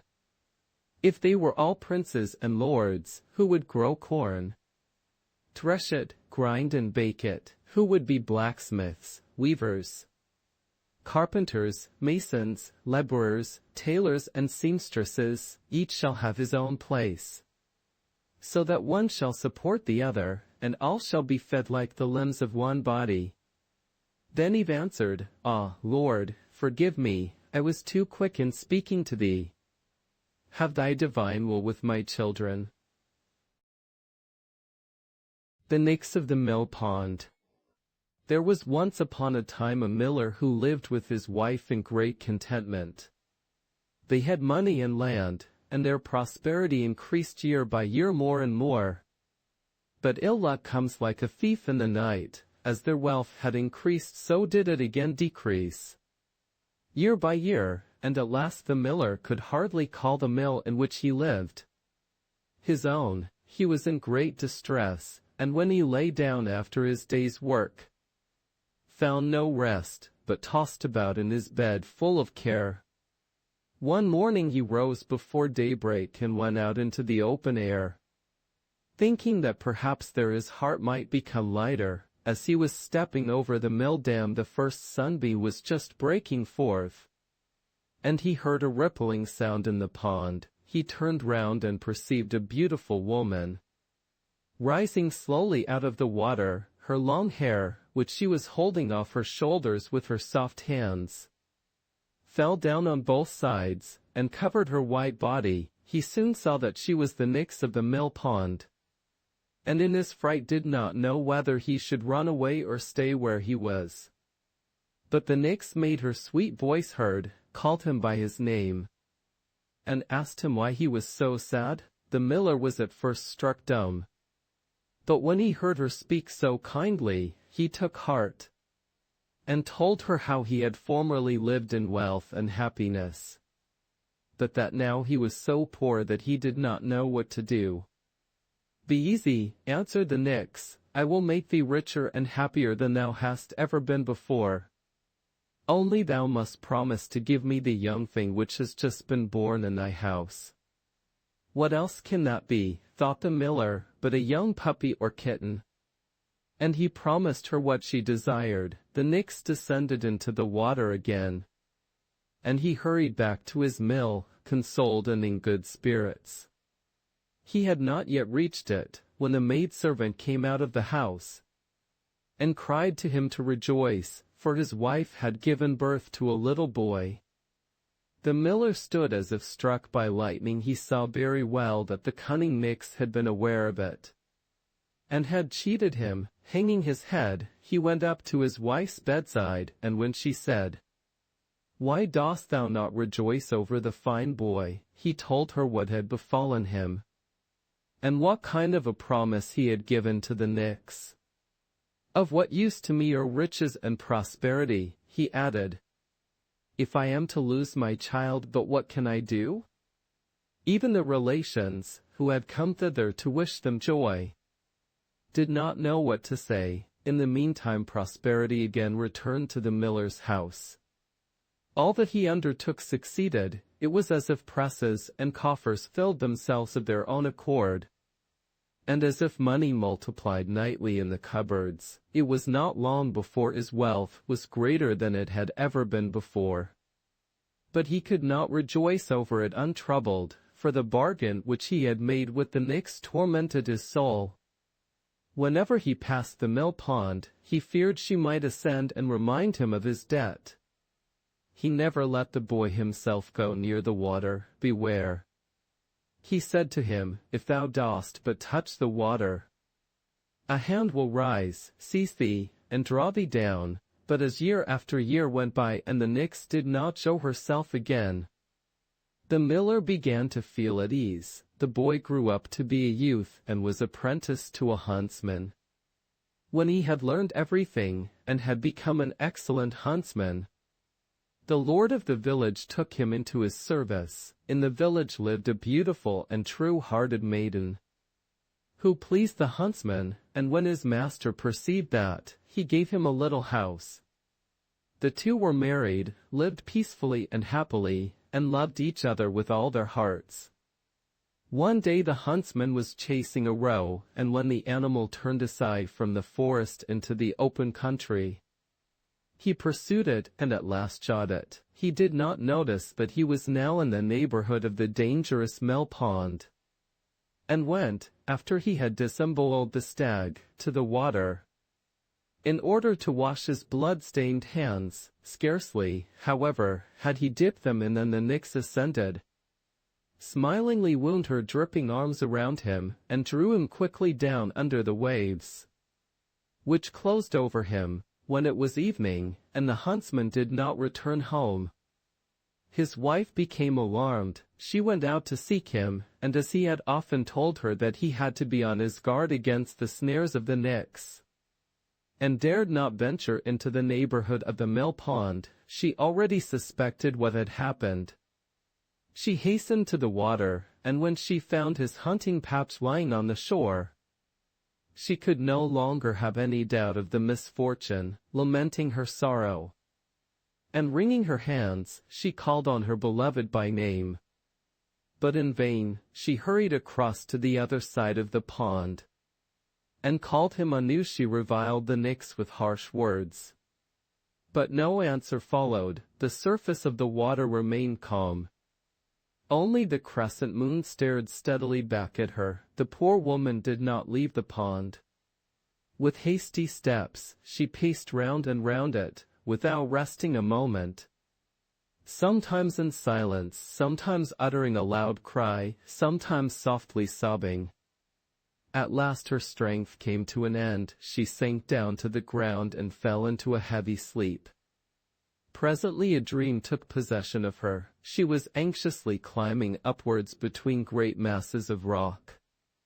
Thorns and briars caught her feet, the rain beat in her face, and the wind tossed her long hair about. When she had reached the summit, quite a different sight presented itself to her. The sky was blue, the air soft, the ground sloped gently downwards, and on a green meadow, gay with flowers of every color, stood a pretty cottage. She went up to it and opened the door. There sat an old woman with white hair, who beckoned to her kindly. At that very moment, the poor woman awoke. Day had already dawned. Then she at once resolved to act in accordance with her dream. She laboriously climbed the mountain. Everything was exactly as she had seen it in the night. The old woman received her kindly and pointed out a chair on which she might sit. "Thou must have met with a misfortune," she said, "since thou hast sought out my lonely cottage."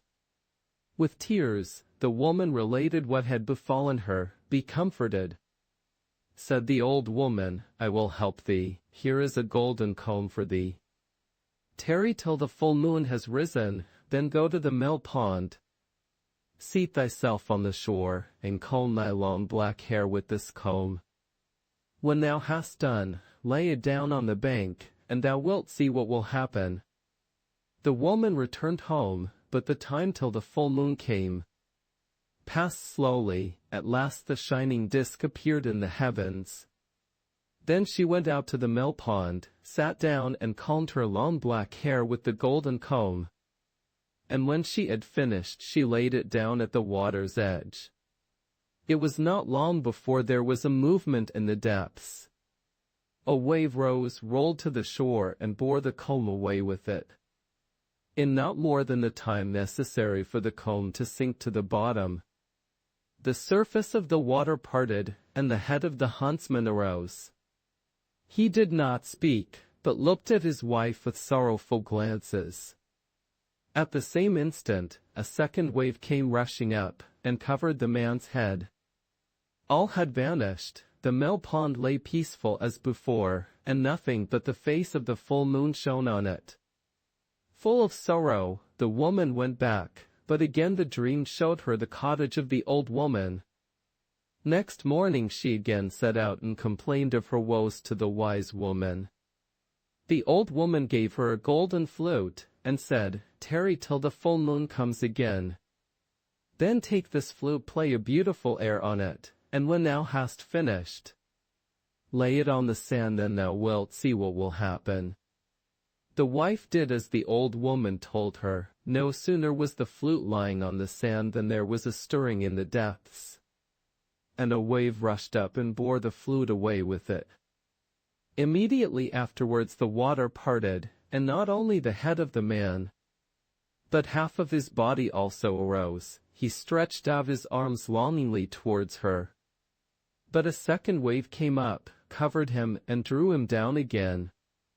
"Alas, what does it profit me," said the unhappy woman, "that I should see my beloved, only to lose him again?" Despair filled her heart anew, but the dream led her a third time to the house of the old woman. She set out, and the wise woman gave her a golden spinning wheel, consoled her, and said, "All is not yet fulfilled. Tarry until the time of the full moon. Then take the spinning wheel, seat thyself on the shore, and spin the spool full. And when thou hast done that, place the spinning wheel near the water, and thou wilt see what will happen." The woman obeyed all she said exactly. As soon as the full moon showed itself, she carried the golden spinning wheel to the shore, and span industriously until the flax came to an end, and the spool was quite filled with the threads. No sooner was the wheel standing on the shore than there was a more violent movement than before in the depths of the pond, and a mighty wave rushed up and bore the wheel away with it. Immediately the head and the whole body of the man rose into the air. In a waterspout, he quickly sprang to the shore, caught his wife by the hand and fled. But they had scarcely gone a very little distance, when the whole pond rose with a frightful roar, and streamed out over the open country. The fugitives already saw death before their eyes. When the woman in her terror implored the help of the old woman, and in an instant they were transformed, she into a toad, he into a frog. The flood which had overtaken them could not destroy them, but it tore them apart and carried them far away. When the water had dispersed and they both touched dry land again, they regained their human form, but neither knew where the other was. They found themselves among strange people, who did not know their native land. High mountains and deep valleys lay between them. In order to keep themselves alive, they were both obliged to tend sheep. For many long years they drove their flocks through field and forest, and were full of sorrow and longing.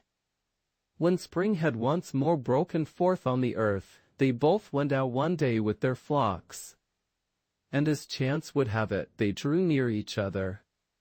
They met in a valley, but did not recognize each other. Yet they rejoiced that they were no longer so lonely. Henceforth they each day drove their flocks to the same place. They did not speak much, but they felt comforted. One evening when the full moon was shining in the sky, and the sheep were already at rest, the shepherd pulled the flute out of his pocket, and played on it a beautiful but sorrowful air. When he had finished, he saw that the shepherdess was weeping bitterly. "Why art thou weeping?" he asked. "Alas," answered she, "thou shone the full moon when I played this air on the flute for the last time, and the head of my beloved rose out of the water." He looked at her, and it seemed as if a veil fell from his eyes, and he recognized his dear wife. And when she looked at him, and the moon shone in his face, she knew him also. They embraced and kissed each other, and no one need ask if they were happy. The little folks' presents. A tailor and a goldsmith were traveling together, and one evening when the sun had sunk behind the mountains, they heard the sound of distant music, which became more and more distinct. It sounded strange, but so pleasant that they forgot all their weariness and stepped quickly onwards. The moon had already arisen when they reached a hill on which they saw a crowd of little men and women, who had taken each other's hands, and were whirling round in the dance with the greatest pleasure and delight. They sang to it most charmingly, and that was the music which the travelers had heard.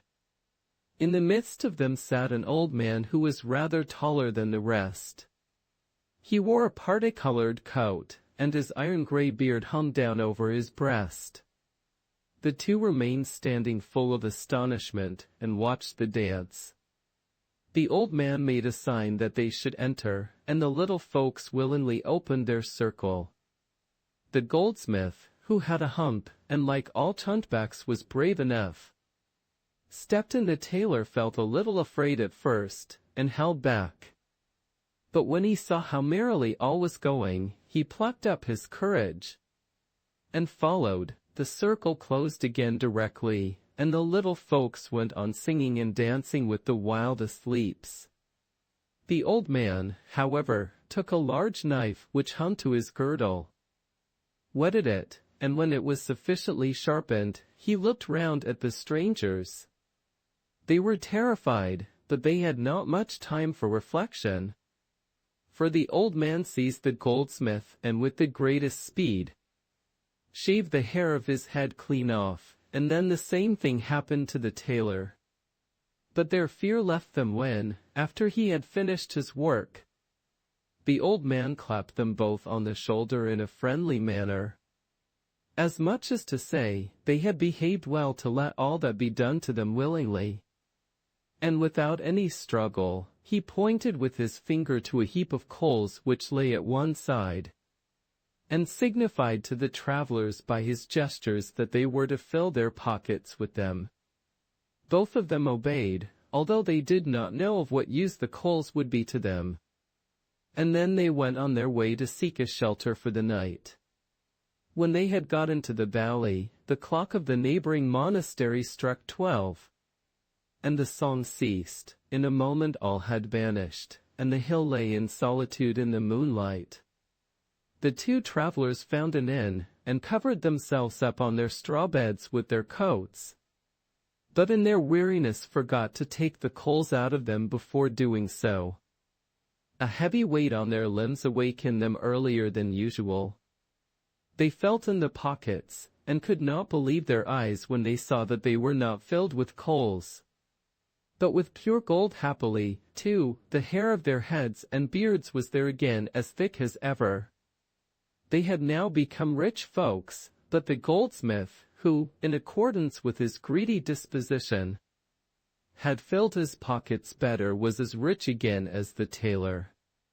A greedy man, even if he has much, still wishes to have more. So the goldsmith proposed to the tailor that they should wait another day, and go out again in the evening in order to bring back still greater treasures from the old man on the hill. The tailor refused, and said, "I have enough and am content. Now I shall be a master, and marry my dear object," for so he called his sweetheart, "and I am a happy man." But he stayed another day to please him. In the evening the goldsmith hung a couple of bags over his shoulders that he might be able to stow away a great deal, and took the road to the hill. He found, as on the night before, the little folks at their singing and dancing, and the old man again shaved him clean, and signed to him to take some coal away with him. He was not slow about sticking as much into his bags as would go, went back quite delighted, and covered himself over with his coat. "Even if the gold does weigh heavily," said he, "I will gladly bear that." And at last he fell asleep with the sweet anticipation of waking in the morning an enormously rich man. When he opened his eyes, he got up in haste to examine his pockets. But how amazed he was when he drew nothing out of them but black coals, and that howsoever often he put his hands in them. "The gold I got the night before is still there for me," thought he, and went and brought it out. But how shocked he was when he saw that it likewise had again turned into coal. He smote his forehead with his dusty black hand, and then he felt that his whole head was bald and smooth, as was also the place where his beard should have been. But his misfortunes were not yet over. He now remarked for the first time that in addition to the hump on his back, a second, just as large, had grown in front on his breast. Then he recognized the punishment of his greediness, and began to weep aloud. The good tailor, who was wakened by this, comforted the unhappy fellow as well as he could, and said, "Thou hast been my comrade in my traveling time. Thou shalt stay with me and share in my wealth." He kept his word. But the poor goldsmith was obliged to carry the two humps as long as he lived, and to cover his bald head with a cap. The Giant and the Tailor. A certain tailor, who was great at boasting but ill at doing, took it into his head to go abroad for a while, and look about the world, as soon as he could manage it. He left his workshop, and wandered on his way, over hill and dale, sometimes hither, sometimes thither, but ever on and on. Once when he was out he perceived in the blue distance a steep hill, and behind it a tower reaching to the clouds, which rose up out of a wild dark forest. "Thunder and lightning," cried the tailor, "what is that?" And as he was strongly goaded by curiosity, he went boldly towards it. But what made the tailor open his eyes and mouth when he came near it was to see that the tower had legs, and leapt in one bound over the steep hill, and was now standing as an all-powerful giant before him. "What dost thou want here, thou tiny fly's leg?" cried the giant, with a voice as if it were thundering on every side. The tailor whimpered, "I want just to look about and see if I can earn a bit of bread for myself in this forest." "If that is what thou art after," said the giant, "thou mayst have a place with me, if it must be."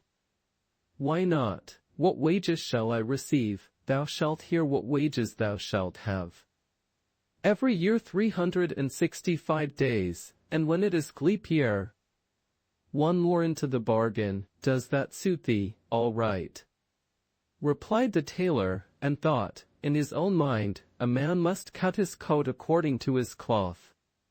I will try to get away as fast as I can." On this the giant said to him, "Go, little ragamuffin, and fetch me a jug of water." "Had I not better bring the well itself at once?" "And the spring too?" asked the boaster, and went with the pitcher to the water. "What, the well and the spring too?" growled the giant in his beard, for he was rather lounish and stupid, and began to be afraid. "That knave is not a fool, he has a wizard in his body. Be on thy guard, old Hans, this is no serving man for thee." When the tailor had brought the water, the giant bade him go into the forest and cut a couple of blocks of wood and bring them back. "Why not the whole forest, at once, with one stroke, the whole forest, young and old, with all that is there, both rough and smooth?" asked the little tailor, and went to cut the wood. "What? The whole forest, young and old, with all that is there, both rough and smooth, and the well and its spring too?" growled the credulous giant in his beard, and was still more terrified. "The knave can do much more than bake apples, and has a wizard in his body. Be on thy guard, old Hans, this is no serving man for thee." When the tailor had brought the wood, the giant commanded him to shoot 2 or 3 wild boars for supper.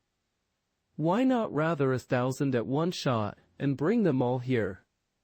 inquired the ostentatious tailor. "What?" cried the timid giant in great terror. "Let well alone tonight, and lie down to rest." The giant was so terribly alarmed that he could not close an eye all night long for thinking what would be the best way to get rid of this accursed sorcerer of a servant.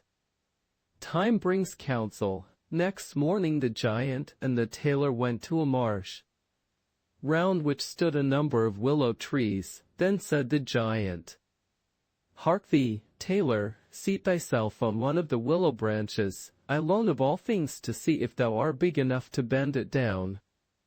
All at once the tailor was sitting on it, holding his breath, and making himself so heavy that the bough bent down. When, however, he was compelled to draw breath, it hurried him, for unfortunately he had not put his goose in his pocket so high into the air that he never was seen again.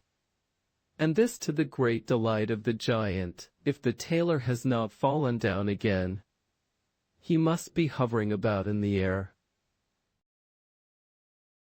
The nail. A merchant had done good business at the fair. He had sold his wares and lined his money bags with gold and silver. Then he wanted to travel homewards and be in his own house before nightfall. So he packed his trunk with the money on his horse and rode away. At noon he rested in a town, and when he wanted to go farther the stable boy brought out his horse and said, "A nail is wanting, sir, in the shoe of its left hind foot." "Let it be wanting," answered the merchant. The shoe will certainly stay on for the 6 miles I have still to go.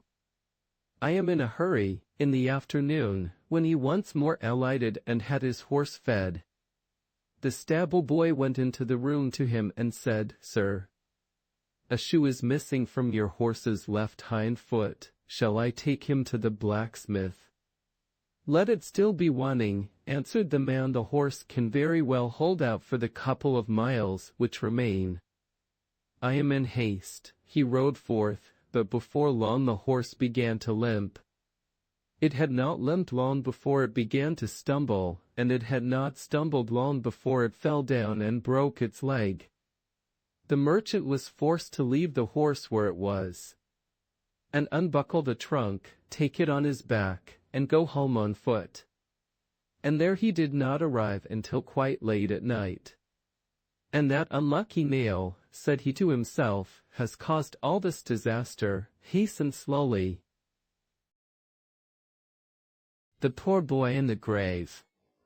There was once a poor shepherd boy whose father and mother were dead, and he was placed by the authorities in the house of a rich man, who was to feed him and bring him up. The man and his wife had, however, bad hearts, and were greedy and anxious about their riches, and vexed whenever anyone put a morsel of their bread in his mouth. The poor young fellow might do what he liked, he got little to eat, but only so many blows the more. One day he had to watch a hen and her chickens, but she ran through a quickset hedge with them, and a hawk darted down instantly and carried her off through the air. The boy called, "Thief! Thief, rascal!" with all the strength of his body, but what good did that do? The hawk did not bring its prey back again. The man heard the noise and ran to the spot, and as soon as he saw that his hen was gone, he fell in a rage, and gave the boy such a beating that he could not stir for 2 days. Then he had to take care of the chickens without the hen. But now his difficulty was greater, for one ran here and the other there. He thought he was doing a very wise thing when he tied them all together with a string, because then the hawk would not be able to steal any of them away from him. But he was very much mistaken. After 2 days, worn out with running about and hunger, he fell asleep. The bird of prey came and seized one of the chickens, and as the others were tied fast to it, it carried them all off together, perched itself on a tree, and devoured them. The farmer was just coming home, and when he saw the misfortune, he got angry and beat the boy so unmercifully that he was forced to lie in bed for several days. When he was on his legs again, the farmer said to him, "Thou art too stupid for me. I cannot make a herdsman of thee. Thou must go as errand boy." Then he sent him to the judge, to whom he was to carry a basket full of grapes, and he gave him a letter as well.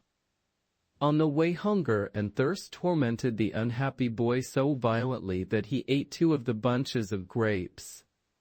He took the basket to the judge, but when the judge had read the letter and counted the bunches, he said, 2 clusters are wanting." The boy confessed quite honestly that, driven by hunger and thirst, he had devoured the 2 which were wanting. The judge wrote a letter to the farmer and asked for the same number of grapes again.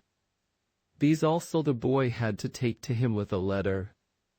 As he again was so extremely hungry and thirsty, he could not help it, and again ate 2 bunches. But first he took the letter out of the basket, put it under a stone, and seated himself thereon in order that the letter might not see and betray him. The judge, however, again made him give an explanation about the missing bunches. "Ah," said the boy, "how have you learned that? The letter could not know about it, for I put it under a stone before I did it." The judge could not help laughing at the boy's simplicity, and sent the man a letter wherein he cautioned him to keep the poor boy better, and not let him love for meat and drink, and also that he was to teach him what was right and what was wrong. "I will soon show thee the difference," said the hard man. "If thou wilt eat, thou must work, and if thou dost anything wrong, thou shalt be quite sufficiently taught by blows." The next day he set him a hard task. He was to chop 2 bundles of straw for food for the horses. And then the man threatened, "In 5 hours," said he, "I shall be back again. And if the straw is not cut to chaff by that time, I will beat thee until thou canst not move a limb." The farmer went with his wife, the manservant, and the girl to the yearly fair, and left nothing behind for the boy but a small bit of bread. The boy seated himself on the bench, and began to work with all his might. As he got warm over it, he put his little coat off and threw it on the straw. In his terror lest he should not get done in time, he kept constantly cutting. And in his haste, without noticing it, he chopped his little coat as well as the straw.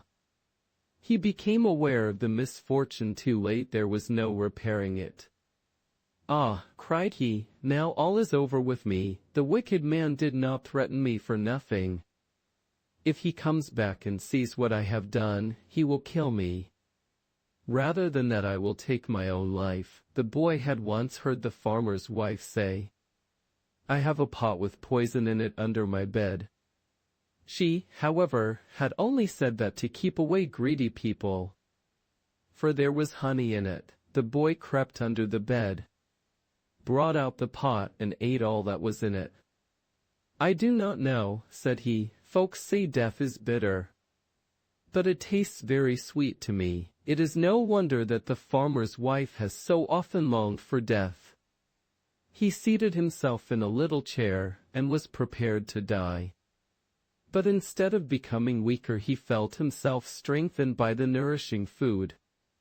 "It cannot have been poison," thought he, "but the farmer once said there was a small bottle of poison for flies in the box in which he keeps his clothes. That, no doubt, will be the true poison and bring death to me." It was, however, no poison for flies, but Hungarian wine. The boy got out the bottle and emptied it. "This death tastes sweet too," said he, but shortly after, when the wine began to mount into his brain and stupefy him, he thought his end was drawing near. "I feel that I must die," said he. "I will go away to the churchyard and seek a grave." He staggered out, reached the churchyard, and laid himself in a newly dug grave. He lost his senses more and more. In the neighborhood was an inn where a wedding was being kept. When he heard the music, he fancied he was already in paradise, until at length he lost all consciousness. The poor boy never awoke again. The heat of the strong wine and the cold night dew deprived him of life, and he remained in the grave in which he had laid himself. When the farmer heard the news of the boy's death, he was terrified, and afraid of being brought to justice. Indeed, his distress took such a powerful hold of him that he fell fainting to the ground. His wife, who was standing on the hearth with a pan of hot fat, ran to him to help him, but the flames darted against the pan. The whole house caught fire. In a few hours it lay in ashes, and the rest of the years they had to live they passed in poverty and misery, tormented by the pangs of conscience. The True Bride. There was once on a time a girl who was young and beautiful, but she had lost her mother when she was quite a child, and her stepmother did all she could to make the girl's life wretched. Whenever this woman gave her anything to do, she worked at it indefatigably, and did everything that lay in her power. Still she could not touch the heart of the wicked woman by that. She was never satisfied. It was never enough. The harder the girl worked, the more work was put upon her, and all that the woman thought of was how to weigh her down with still heavier burdens, and make her life still more miserable. One day she said to her, "Here are 12 pounds of feathers which thou must pick, and if they are not done this evening, Thou mayst expect a good beating. Dost thou imagine thou art to idle away the whole day? The poor girl sat down to the work, but tears ran down her cheeks as she did so. For she saw plainly enough that it was quite impossible to finish the work in one day.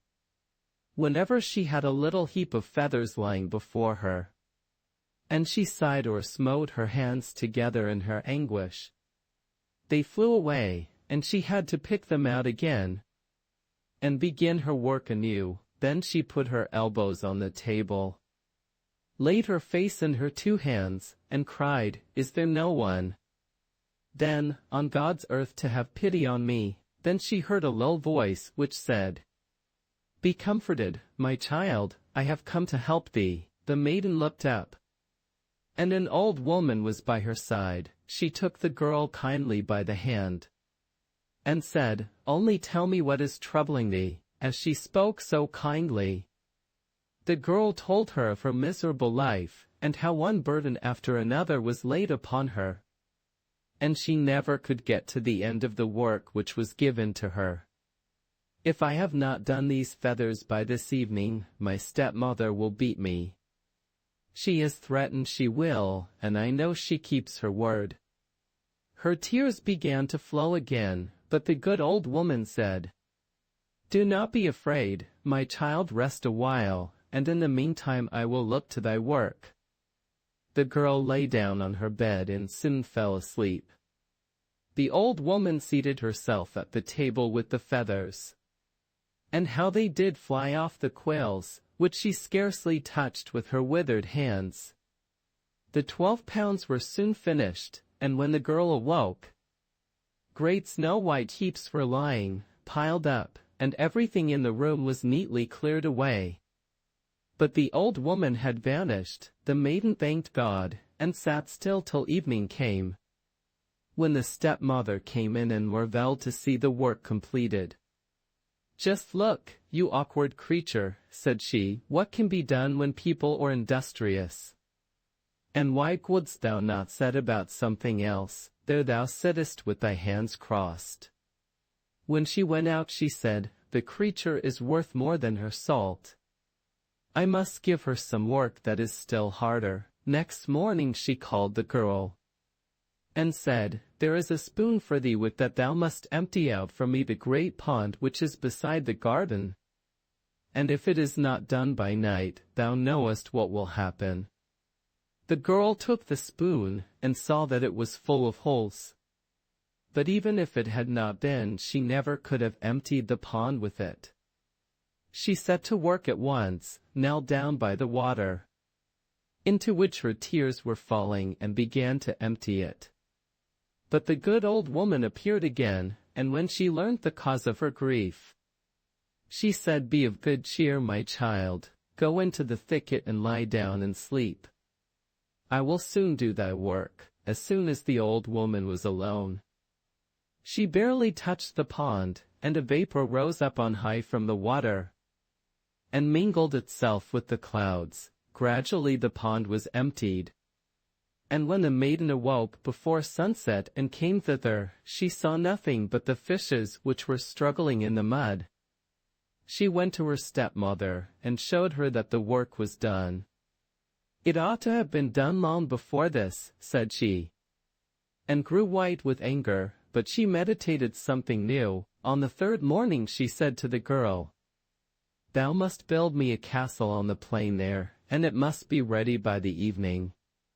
The maiden was dismayed, and said, "How can I complete such a great work?" "I will endure no opposition," screamed the stepmother. "If thou canst empty a pond with a spoon that is full of holes, thou canst build a castle too. I will take possession of it this very day. And if anything is wanting, even if it be the most trifling thing in the kitchen or cellar, thou knowest what lies before thee." She drove the girl out, and when she entered the valley, the rocks were there, piled up one above the other, and all her strength would not have enabled her even to move the very smallest of them. She sat down and wept, and still she hoped the old woman would help her. The old woman was not long in coming. She comforted her and said, "Lie down there in the shade and sleep, and I will soon build the castle for thee. If it would be a pleasure to thee, thou canst live in it thyself." When the maiden had gone away, the old woman touched the grey rocks. They began to rise, and immediately moved together as if giants had built the walls. And on these the building arose, and it seemed as if countless hands were working invisibly. And placing one stone upon another, there was a dull heavy noise from the ground. Pillars arose of their own accord on high, and placed themselves in order near each other.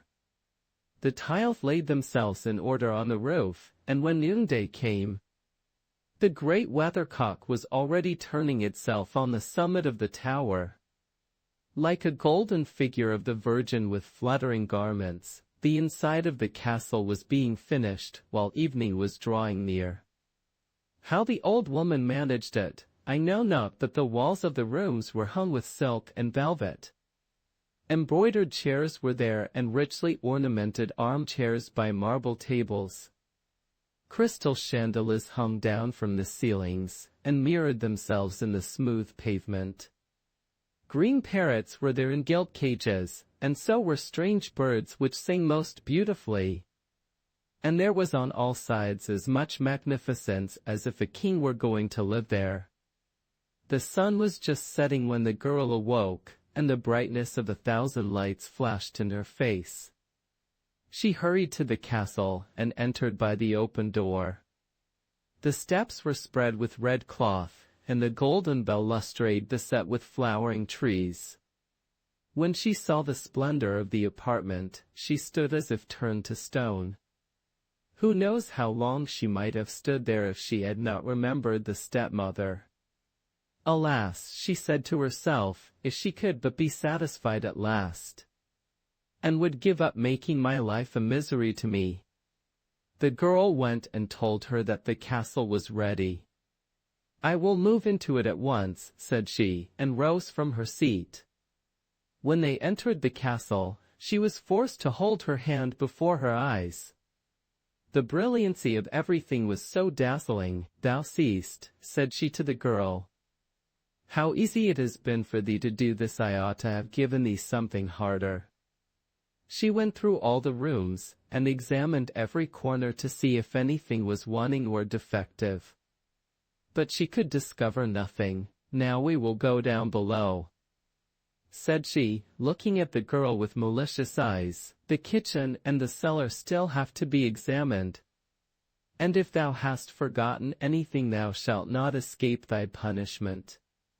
But the fire was burning on the hearth, and the meat was cooking in the pans. The tongs and shovel were leaning against the wall, and the shining brazen utensils all arranged in sight. Nothing was wanting, not even a coal box and water pail. "Which is the way to the cellar?" she cried. "If that is not abundantly filled, it shall go ill with thee." She herself raised up the trapdoor and descended, but she had hardly made 2 steps before the heavy trapdoor, which was only laid back, fell down. The girl heard a scream, lifted up the door very quickly to go to her aid. But she had fallen down, and the girl found her lying lifeless at the bottom. And now the magnificent castle belonged to the girl alone. She at first did not know how to reconcile herself to her good fortune. Beautiful dresses were hanging in the wardrobes, the chests were filled with gold or silver, or with pearls and jewels, and she never felt a desire that she was not able to gratify. And soon the fame of the beauty and riches of the maiden went over all the world. Wars presented themselves daily, but none pleased her. At length the son of the king came, and he knew how to touch her heart. And she betrothed herself to him. In the garden of the castle was a lime tree, under which they were one day sitting together, when he said to her, "I will go home and obtain my father's consent to our marriage. I entreat thee to wait for me here under this lime tree. I shall be back with thee in a few hours." The maiden kissed him on his left cheek, and said, Keep true to me, and never let anyone else kiss thee on this cheek. I will wait here under the climb tree until thou returnest." The maid stayed beneath the climb tree until sunset. But he did not return. She sat 3 days from morning till evening, waiting for him, but in vain, as he still was not there by the 4th day. She said, "Some accident has assuredly befallen him. I will go out and seek him, and will not come back until I have found him." She packed up 3 of her most beautiful dresses, one embroidered with bright stars, the second with silver moons, the third with golden suns, tied up a handful of jewels in her handkerchief, and set out. She inquired everywhere for her betrothed, but no one had seen him.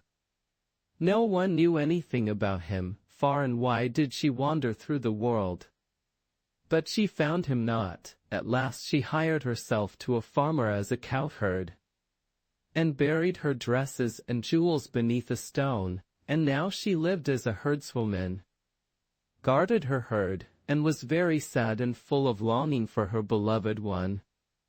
She had a little calf which she taught to know her, and fed it out of her own hand, and when she said, little calf, kneel by my side, and do not forget thy shepherd maid," as the prince forgot his betrothed bride, who waited for him neath the climb tree's shade. The little calf knelt down, and she stroked it, and when she had lived for a couple of years alone and full of grief, a report was spread over all the land that the king's daughter was about to celebrate her marriage. The road to the town passed through the village where the maiden was living. And it came to pass that once when the maiden was driving out her herd, her bridegroom traveled by. He was sitting proudly on his horse, and never looked round, but when she saw him she recognized her beloved, and it was just as if a sharp knife had pierced her heart. "Alas," said she, "I believed him true to me, but he has forgotten me." Next day he again came along the road. When he was near her she said to the little calf, little calf, kneel by my side, and do not forget thy shepherd maid," as the prince forgot his betrothed bride, who waited for him neath the climb tree's shade. When he was aware of the voice, he looked down and reined in his horse. He looked into the herd's face, and then put his hands before his eyes as if he were trying to remember something.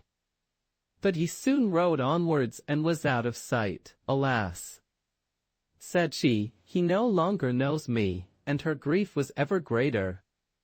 Soon after this a great festival 3 days long was to be held at the king's court, and the whole country was invited to it. "Now will I try my last chance," thought the maiden, and when evening came she went to the stone under which she had buried her treasures.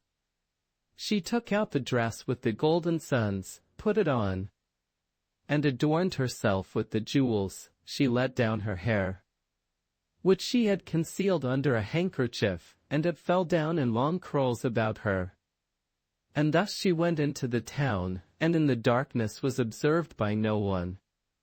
When she entered the brightly lighted hall, every one started back in amazement. But no one knew who she was. The king's son went to meet her, but he did not recognize her. He led her out to dance, and was so enchanted with her beauty that he thought no more of the other bride. When the feast was over, she vanished in the crowd, and hastened before daybreak to the village, where she once more put on her herd's dress. Next evening she took out the dress with the silver moons, and put a half-moon made of precious stones in her hair.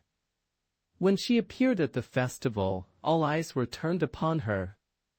But the king's son hastened to meet her, and filled with love for her, danced with her alone, and no longer so much as glanced at anyone else.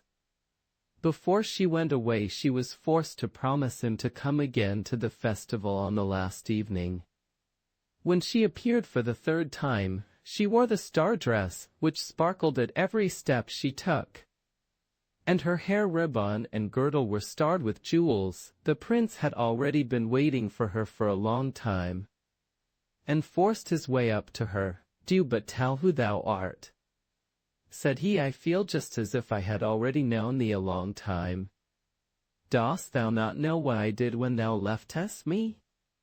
Then she stepped up to him, and kissed him on his left cheek, and in a moment it was as if scales fell from his eyes, and he recognized the true bride. "Come," said he to her. "Here I stay no longer," gave her his hand, and led her down to the carriage. The horses hurried away to the magic castle as if the wind had been harnessed to the carriage. The illuminated windows already shone in the distance, when they drove past the lime trees. Countless glowworms were swarming about it. It shook its branches, and sent forth their fragrance. On the steps flowers were blooming, and the room echoed with the song of strange birds. But in the hall the entire court was assembled, and the priest was waiting to marry the bridegroom to the true bride. The Hare and the Hedgehog. This story, my dear young folks, seems to be false, but it really is true. For my grandfather, from whom I have it, used always, when relating it, to say complacently, "It must be true, my son, or else no one could tell it to you." The story is as follows. One Sunday morning about harvest time, just as the buckwheat was in bloom, the sun was shining brightly in heaven. The east wind was blowing warmly over the stubble fields, the larks were singing in the air, the bees buzzing among the buckwheat, the people were all going in their Sunday clothes to church. And all creatures were happy, and the hedgehog was happy too. The hedgehog, however, was standing by his door with his arms akimbo, enjoying the morning breezes, and slowly trilling a little song to himself, which was neither better nor worse than the songs which hedgehogs are in the habit of singing on a blessed Sunday morning. Whilst he was thus singing half aloud to himself, it suddenly occurred to him that, while his wife was washing and drying the children, he might very well take a walk into the field, and see how his turnips were going on. The turnips were, in fact, close beside his house, and he and his family were accustomed to eat them, for which reason he looked upon them as his own. No sooner said than done. The hedgehog shut the house door behind him, and took the path to the field. He had not gone very far from home, and was just turning round the sloe bush which stands there outside the field, to go up into the turnip field, when he observed the hare, who had gone out on business of the same kind, namely, to visit his cabbages. When the hedgehog caught sight of the hare, he bade him a friendly good morning, but the hare, who was in his own way a distinguished gentleman, and frightfully haughty, did not return the hedgehog's greeting, but said to him, assuming at the same time a very contemptuous manner, "How do you happen to be running about here in the field so early in the morning?" "I am taking a walk," said the hedgehog. "A walk," said the hare, with a smile. "It seems to me that you might use your legs for a better purpose." This answer made the hedgehog furiously angry, for he can bear anything but an attack on his legs, just because they are crooked by nature. So now the hedgehog said to the hare, "You seem to imagine that you can do more with your legs than I with mine." "That is just what I do think," said the hare. "That can be put to the test," said the hedgehog. "I wager that if we run a race, I will outstrip you." "That is ridiculous, you with your short legs," said the hare, "but for my part I am willing, if you have such a monstrous fancy for it." "What shall we wager?" "A golden cloistor and a bottle of brandy," said the hedgehog. "Done," said the hare. "Shake hands on it, and then we may as well come off at once." "Nay," said the hedgehog, "there is no such great hurry, I am still fasting. I will go home first, and have a little breakfast. In half an hour I will be back again at this place." Hereupon the hedgehog departed, for the hare was quite satisfied with this. On his way the hedgehog thought to himself, "The hare relies on his long legs. But I will contrive to get the better of him. He may be a great man, but he is a very silly fellow, and he shall pay for what he has said." So when the hedgehog reached home, he said to his wife, "Wife, dress thyself quickly, thou must go out to the field with me." "What is going on, then?" said his wife. "I have made a wager with the hare. For a gold ploas d'or and a bottle of brandy, I am to run a race with him. And thou must be present." "Good heavens, husband," the wife now cried. "Art thou not right in thy mind? Hast thou completely lost thy wits? What can make thee want to run a race with the hare?" "Hold thy tongue, woman," said the hedgehog, "that is my affair. Don't begin to discuss things which are matters for men. Be off.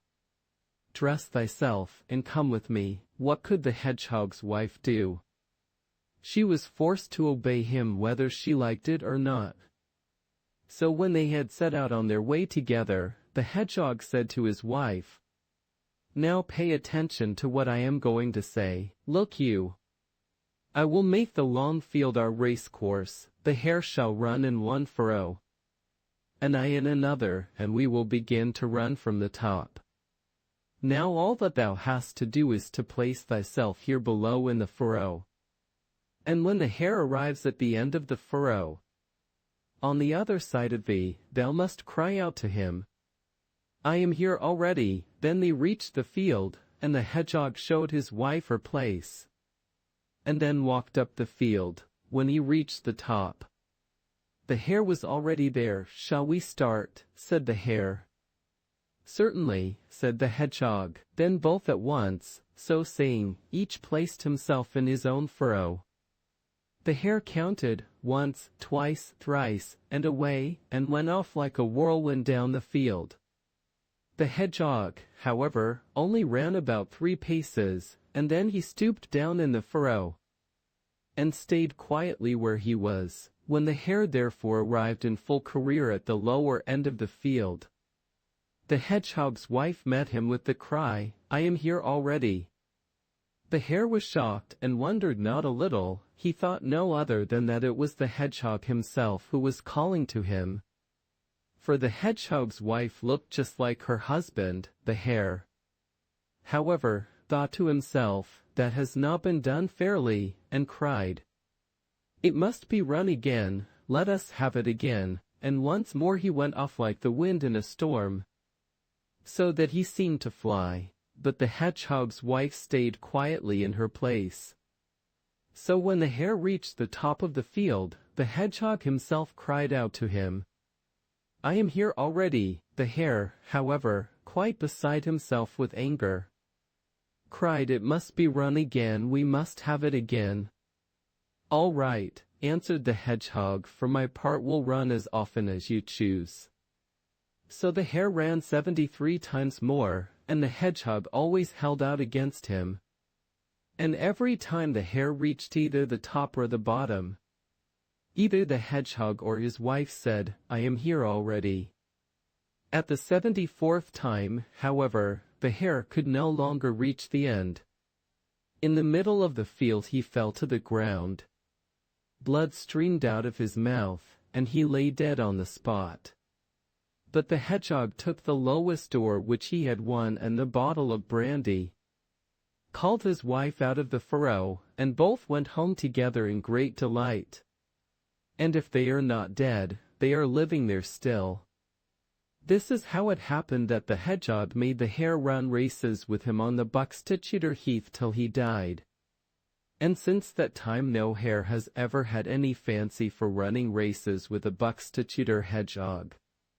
The moral of this story, however, is, firstly, that no one, however great he may be, should permit himself to jest at any one beneath him, even if he be only a hedgehog, and, secondly, it teaches that when a man marries, he should take a wife in his own position, who looks just as he himself looks. So whosoever is a hedgehog, let him see to it that his wife is a hedgehog also. And so forth. The spindle, the shuttle, and the needle. There was once a girl whose father and mother died while she was still a little child. All alone, in a small house at the end of the village, dwelt her godmother, who supported herself by spinning, weaving, and sewing. The old woman took the forlorn child to live with her, kept her to her work, and educated her in all that is good. When the girl was 15 years old, the old woman became ill, called the child to her bedside, and said, "Dear daughter, I feel my end drawing near. I leave thee the little house, which will protect thee from wind and weather, and my spindle, shuttle, and needle, with which thou canst earn thy bread." Then she laid her hands on the girl's head, blessed her, and said, "Only preserve the love of God in thy heart, and all will go well with thee." Thereupon she closed her eyes.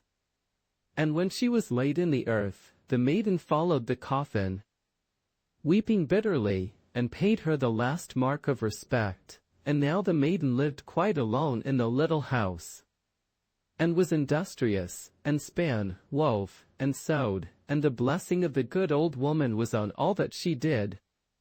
It seemed as if the flax in the room increased of its own accord. And whenever she wove a piece of cloth or carpet, or had made a shirt, she at once found a buyer who paid her amply for it, so that she was in want of nothing, and even had something to share with others. About this time the son of the king was traveling about the country looking for a bride. He was not to choose a poor one, and did not want to have a rich one.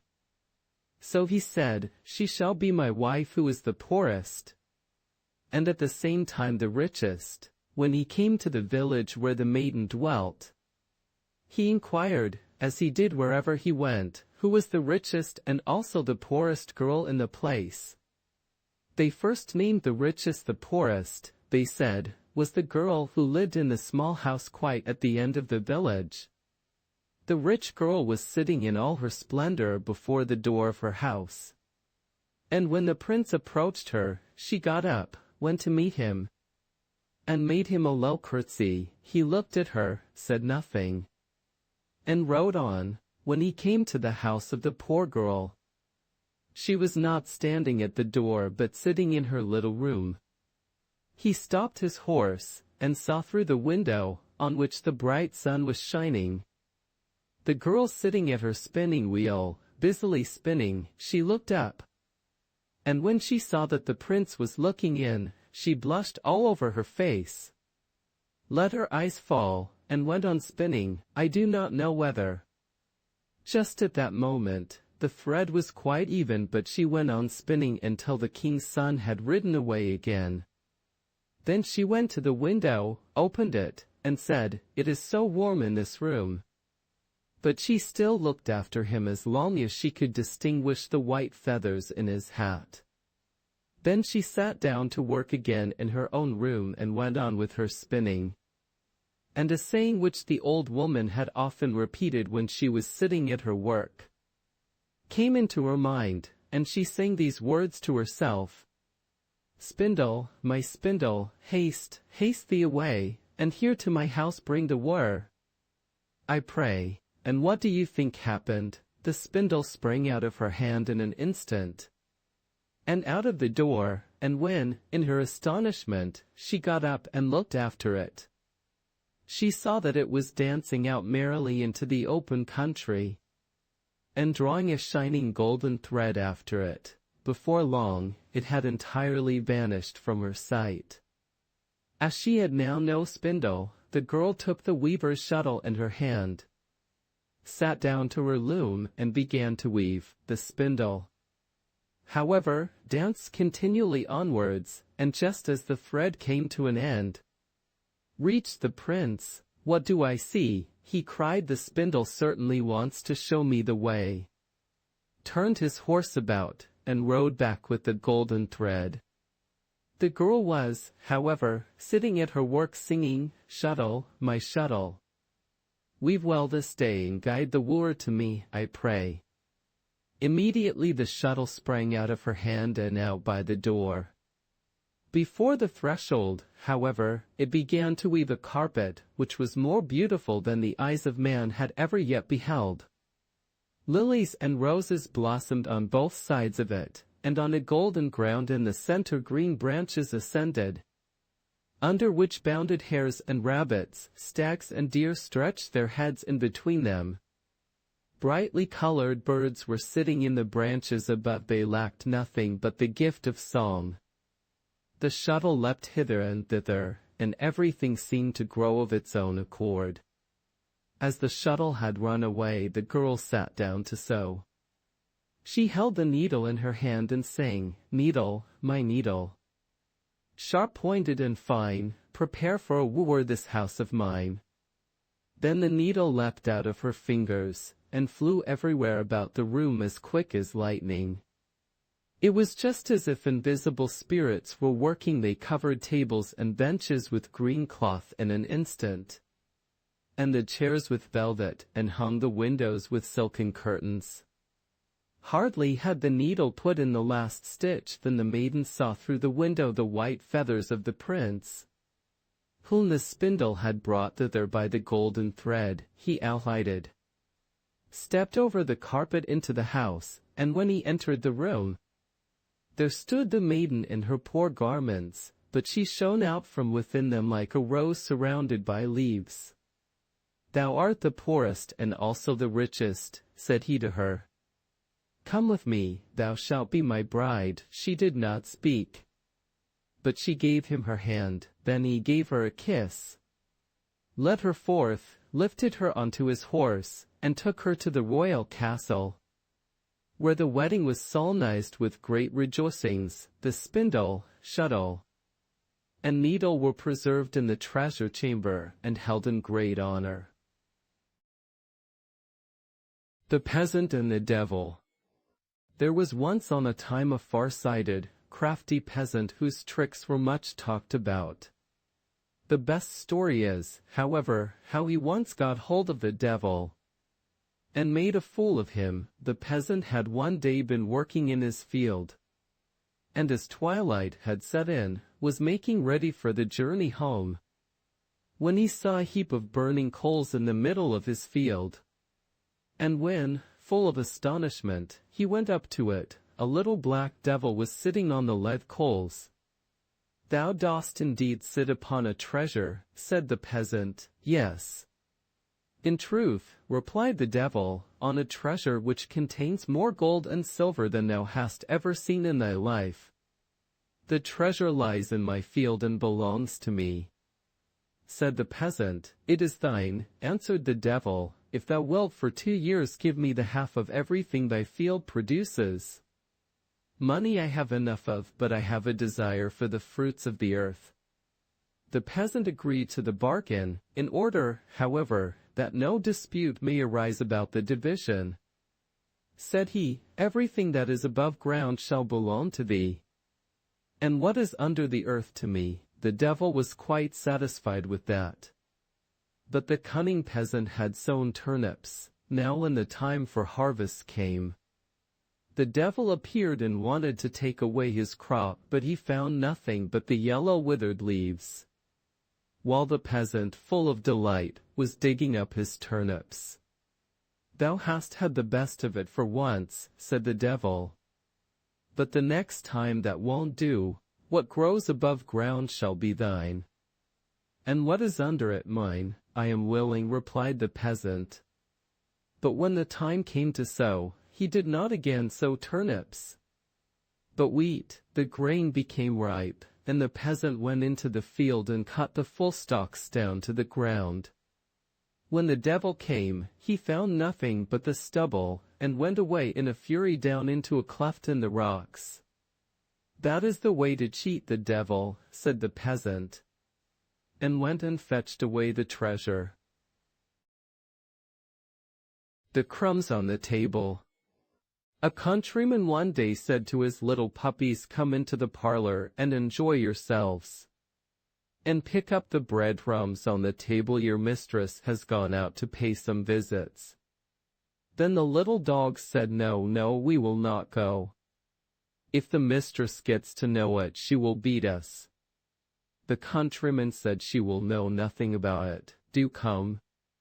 After all, she never gives you anything good." Then the little dogs again said, "Nay, nay, we must let it alone, we must not go." But the countryman let them have no peace until at last they went and got on the table and ate up the breadcrumbs with all their might. But at that very moment the mistress came and seized the stick in great haste and beat them and treated them very hardly. And when they were outside the house, the little dogs said to the countryman, "Dost, dost, dost, dost. Dost thou see?" Then the countryman laughed and said, Didn't you expect it?" So they just had to run away. The Sea Terror.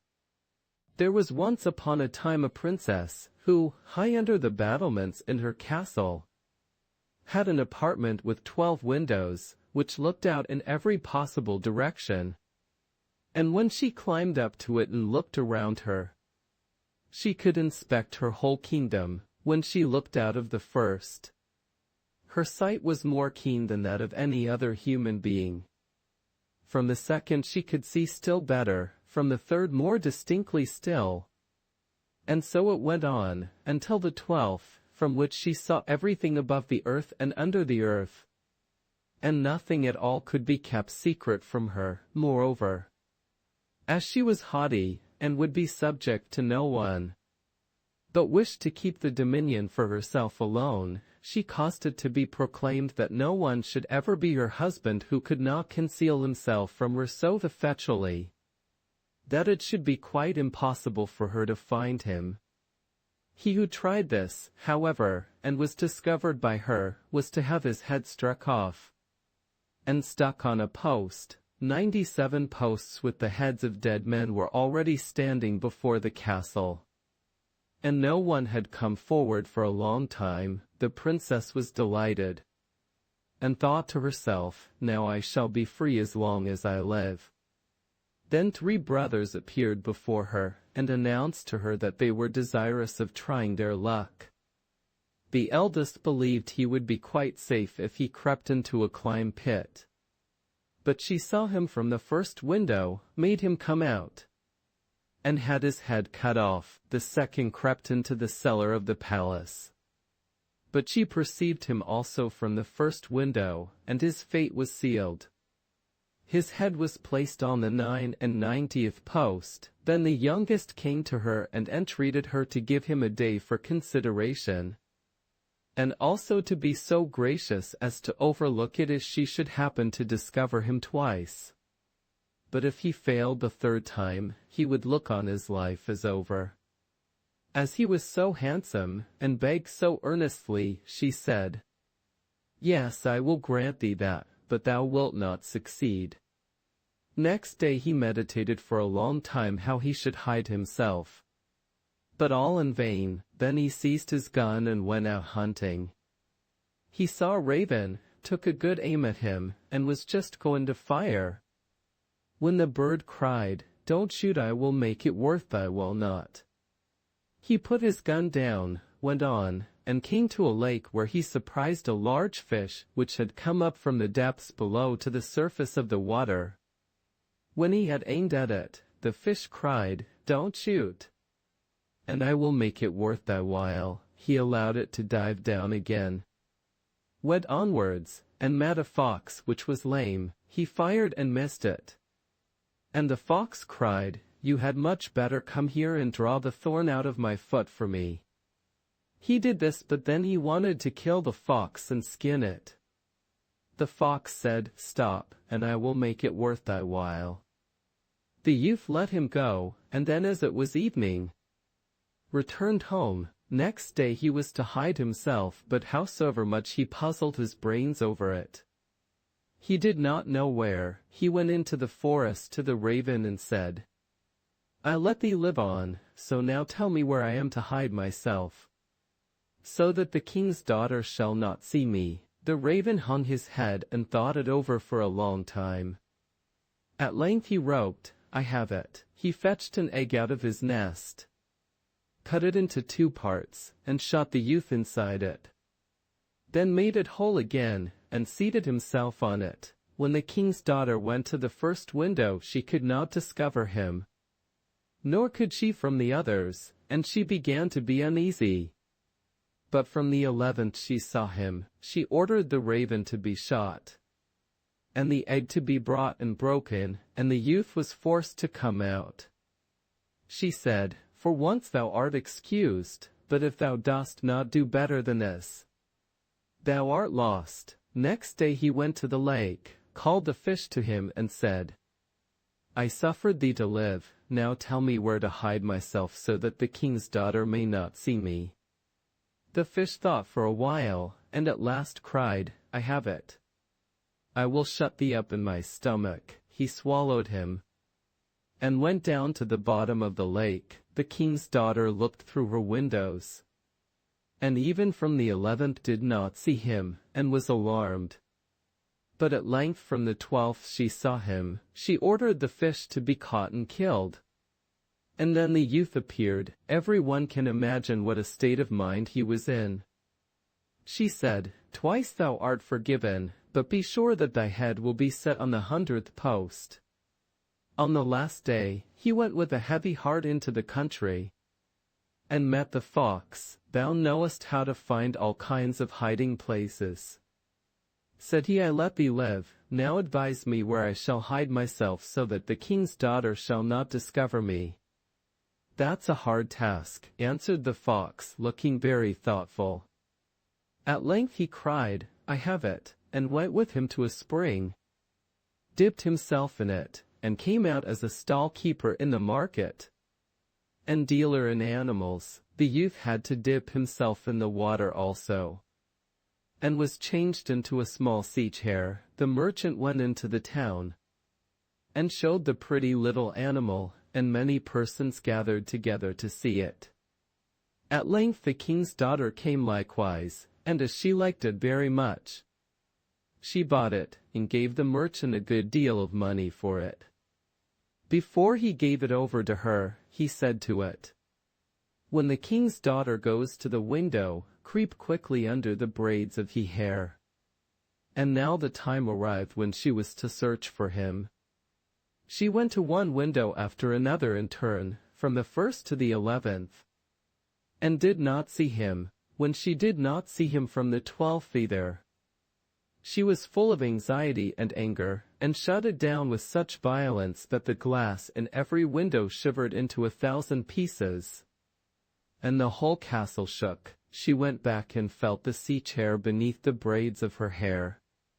Then she seized it, and threw it on the ground, exclaiming, "Away with thee, get out of my sight." It ran to the merchant, and both of them hurried to the spring, wherein they plunged, and received back their true forms. The youth thanked the fox, and said, "The raven and the fish were idiots compared with thee. Thou knowest the right tune to play, there is no denying that."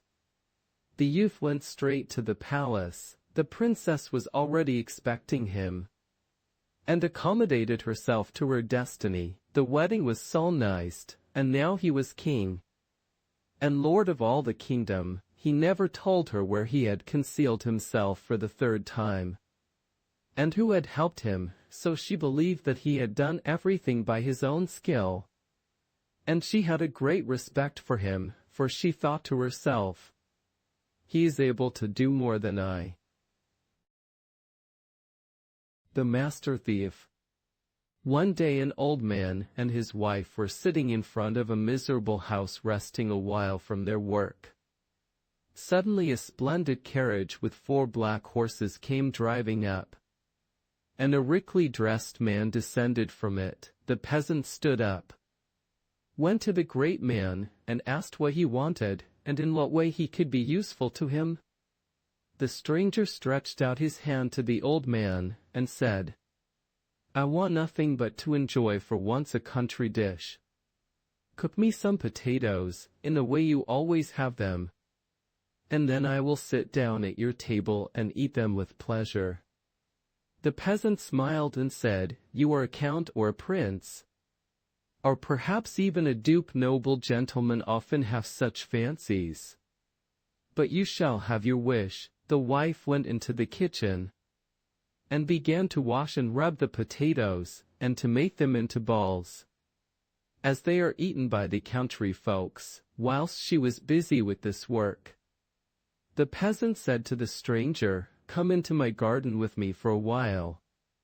I have still something to do there." He had dug some holes in the garden, and now wanted to plant some trees in them. "Have you no children?"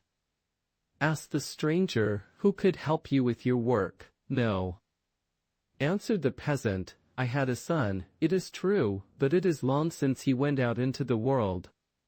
He was a ne'er-do-well, sharp and knowing, but he would learn nothing and was full of bad tricks. At last he ran away from me, and since then I have heard nothing of him." The old man took a young tree, put it in a hole, drove in a post beside it, and when he had shoveled in some earth and had trampled it firmly down, he tied the stem of the tree above, below, and in the middle, fast to the post by a rope of straw. "But tell me," said the stranger, "why you don't tie that crooked knotted tree, which is lying in the corner there, bent down almost to the ground, to a post also, that it may grow straight, as well as these?" The old man smiled and said, "Sir, you speak according to your knowledge. It is easy to see that you are not familiar with gardening. That tree there is old and misshapen, no one can make it straight now. Trees must be trained while they are young. That is how it was with your son," said the stranger. "If you had trained him while he was still young, he would not have run away. Now he too must have grown hard and misshapen. Truly it is a long time since he went away," replied the old man. "He must have changed. Would you know him again if he were to come to you?" asked the stranger. "Hardly by his face," replied the peasant, "but he has a mark about him, a birthmark on his shoulder, that looks like a bean." When he had said that, the stranger pulled off his coat, bared his shoulder, and showed the peasant the bean. "Good God!" cried the old man, "thou art really my son," and love for his child stirred in his heart. "But," he added, "how canst thou be my son? Thou hast become a great lord and livest in wealth and luxury. How hast thou contrived to do that?" "Ah, father," answered the son, "the young tree was bound to no post and has grown crooked. Now it is too old, it will never be straight again. How have I got all that? I have become a thief. But do not be alarmed, I am a master thief. For me there are neither locks nor bolts. Whatsoever I desire is mine. Do not imagine that I steal like a common thief. I only take some of the superfluity of the rich. Poor people are safe.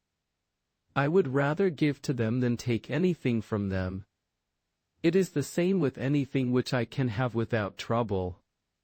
Cunning and dexterity, I never touch it." "Alas, my son," said the father, "it still does not please me. A thief is still a thief. I tell thee it will end badly." He took him to his mother, and when she heard that was her son, she wept for joy. But when he told her that he had become a master thief, 2 streams flowed down over her face. At length she said, "Even if he has become a thief, he is still my son, and my eyes have beheld him once more." They sat down to table, and once again he ate with his parents the wretched food which he had not eaten for so long.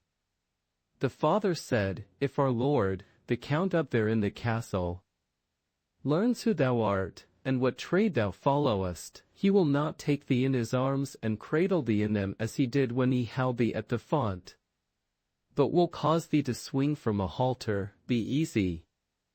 "Father, he will do me no harm, for I understand my trade. I will go to him myself this very day." When evening drew near, the master thief seated himself in his carriage and drove to the castle. The count received him civilly, for he took him for a distinguished man. When, however, the stranger made himself known, the count turned pale and was quite silent for some time. At length he said, "Thou art my godson, and on that account mercy shall take the place of justice. And I will deal leniently with thee, since thou pridest thyself on being a master thief. I will put thy art to the proof, but if thou dost not stand the test, thou must marry the robe-maker's daughter, and the croaking of the raven must be thy music on the occasion." "Lord Count," answered the master thief, "think of 3 things, as difficult as you like. And if I do not perform your tasks, do with me what you will." The count reflected for some minutes, and then said, "Well, then, in the first place, thou shalt steal the horse I keep for my own riding. Out of the stable in the next, thou shalt steal the sheet from beneath the bodies of my wife and myself when we are asleep, without our observing it, and the wedding ring of my wife as well. Thirdly and lastly, thou shalt steal away out of the church. The parson and clerk, mark what I am saying, for thy life depends on it." The master thief went to the nearest town. There he bought the clothes of an old peasant woman, and put them on. Then he stained his face brown, and painted wrinkles on it as well, so that no one could have recognized him. Then he filled a small cask with old Hungary wine, in which was mixed a powerful sleeping drink. He put the cask in a basket, which he took on his back, and walked with slow and tottering steps to the count's castle. It was already dark when he arrived. He sat down on a stone in the courtyard and began to cough like an asthmatic old woman, and to rub his hands as if he were cold. In front of the door of the stable some soldiers were lying round a fire. One of them observed the woman, and called out to her, "Come nearer, old mother, and warm thyself beside us. After all, thou hast no bed for the night, and must take one where thou canst find it." The old woman tottered up to them, begged them to lift the basket from her back, and sat down beside them at the fire. "What hast thou got in thy little cask?" "Old lady," asked one, "a good mouthful of wine," she answered. "I live by trade. For money and fair words I am quite ready to let you have a glass." "Let us have it here, then," said the soldier, and when he had tasted one glass he said, "When wine is good, I like another glass," and had another poured out for himself. And the rest followed his example. "Hallo, comrades," cried one of them to those who were in the stable. "Here is an old goody who has wine that is as old as herself. Take a draught, it will warm your stomachs far better than our fire." The old woman carried her cask into the stable. One of the soldiers had seated himself on the saddled riding horse. Another held its bridle in his hand, a third had laid hold of its tail. She poured out as much as they wanted until the spring ran dry.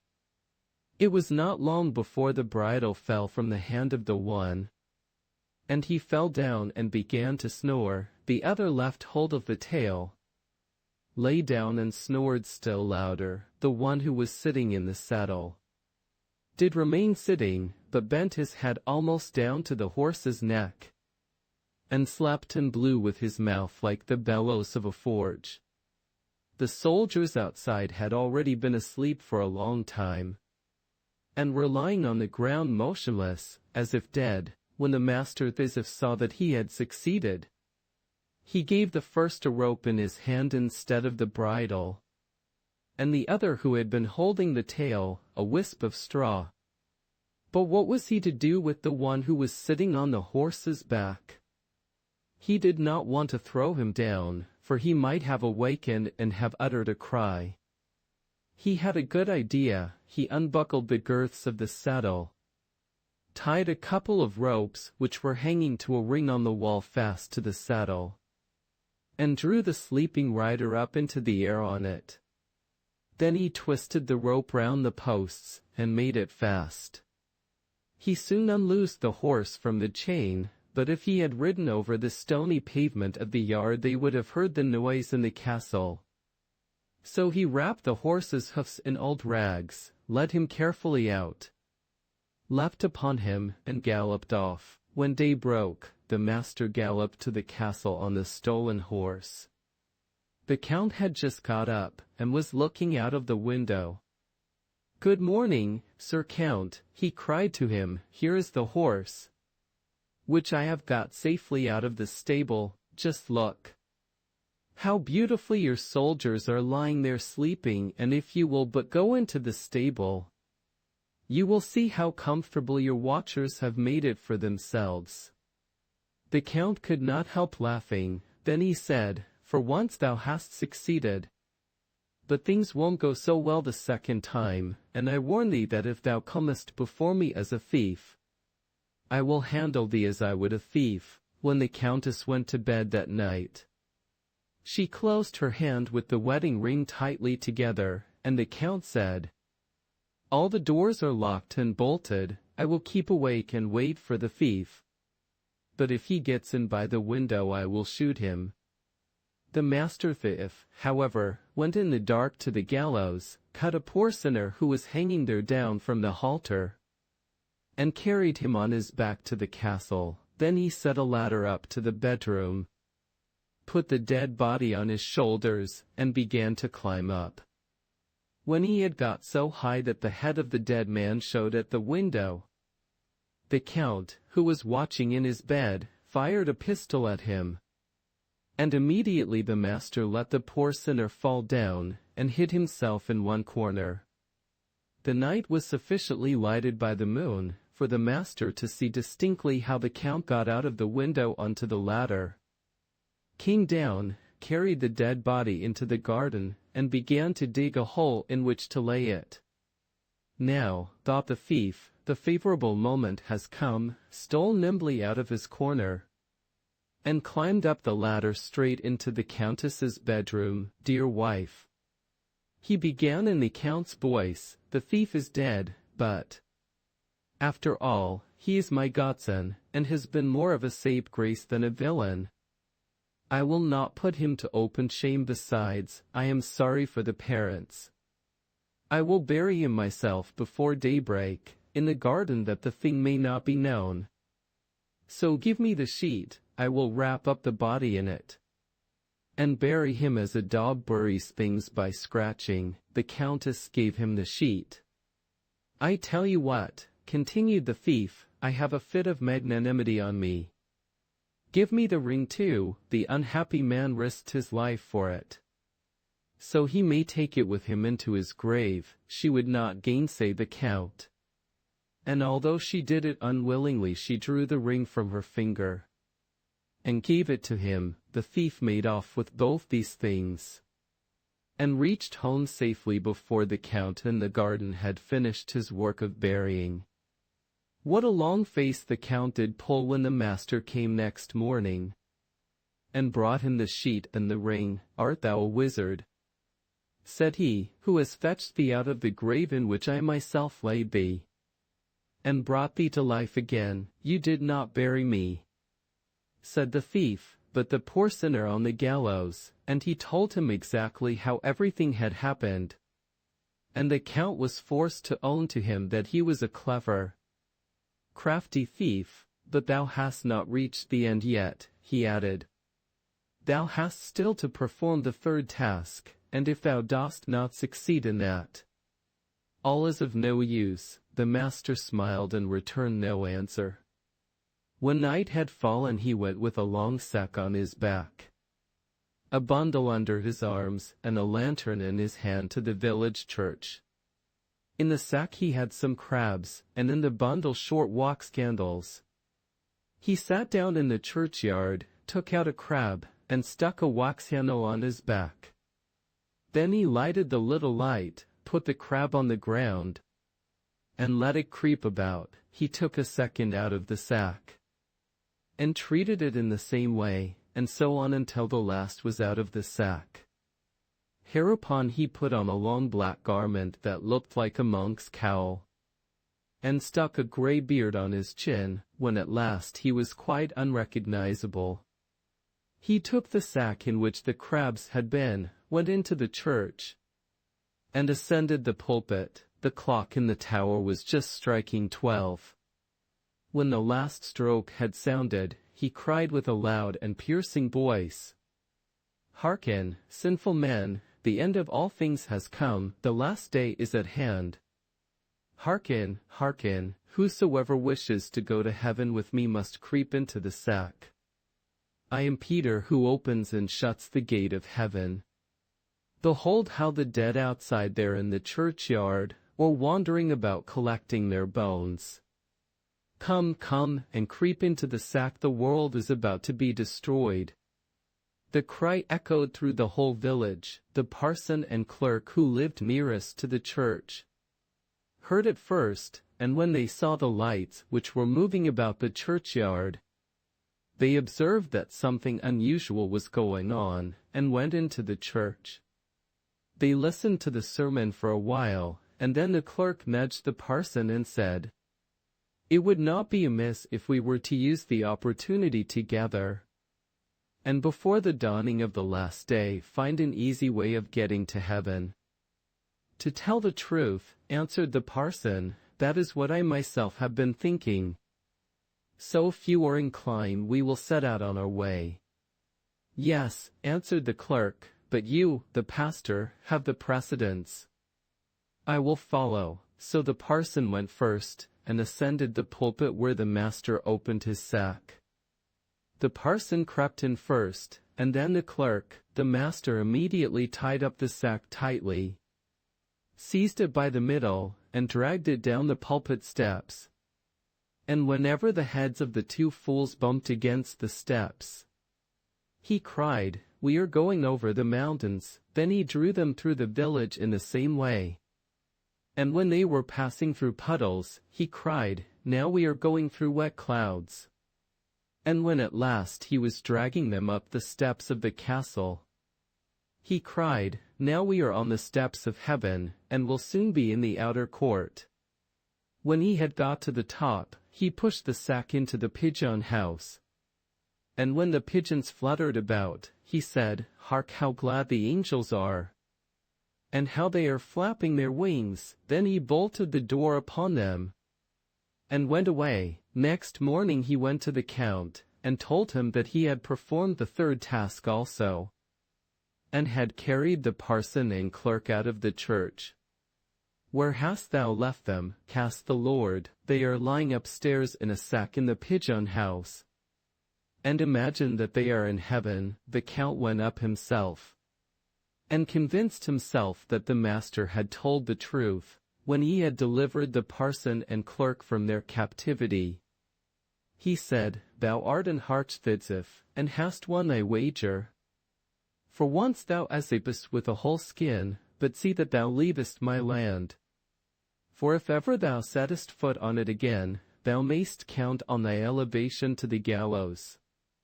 The arch-thief took leave of his parents, once more went forth into the wide world, and no one has ever heard of him since. The drummer. A young drummer went out quite alone one evening into the country, and came to a lake on the shore of which he perceived 3 pieces of white linen lying. "What fine linen," said he, and put one piece in his pocket. He returned home, thought no more of what he had found, and went to bed. Just as he was going to sleep, it seemed to him as if someone was saying his name. He listened, and was aware of a soft voice which cried to him, "Drummer, drummer, wake up." As it was a dark night, he could see no one, but it appeared to him that a figure was hovering about his bed. "What do you want?" he asked. "Give me back my dress," answered the voice, "that you took away from me last evening by the lake." "You shall have it back again," said the drummer, "if you will tell me who you are." "Ah," replied the voice, "I am the daughter of a mighty king. But I have fallen into the power of a witch, and am shut up on the glass mountain. I have to bathe in the lake every day with my 2 sisters. But I cannot fly back again without my dress. My sisters have gone away. But I have been forced to stay behind. I entreat you to give me my dress back." "Be easy, poor child," said the drummer. "I will willingly give it back to you." He took it out of his pocket and reached it to her in the dark. She snatched it in haste and wanted to go away with it. "Stop a moment, perhaps I can help you. You can only help me by ascending the glass mountain and freeing me from the power of the witch, but you cannot come to the glass mountain. And indeed, if you were quite close to it, you could not ascend it. When I want to do a thing, I always can do it." Said the drummer, "I am sorry for you, and have no fear of anything. But I do not know the way which leads to the glass mountain. The road goes through the great forest, in which the man-eaters live." She answered, "And more than that, I dare not tell you." And then he heard her wings quiver as she flew away. By daybreak the drummer arose, buckled on his drum, and went without fear straight into the forest. After he had walked for a while without seeing any giants, he thought to himself, "I must waken up the sluggards," and he hung his drum before him, and beat such a reveille that the birds flew out of the trees with loud cries. It was not long before a giant who had been lying sleeping among the grass rose up, and was as tall as a fir tree. "Wretch," cried he, "what art thou drumming here for, and wakening me out of my best sleep?" "I am drumming," he replied, "because I want to show the way to many thousands who are following me." "What do they want in my forest?" demanded the giant. "They want to put an end to thee, and cleanse the forest of such a monster as thou art." "Oh," said the giant, "I will trample you all to death like so many ants." "Dost thou think thou canst do anything against us?" said the drummer. "If thou stoopest to take hold of one, he will jump away and hide himself. But when thou art lying down and sleeping, they will come forth from every thicket and creep up to thee. Every one of them has a hammer of steel in his belt, and with that they will beat in thy skull." The giant grew angry and thought, "If I meddle with the crafty folk, it might turn out badly for me. I can strangle wolves and bears, but I cannot protect myself from these earthworms. Listen, little fellow," said he, "go back again, and I will promise you that for the future I will leave you and your comrades in peace. And if there is anything else you wish for, tell me, for I am quite willing to do something to please you." "Thou hast long legs," said the drummer, "and canst run quicker than I. Carry me to the glass mountain, and I will give my followers a signal to go back, and they shall leave thee in peace this time. Come here."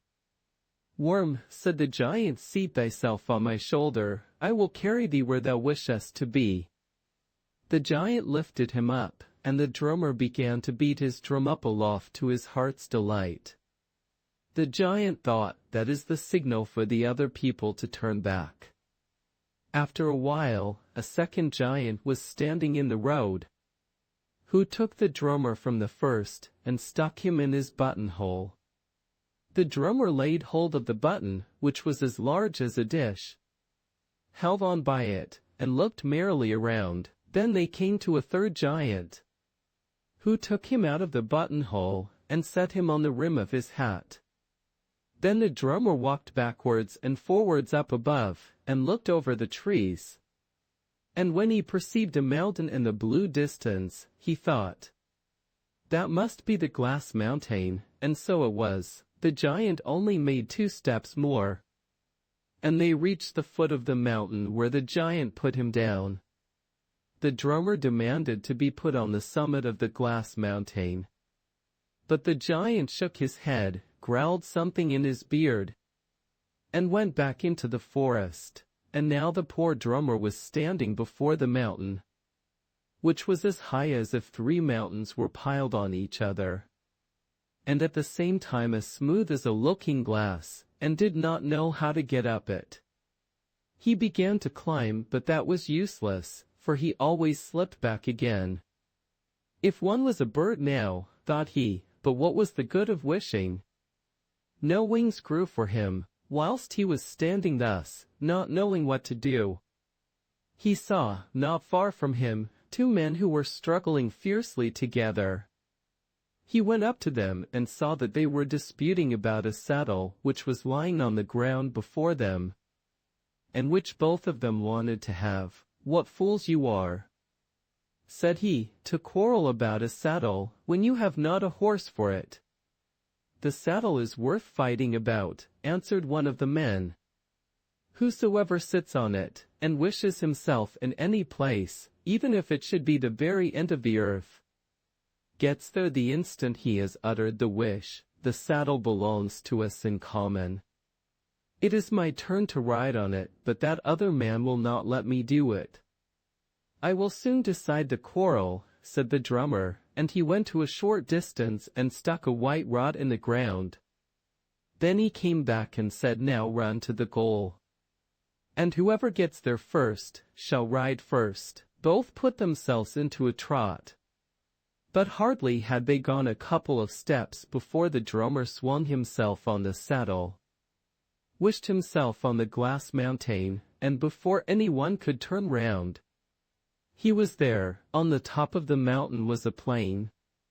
There stood an old stone house, and in front of the house lay a great fish pond.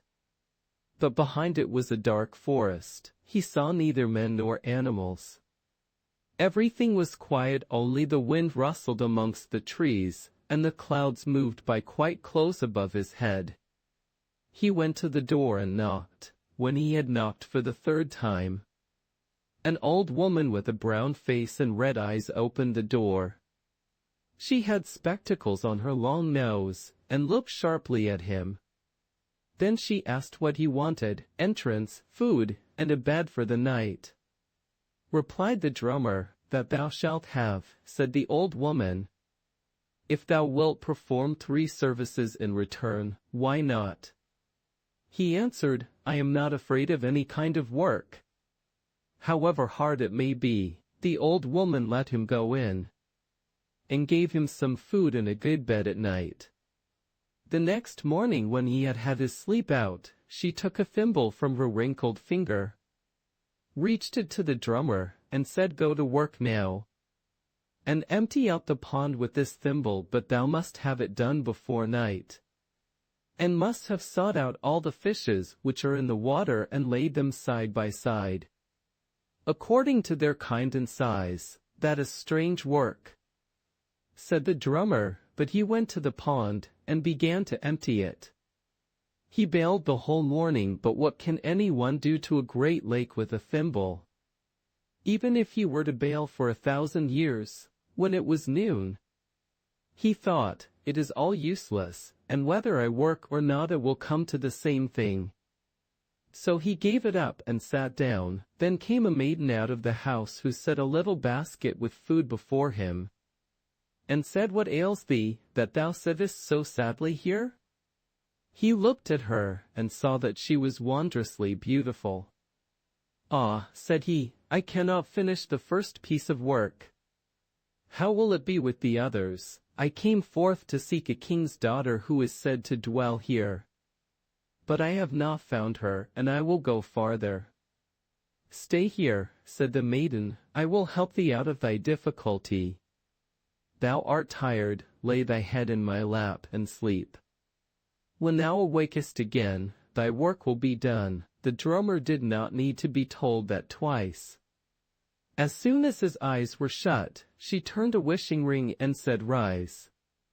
Water, fishes, come out." Instantly the water rose on high like a white mist, and moved away with the other clouds, And the fishes sprang on the shore and laid themselves side by side, each according to his size and kind. When the drummer awoke, he saw with amazement that all was done. But the maiden said, one of the fish is not lying with those of its own kind, but quite alone. When the old woman comes tonight and sees that all she demanded has been done, she will ask thee, what is this fish lying alone for? Then throw the fish in her face, and say, this one shall be for thee.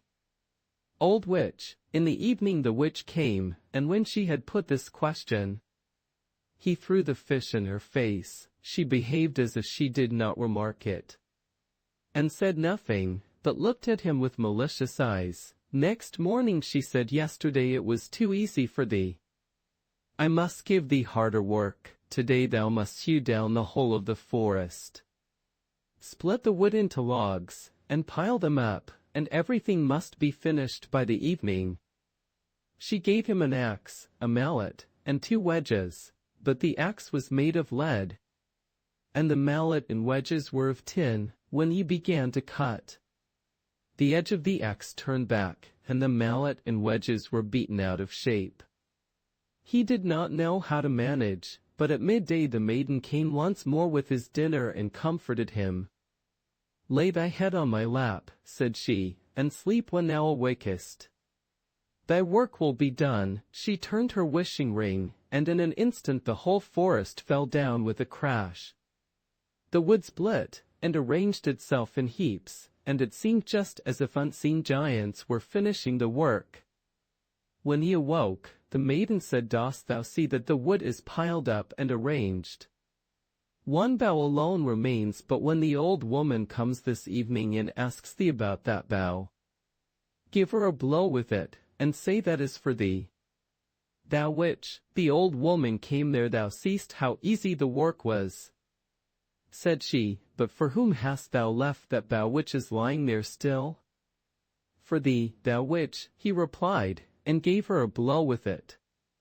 But she pretended not to feel it, laughed scornfully, and said, early tomorrow morning thou shalt arrange all the wood in one heap, set fire to it, and burn it. He rose at break of day, and began to pick up the wood, but how can a single man get a whole forest together?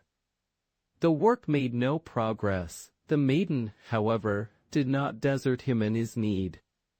She brought him his food at noon, and when he had eaten, he laid his head on her lap, and went to sleep.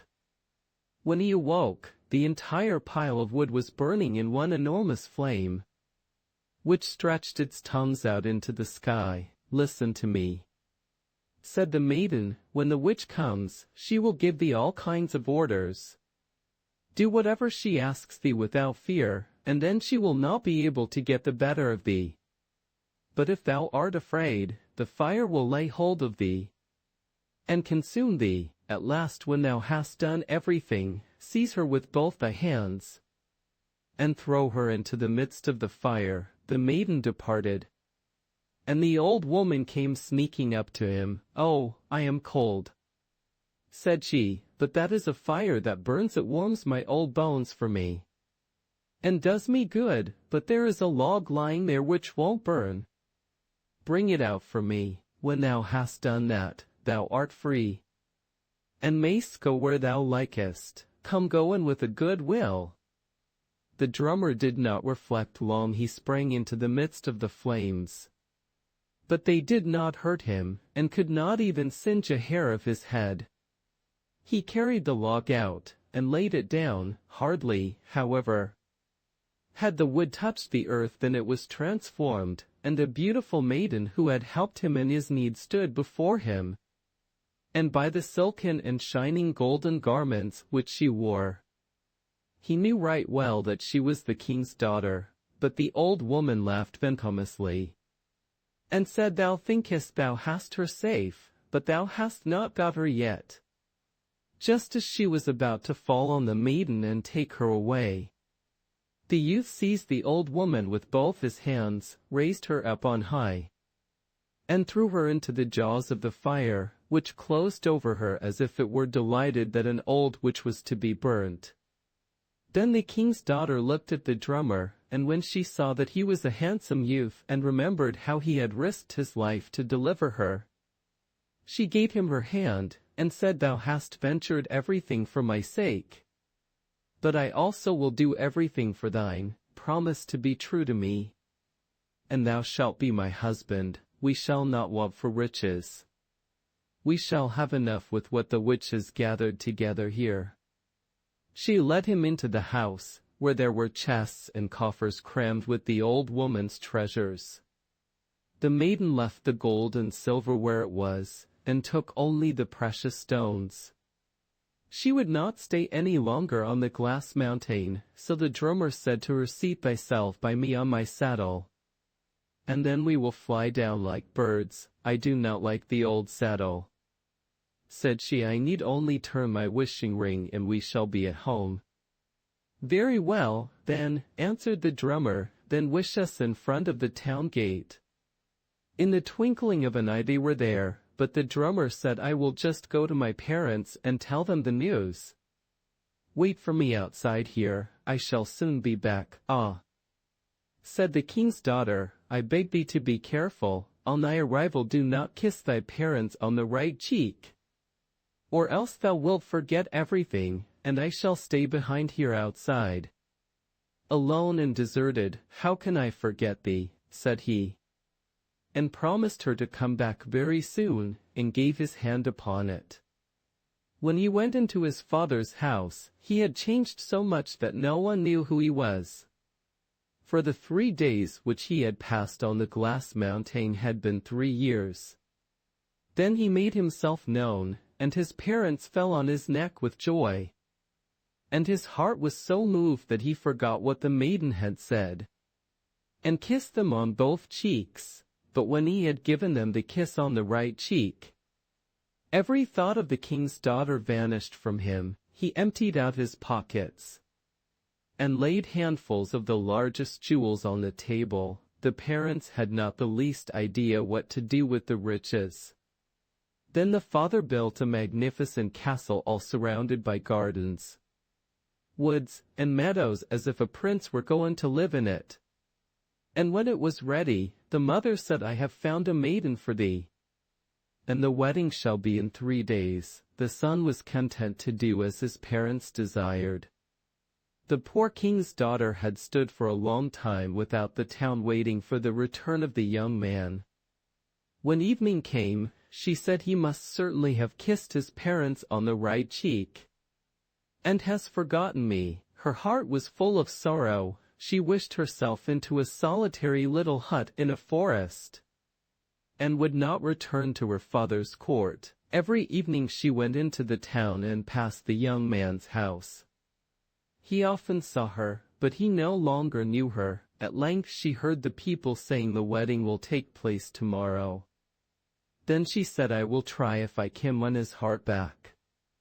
On the first day of the wedding ceremonies, she turned her wishing ring, and said, "A dress as bright as the sun." Instantly the dress lay before her, and it was as bright as if it had been woven of real sunbeams. When all the guests were assembled, she entered the hall. Every one was amazed at the beautiful dress, and the bride most of all, and as pretty dresses were the things she had most delight in. She went to the stranger and asked if she would sell it to her.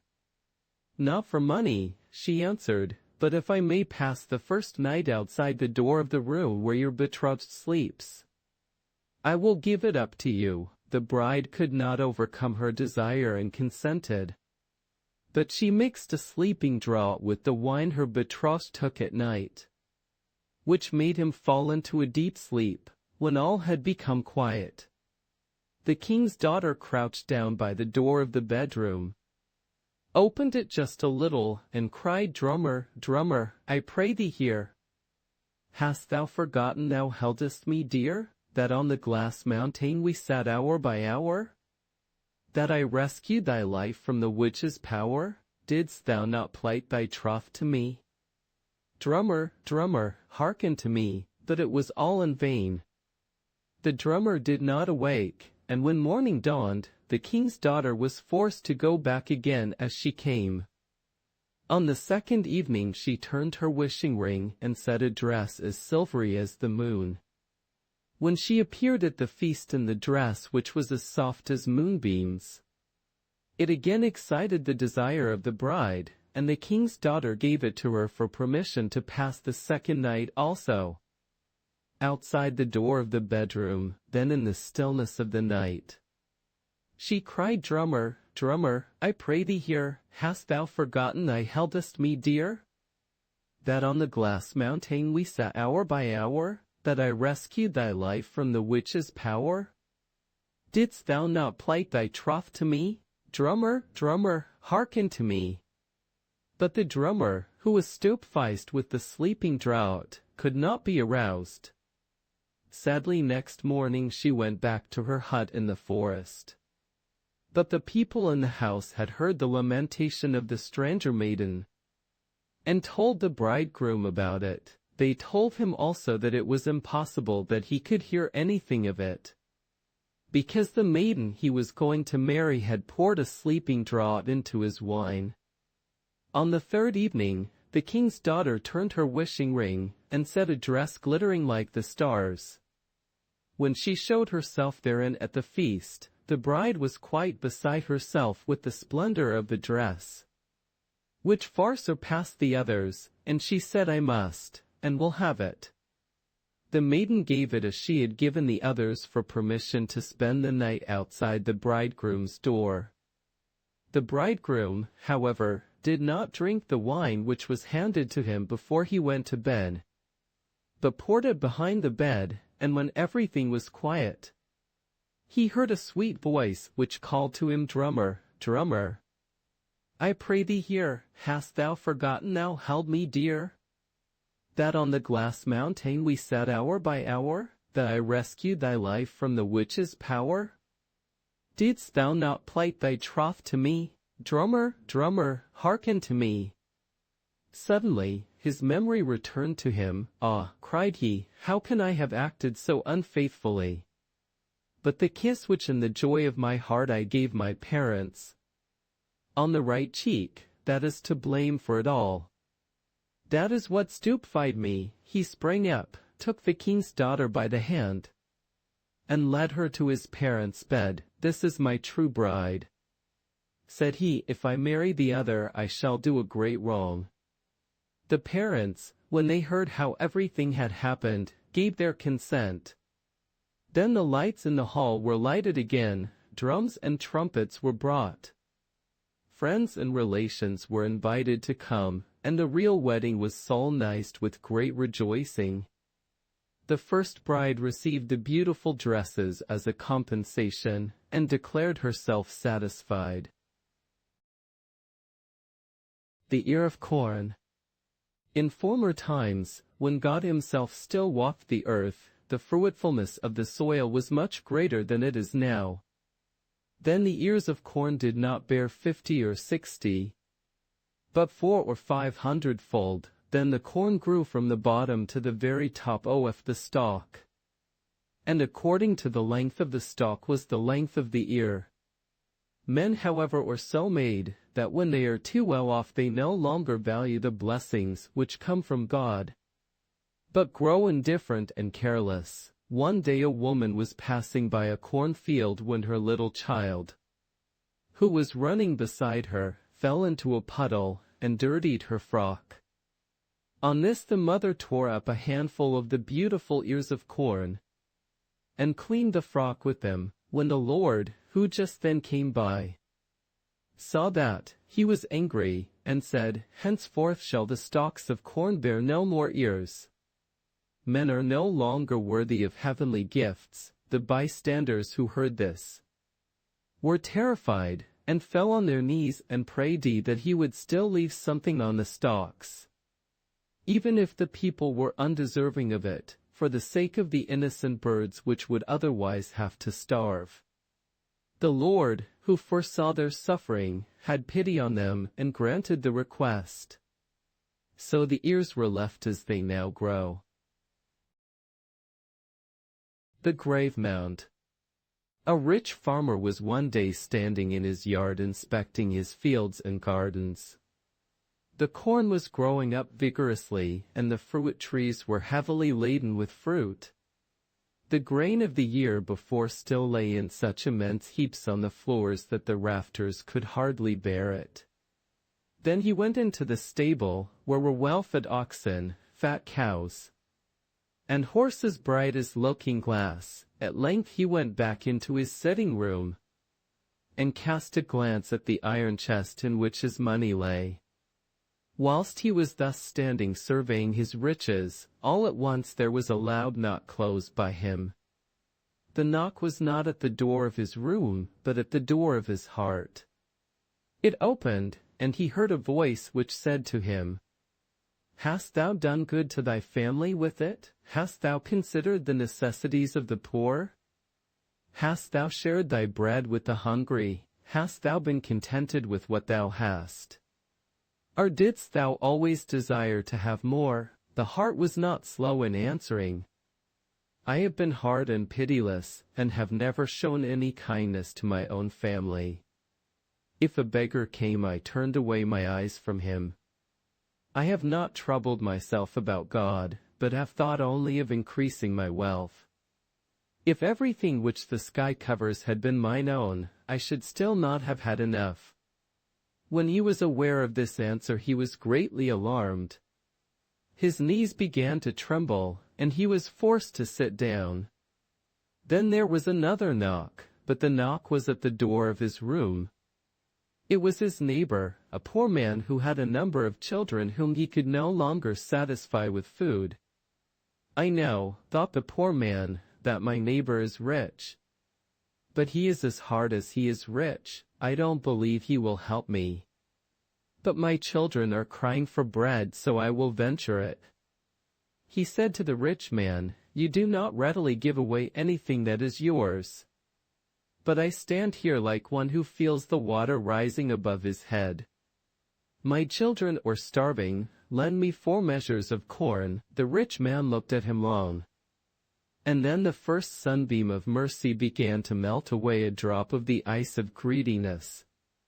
"I will not lend thee 4 measures, he answered, "but I will make thee a present of 8. But thou must fulfill one condition." "What am I to do?" Said the poor man, "When I am dead, thou shalt watch for 3 nights by my grave." The peasant was disturbed in his mind at this request, but in the need in which he was, he would have consented to anything he accepted, therefore, and carried the corn home with him. It seemed as if the rich man had foreseen what was about to happen. For when 3 days were gone by, he suddenly dropped down dead. No one knew exactly how it came to pass, but no one grieved for him. When he was buried, the poor man remembered his promise. He would willingly have been released from it. But he thought, "After all, he acted kindly by me. I have fed my hungry children with his corn. And even if that were not the case, where I have once given my promise, I must keep it." At nightfall he went into the churchyard, and seated himself on the grave mound. Everything was quiet, only the moon appeared above the grave, and frequently an owl flew past and uttered her melancholy cry. When the sun rose, the poor man betook himself in safety to his home. And in the same manner the second night passed quietly by. On the evening of the 3rd day he felt a strange uneasiness. It seemed to him that something was about to happen. When he went out he saw, by the churchyard wall, a man whom he had never seen before. He was no longer young, had scars on his face, and his eyes looked sharply and eagerly around. He was entirely covered with an old cloak, and nothing was visible but his great riding boots. "What are you looking for here?" the peasant asked. "Are you not afraid of the lonely churchyard?"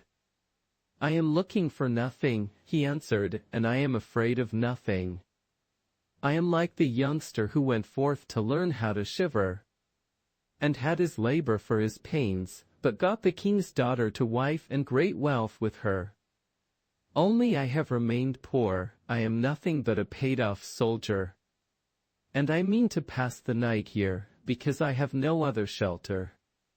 "If you are without fear," said the peasant, "stay with me, and help me to watch that grave there. To keep watch is a soldier's business." He replied, "Whatever we fall in with here, whether it be good or bad, we will share it between us." The peasant agreed to this, and they seated themselves on the grave together. All was quiet until midnight, when suddenly a shrill whistling was heard in the air, and the two watchers perceived the evil one standing bodily before them. "Be off, you ragamuffins," cried he to them, "the man who lies in that grave belongs to me. I want to take him, and if you don't go away I will wring your necks."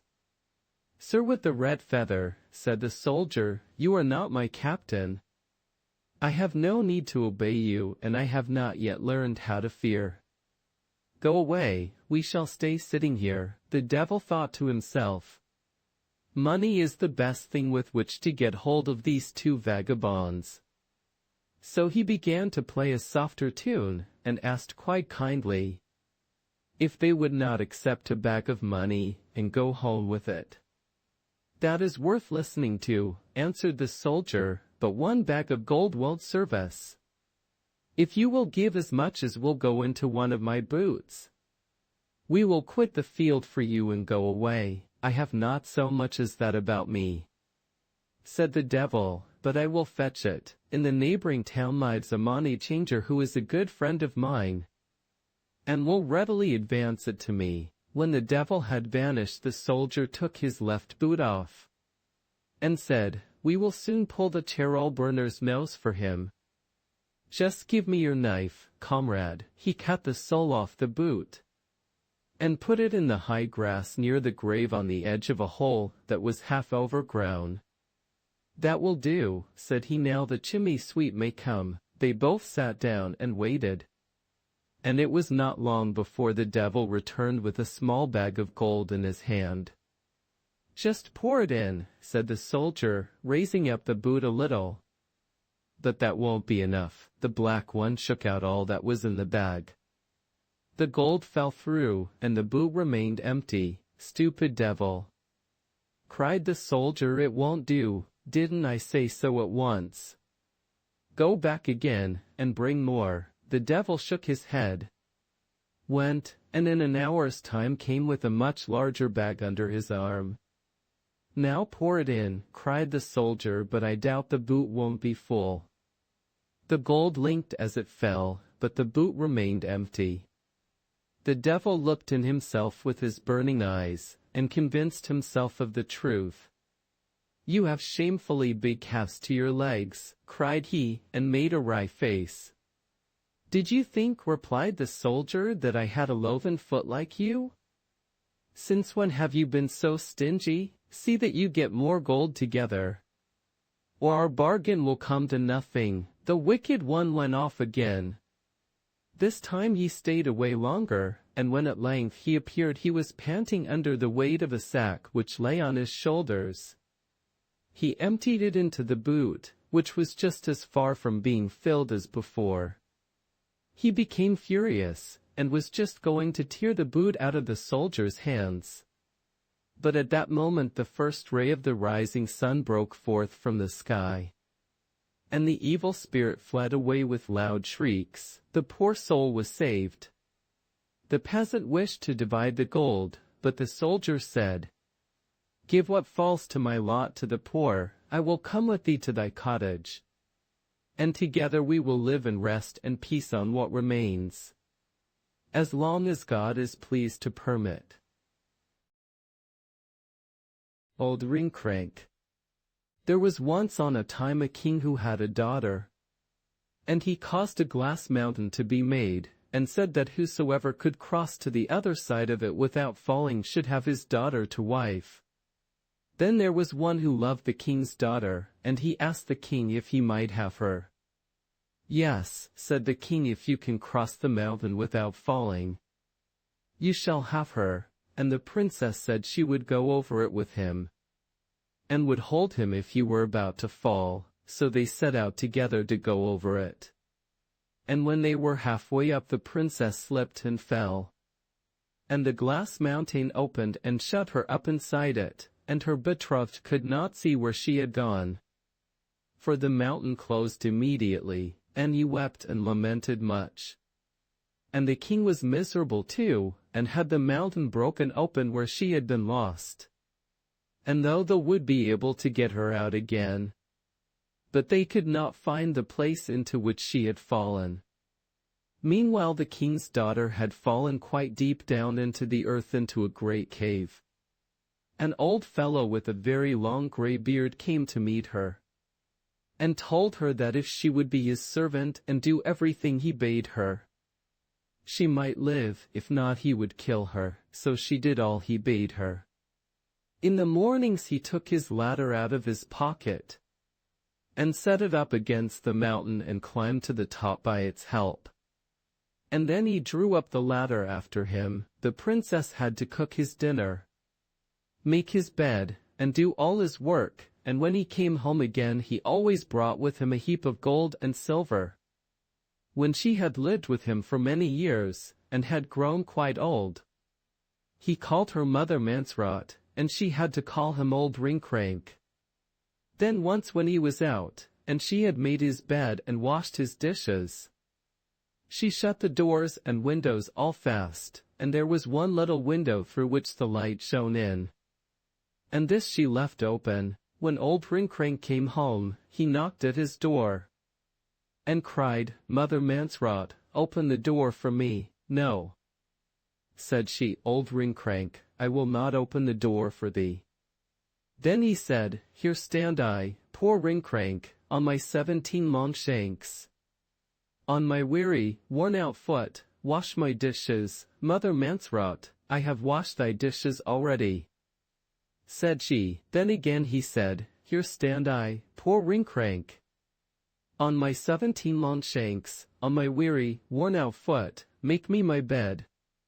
"Mother Mansrot, I have made thy bed already," said she. Then again he said, "Here stand I, poor Ringcrank, on my 17 long shanks. On my weary, worn-out foot, open the door, Mother Mansrot." Then he ran all round his house, and saw that the little window was open, and thought, "I will look in and see what she can be about, and why she will not open the door for me." He tried to peep in, but could not get his head through because of his long beard. So he first put his beard through the open window, but just as he had got it through, Mother Mansrot came by and pulled the window down with a cord which she had tied to it, and his beard was shut fast in it. Then he began to cry most piteously, for it hurt him very much, and to enter at her to release him again. But she said not until he gave her the ladder with which he ascended the mountain. Then, whether he would or not, he had to tell her where the ladder was. And she fastened a very long ribbon to the window, and then she set up the ladder, and ascended the mountain, and when she was at the top of it she opened the window. She went to her father, and told him all that had happened to her. The king rejoiced greatly, and her betrothed was still there, and they went and dug up the mountain, and found Old Ringcrank inside it with all his gold and silver. Then the king had Old Ringcrank put to death, and took all his gold and silver. The princess married her betrothed, and lived right happily in great magnificence and joy. The Crystal Ball. There was once an enchantress, who had 3 sons who loved each other as brothers. But the old woman did not trust them, and thought they wanted to steal her power from her. So she changed the eldest into an eagle, which was forced to dwell in the Rocky Mountains, and was often seen sweeping in great circles in the sky. The second she changed into a whale, which lived in the deep sea, and all that was seen of it was that it sometimes spouted up a great jet of water in the air. Each of them only bore his human form for only 2 hours daily. The third son, who was afraid she might change him into a raging wild beast, a bear perhaps, or a wolf, went secretly away, He had heard that a king's daughter who was bewitched was imprisoned in the castle of the Golden Sun and was waiting for deliverance. Those, however, who tried to free her risked their lives. 23 youths had already died a miserable death, and now only one other might make the attempt, after which no more must come. And as his heart was without fear, he caught at the idea of seeking out the castle of the Golden Sun. He had already traveled about for a long time without being able to find it. When he came by chance into a great forest, and did not know the way out of it, all at once he saw in the distance 2 giants, who made a sign to him with their hands. And when he came to them they said, "We are quarreling about a cap, and which of us it is to belong to, and as we are equally strong, neither of us can get the better of the other, the small men are cleverer than we are. So we will leave the decision to thee. How can you dispute about an old cap?" Said the youth, "Thou dost not know what properties it has. It is a wishing cap. Whosoever puts it on can wish himself away wherever he likes, and in an instant he will be there. Give me the cap." Said the youth, "I will go a short distance off, and when I call you, you must run a race, and the cap shall belong to the one who gets first to me." He put it on and went away, and thought of the king's daughter, forgot the giants, and walked continually onward. At length he sighed from the very bottom of his heart, and cried, "Ah, if I were but at the castle of the Golden Sun!" And hardly had the words passed his lips than he was standing on a high mountain before the gate of the castle. He entered and went through all the rooms, until in the last he found the king's daughter. But how shocked he was when he saw her! She had an ashen grey face full of wrinkles, blear eyes, and red hair. "Are you the king's daughter, whose beauty the whole world praises?" cried he. "Ah," she answered, "this is not my form. Human eyes can only see me in the state of ugliness. But that thou mayst know what I am like, look in the mirror. It does not let itself be misled. It will show thee my image as it is in truth." She gave him the mirror in his hand, and he saw therein the likeness of the most beautiful maiden on earth, and saw, too, how the tears were rolling down her cheeks with grief. Then said he, "How canst thou be set free?" "I fear no danger." She said, "He who gets the crystal ball, and holds it before the enchanter, will destroy his power with it, and I shall resume my true shape." "Ah," she added, "so many have already gone to meet death for this. And thou art so young. I grieve that thou shouldst encounter such great danger." "Nothing can keep me from doing it," said he, "but tell me what I must do." "Thou shalt know everything," said the king's daughter, "when thou descendest the mountain on which the castle stands. A wild bull will stand below by a spring, and thou must fight with it. And if thou hast the luck to kill it, a fiery bird will spring out of it, which bears in its body a burning egg, and in the egg the crystal ball lies like a yolk. The bird will not, however, let the egg fall until forced to do so. And if it falls on the ground, it will flame up and burn everything that is near, and melt even ice itself, and with it the crystal ball. And then all thy trouble will have been in vain." The youth went down to the spring, where the bull snorted and bellowed at him. After a long struggle he plunged his sword in the animal's body, and it fell down. Instantly a fiery bird arose from it, and was about to fly away, but the young man's brother, the eagle, who was passing between the clouds, swooped down, hunted it away to the sea, and struck it with his beak until, in its extremity, it let the egg fall. The egg did not, however, fall into the sea, but on a fisherman's hut which stood on the shore, and the hut began at once to smoke, and was about to break out in flames.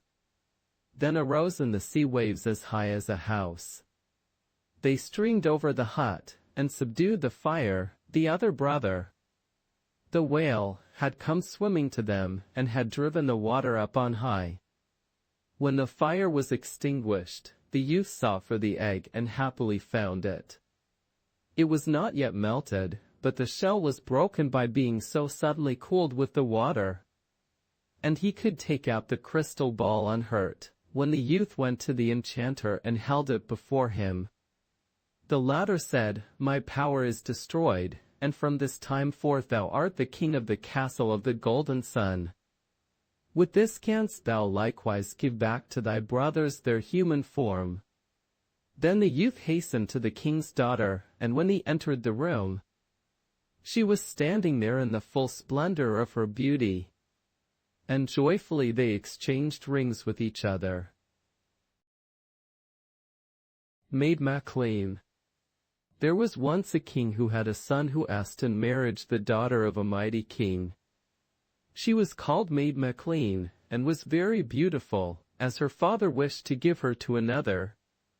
The prince was rejected, but as they both loved each other with all their hearts, they would not give each other up, and Maid MacLean said to her father, "I can and will take no other for my husband." Then the king flew into a passion, and ordered a dark tower to be built, into which no ray of sunlight or moonlight should enter. When it was finished, he said, "Therein shalt thou be imprisoned for 7 years, and then I will come and see if thy perverse spirit is broken." Meat and drink for the 7 years were carried into the tower, and then she and her waiting woman were led into it and walled up, and thus cut off from the sky and from the earth. There they sat in the darkness, and knew not when day or night began. The king's son often went round and round the tower, and called their names, but no sound from without pierced through the thick walls. What else could they do but lament and complain?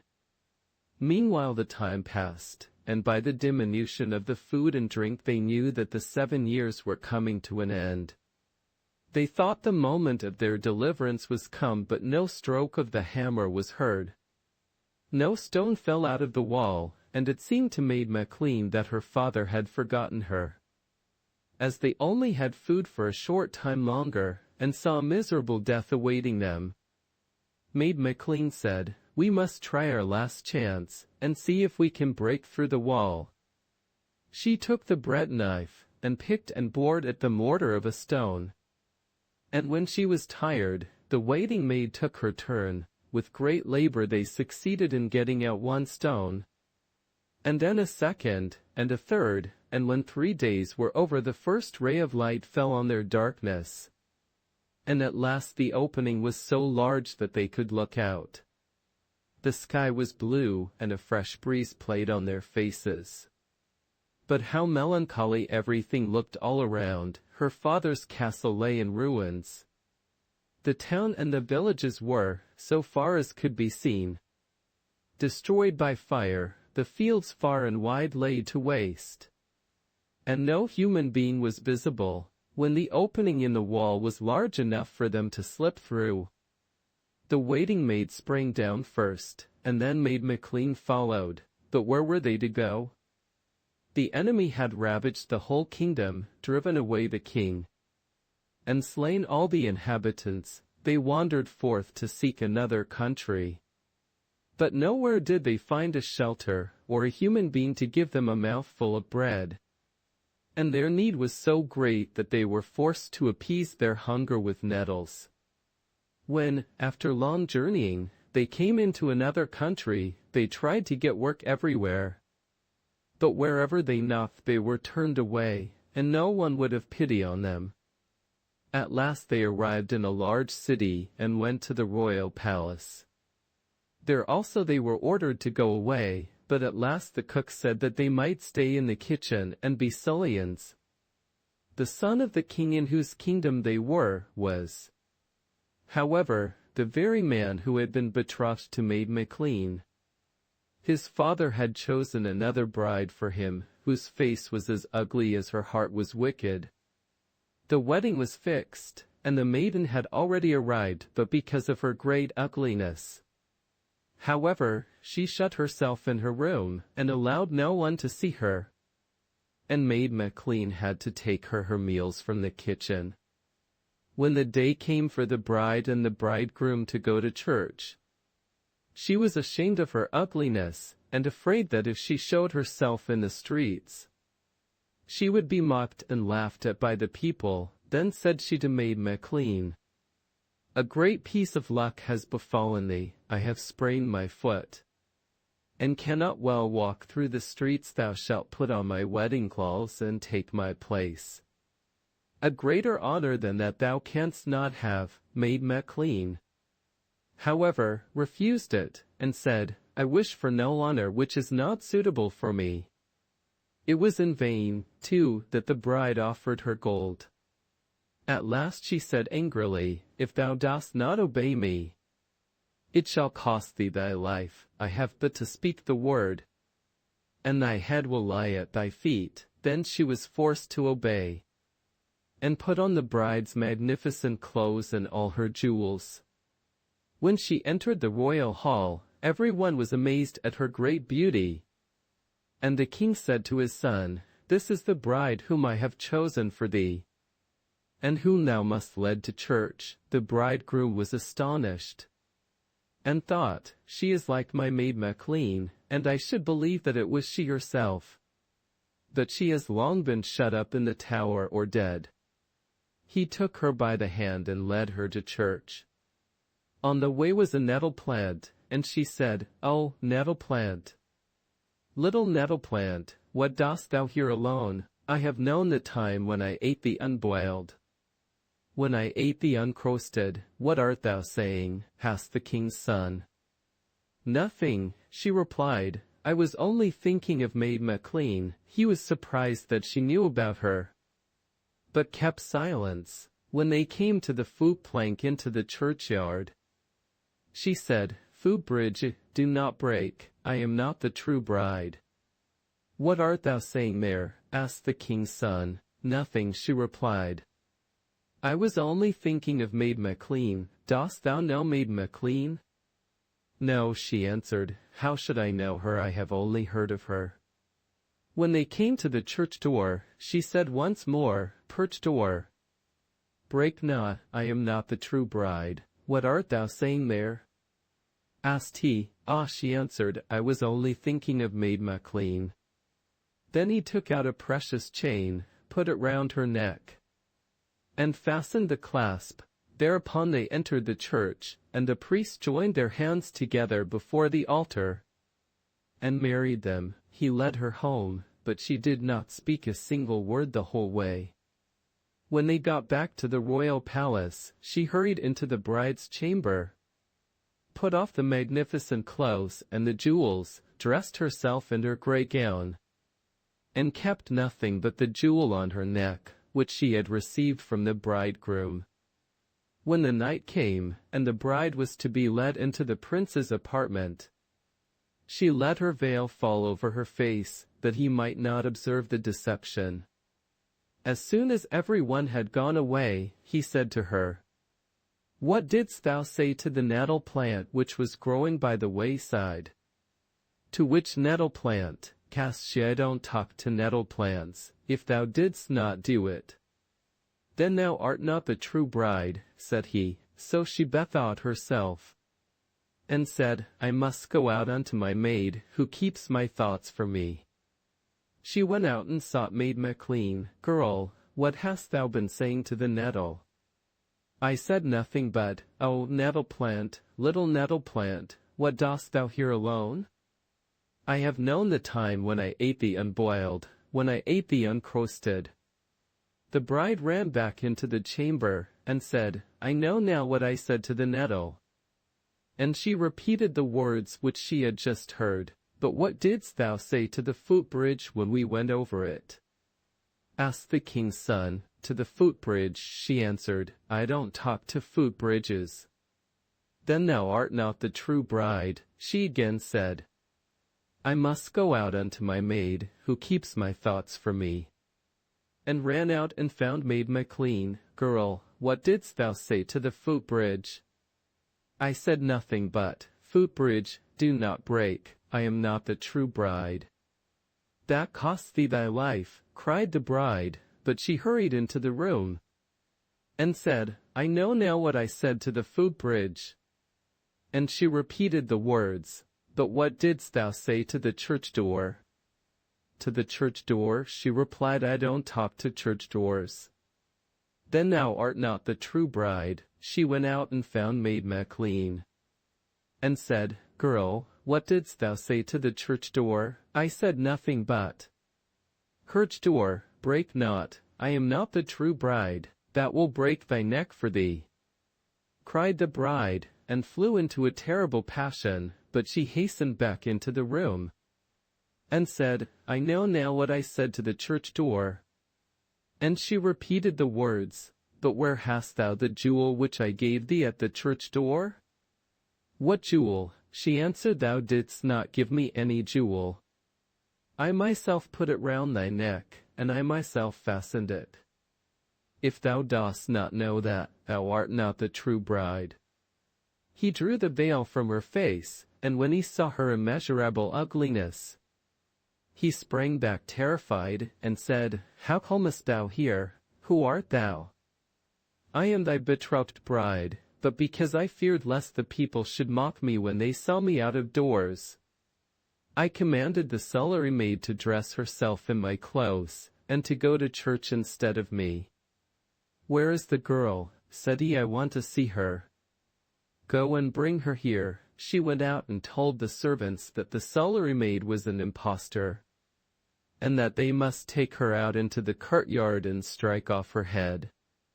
The servants laid hold of Maid MacLean and wanted to drag her out, but she screamed so loudly for help that the king's son heard her voice, hurried out of his chamber, and ordered them to set the maiden free instantly.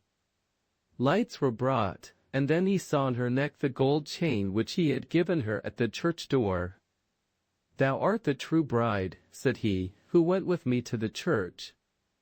Come with me now to my room. When they were both alone, he said, On the way to church thou didst name Maid MacLean, who was my betrothed bride. If I could believe it possible, I should think she was standing before me. Thou art like her in every respect. She answered, I am Maid MacLean, who for thy sake was imprisoned 7 years in the darkness, who suffered hunger and thirst, and has lived so long in want and poverty. Today, however, the sun is shining on me once more. I was married to thee in the church, and I am thy lawful wife. Then they kissed each other, and were happy all the days of their lives. The false bride was rewarded for what she had done by having her head cut off. The tower in which Maid MacLean had been imprisoned remained standing for a long time, and when the children passed by it they sang, Clang, clang. Gloria, who sits within this tower, a king's daughter, she sits within. A sight of her I cannot win, the wallet will not break. The stone cannot be pierced, little Hans, with your coat so gay. Follow me, fast as you may. The boots of buffalo leather. A soldier who is afraid of nothing, troubles himself about nothing. One of this kind had received his discharge, and as he had learnt no trade and could earn nothing, he travelled about and begged alms of kind people. He had an old waterproof on his back, and a pair of riding boots of buffalo leather which were still left to him. One day he was walking he knew not where, straight out into the open country, and at length came to a forest. He did not know where he was, but saw sitting on the trunk of a tree, which had been cut down, a man who was well dressed and wore a green shooting out. The soldier shook hands with him, sat down on the grass by his side, and stretched out his legs. I see thou hast good boots on, which are well blacked, said he to the huntsman, but if thou hadst to travel about as I have, they would not last long. Look at mine. They are of buffalo leather, and have been worn for a long time, but in them I can go through thick and thin. After a while the soldier got up and said, "I can stay no longer. Hunger drives me onwards, but, Brother Bright Boots, where does this road lead to?" "I don't know that myself," answered the huntsman. "I have lost my way in the forest." "Then thou art in the same plight as I," said the soldier. "Birds of a feather flock together, let us remain together and seek our way."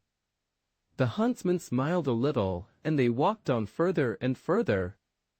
"Until night fell, we do not get out of the forest," said the soldier, "but there in the distance I see a light shining, which will help us to something to eat." They found a stone house, knocked at the door, and an old woman opened it. "We are looking for quarters for the night," said the soldier, "and some lining for our stomachs, for mine is as empty as an old knapsack." "You cannot stay here," answered the old woman. "This is a robber's house, and you would do wisely to get away before they come home, or you will be lost." "It won't be so bad as that," answered the soldier. "I have not had a mouthful for 2 days, and whether I am murdered here or die of hunger in the forest is all the same to me. I shall go in." The huntsman would not follow, but the soldier drew him in with him by the sleeve. "Come, my dear brother, we shall not come to an end so quickly as that." The old woman had pity on them and said, "Creep in here behind the stove, and if they leave anything, I will give it to you on the sly when they are asleep."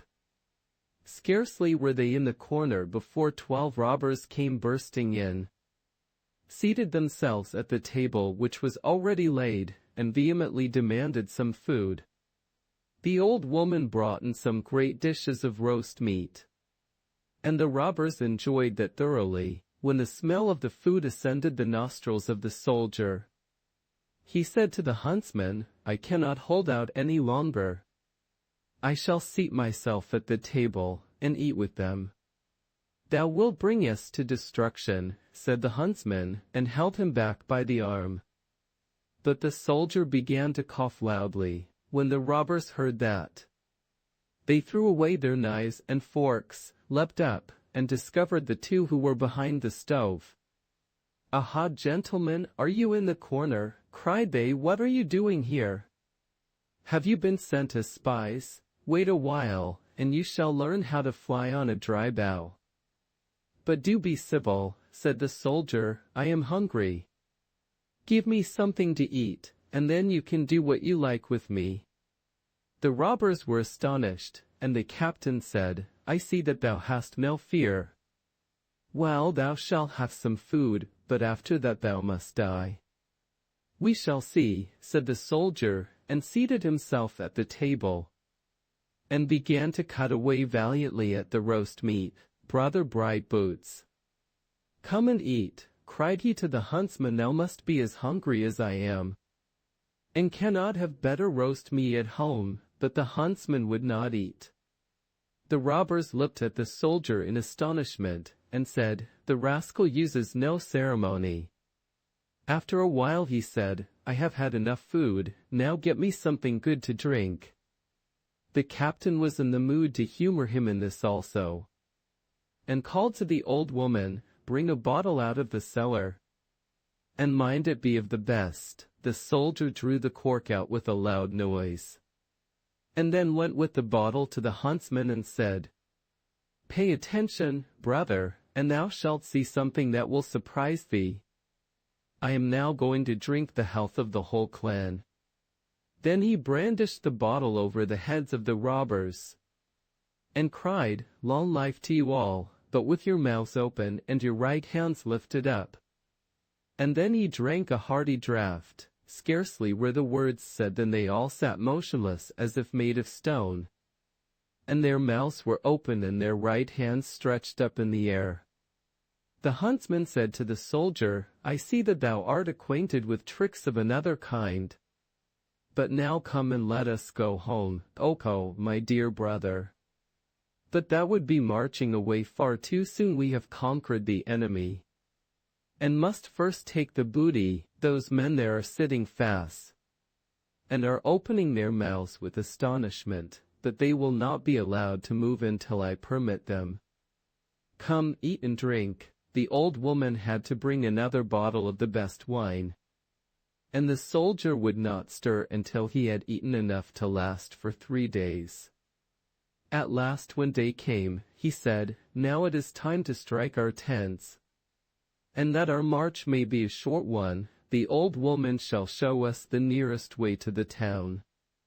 When they had arrived there, he went to his old comrades and said, "Out in the forest I have found a nest full of gallows birds. Come with me and we will take it." The soldier led them and said to the huntsman, "Thou must go back again with me to see how they shake when we seize them by the feet." He placed the men round about the robbers, and then he took the bottle, drank a mouthful, brandished it above them, and cried, "Live again." Instantly they all regained the power of movement, but were thrown down and bound hand and foot with cords. Then the soldier ordered them to be thrown into a cart as if they had been so many sacks, and said, "Now drive them straight to prison." The huntsman, however, took one of the men aside and gave him another commission besides. "Brother Bright Boots," said the soldier, "we have safely routed the enemy and been well fed. Now we will quietly walk behind them as if we were stragglers." When they approached the town, the soldier saw a crowd of people pouring through the gate of the town who were raising loud cries of joy and waving green boughs in the air. Then he saw that the entire bodyguard was coming up. "What can this mean?" said he to the huntsman. "Dost thou not know?" He replied, "That the king has for a long time been absent from his kingdom, and that today he is returning, and everyone is going to meet him." "But where is the king?" said the soldier. "I do not see him." "Here he is," answered the huntsman. "I am the king, and have announced my arrival." Then he opened his hunting out, and his royal garments were visible. The soldier was alarmed, and fell on his knees and begged him to forgive him for having in his ignorance treated him as an equal, and spoken to him by such a name. But the king shook hands with him, and said, "Thou art a brave soldier, and hast saved my life. Thou shalt never again be in want. I will take care of thee. And if ever thou wouldst like to eat a piece of roast meat, as good as that in the robber's house, come to the royal kitchen. But if thou wouldst drink a health, thou must first ask my permission." The Golden Key. In the winter time, when deep snow lay on the ground, a poor boy was forced to go out on a sledge to fetch wood. When he had gathered it together and packed it, he wished, as he was so frozen with cold, not to go home at once, but to light a fire and warm himself a little. So he scraped away the snow, and as he was thus clearing the ground, he found a tiny gold key. Hereupon he thought that where the key was, the lock must be also, and dug in the ground and found an iron chest. "If the key does but fit it," thought he, "no doubt there are precious things in that little box." He searched, but no keyhole was there. At last he discovered one, but so small that it was hardly visible. He tried it, and the key fitted it exactly. Then he turned it once round, and now we must wait until he has quite unlocked it and opened the lid, and then we shall learn what wonderful things were lying in that box. Saint Joseph. In the forest there was once on a time a mother who had 3 daughters, the eldest of whom was rude and wicked, the second much better, although she had her faults, but the youngest was a pious, good child. The mother was, however, so strange, that it was just the eldest daughter whom she most loved, and she could not bear the youngest. On this account, she often sent the poor girl out into the great forest in order to get rid of her, for she thought she would lose herself and never come back again. But the guardian angel, which every good child has, did not forsake her, but always brought her into the right path again. Once, however, the guardian angel behaved as if he were not there, and the child could not find her way out of the forest again. She walked on constantly until evening came, and then she saw a tiny light burning in the distance, ran up to it at once, and came to a little hut. She knocked, the door opened, and she came to a second door, where she knocked again. An old man, who had a snow-white beard and looked venerable, opened it for her, and he was no other than Saint Joseph. He said quite kindly, "Come, dear child, seat thyself on my little chair by the fire, and warm thyself. I will fetch thee clear water if thou art thirsty. But here in the forest, I have nothing for thee to eat but a couple of little roots, which thou must first scrape and boil." Saint Joseph gave her the roots.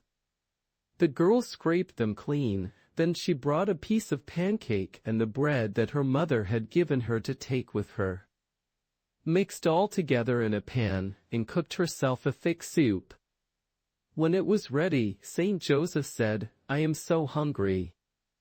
Give me some of thy food." The child was quite willing, and gave him more than she kept for herself, but God's blessing was with her, so that she was satisfied. When they had eaten, Saint Joseph said, "Now we will go to bed. I have, however, only one bed. Lay thyself in it. I will lie on the ground on the straw." "No," answered she, "stay in your own bed. The straw is soft enough for me." Saint Joseph, however, took the child in his arms, and carried her into the little bed, and there she said her prayers, and fell asleep. Next morning when she awoke, she wanted to say good morning to Saint Joseph, but she did not see him. Then she got up and looked for him, but could not find him anywhere. At last she perceived, behind the door, a bag with money so heavy that she could just carry it, and on it was written that it was for the child who had slept there that night. On this she took the bag, bounded away with it, and got safely to her mother. And as she gave her mother all the money, she could not help being satisfied with her. The next day, the second child also took a fancy to go into the forest.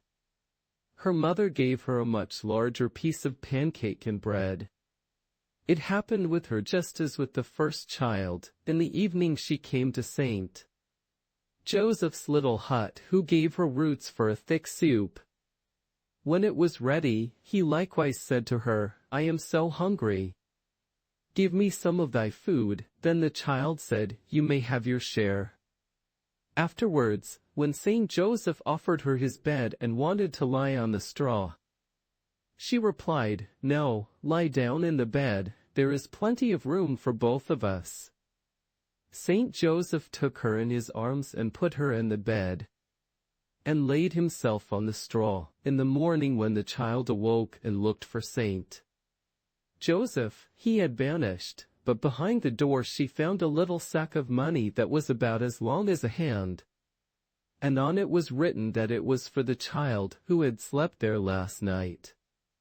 So she took the little bag and ran home with it, and took it to her mother, but she secretly kept 2 pieces for herself. The eldest daughter had by this time grown curious, and the next morning also insisted on going out into the forest. Her mother gave her pancakes with her, as many as she wanted, and bread and cheese as well. In the evening she found Saint Joseph in his little hut, just as the 2 others had found him. When the soup was ready and Saint Joseph said, "I am so hungry. Give me some of thy food," the girl answered, "Wait until I am satisfied. Then if there is anything left thou shalt have it." She ate, however, nearly the whole of it, and Saint Joseph had to scrape the dish. Afterwards, the good old man offered her his bed, and wanted to lie on the straw. She took it without making any opposition, laid herself down in the little bed, and left the hard straw to the white-haired man. Next morning when she awoke, Saint Joseph was not to be found, but she did not trouble herself about that. She looked behind the door for a money bag. She fancied something was lying on the ground, but as she could not very well distinguish what it was, she stooped down and examined it closely, but it remained hanging to her nose.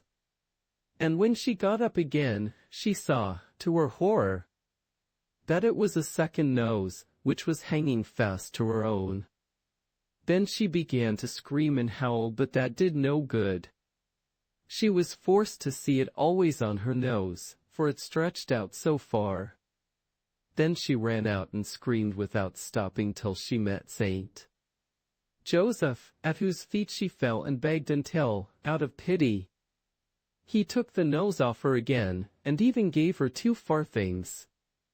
When she got home, her mother was standing before the door, and asked, "What hast thou had given to thee?" Then she lied and said, "A great bag of money, but I have lost it on the way." "Lost it?" cried the mother. "Oh, but we will soon find it again," and took her by the hand, and wanted to seek it with her. At first she began to cry, and did not wish to go. But at last she went. On the way, however, so many lizards and snakes broke loose on both of them, that they did not know how to save themselves. At last they stung the wicked child to death. And they stung the mother in the foot, because she had not brought her up better. The 12 Apostles. 300 years before the birth of the Lord Christ, there lived a mother who had 12 sons, but was so poor and needy that she no longer knew how she was to keep them alive at all. She prayed to God daily that he would grant that all her sons might be on the earth with the Redeemer who was promised.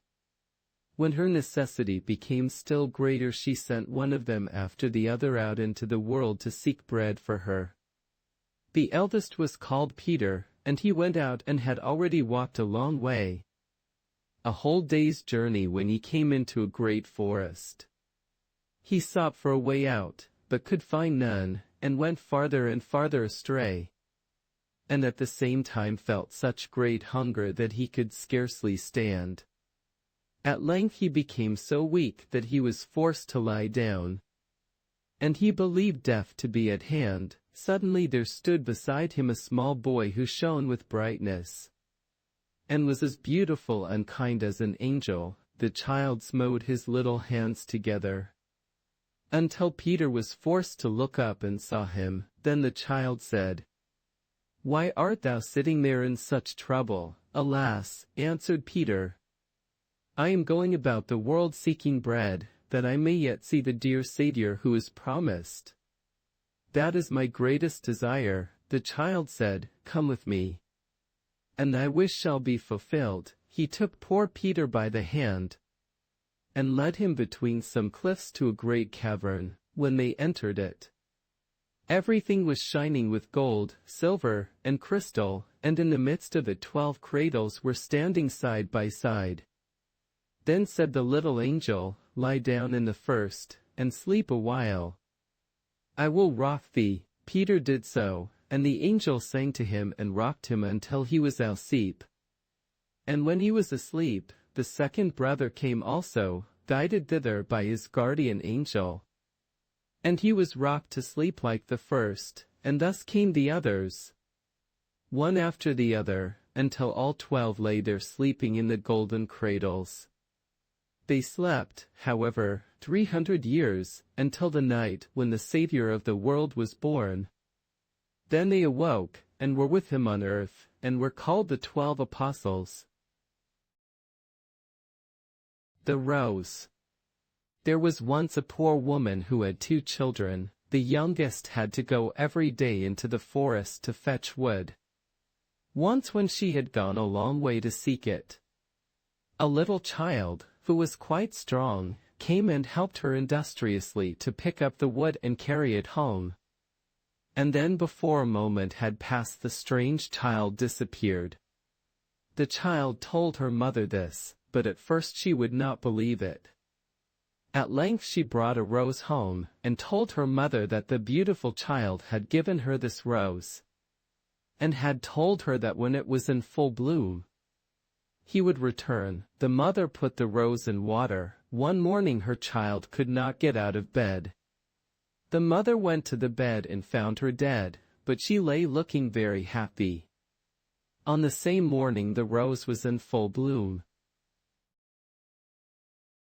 Poverty and humility lead to heaven. There was once a king's son who went out into the world, and he was full of thought and sad. He looked at the sky, which was so beautifully pure and blue. Then he sighed, and said, "How well must all be with one up there in heaven." Then he saw a poor gray-haired man who was coming along the road towards him, and he spoke to him and asked, "How can I get to heaven?" The man answered, "By poverty and humility. Put on my ragged clothes, wander about the world for 7 years, and get to know what misery is. Take no money, but if thou art hungry ask compassionate hearts for a bit of bread.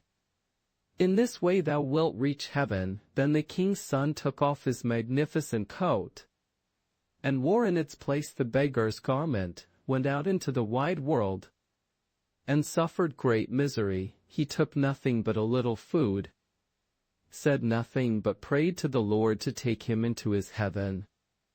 When the 7 years were over, he returned to his father's palace, but no one recognized him. He said to the servants, "Go and tell my parents that I have come back again."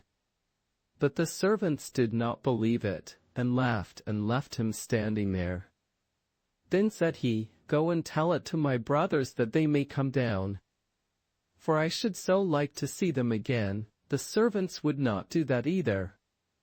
But at last one of them went, and told it to the king's children. But these did not believe it, and did not trouble themselves about it. Then he wrote a letter to his mother, and described to her all his misery. But he did not say that he was her son, so, out of pity, the queen had a place under the stairs assigned to him, and food taken to him daily by 2 servants. But one of them was ill-natured and said, "Why should the beggar have the good food?" and kept it for himself, or gave it to the dogs, and took the weak, wasted-away beggar nothing but water. The other, however, was honest, and took the beggar what was sent to him. It was little, but he could live on it for a while. And all the time he was quite patient, but he grew continually weaker. As, however, his illness increased, he desired to receive the last sacrament. When the host was being elevated down below, all the bells in the town and neighborhood began to ring. After Mass the priest went to the poor man under the stairs, and there he lay dead. In one hand he had a rose, in the other a lily, and beside him was a paper in which was written his history. When he was buried, a rose grew on one side of his grave, and a lily on the other. God's food.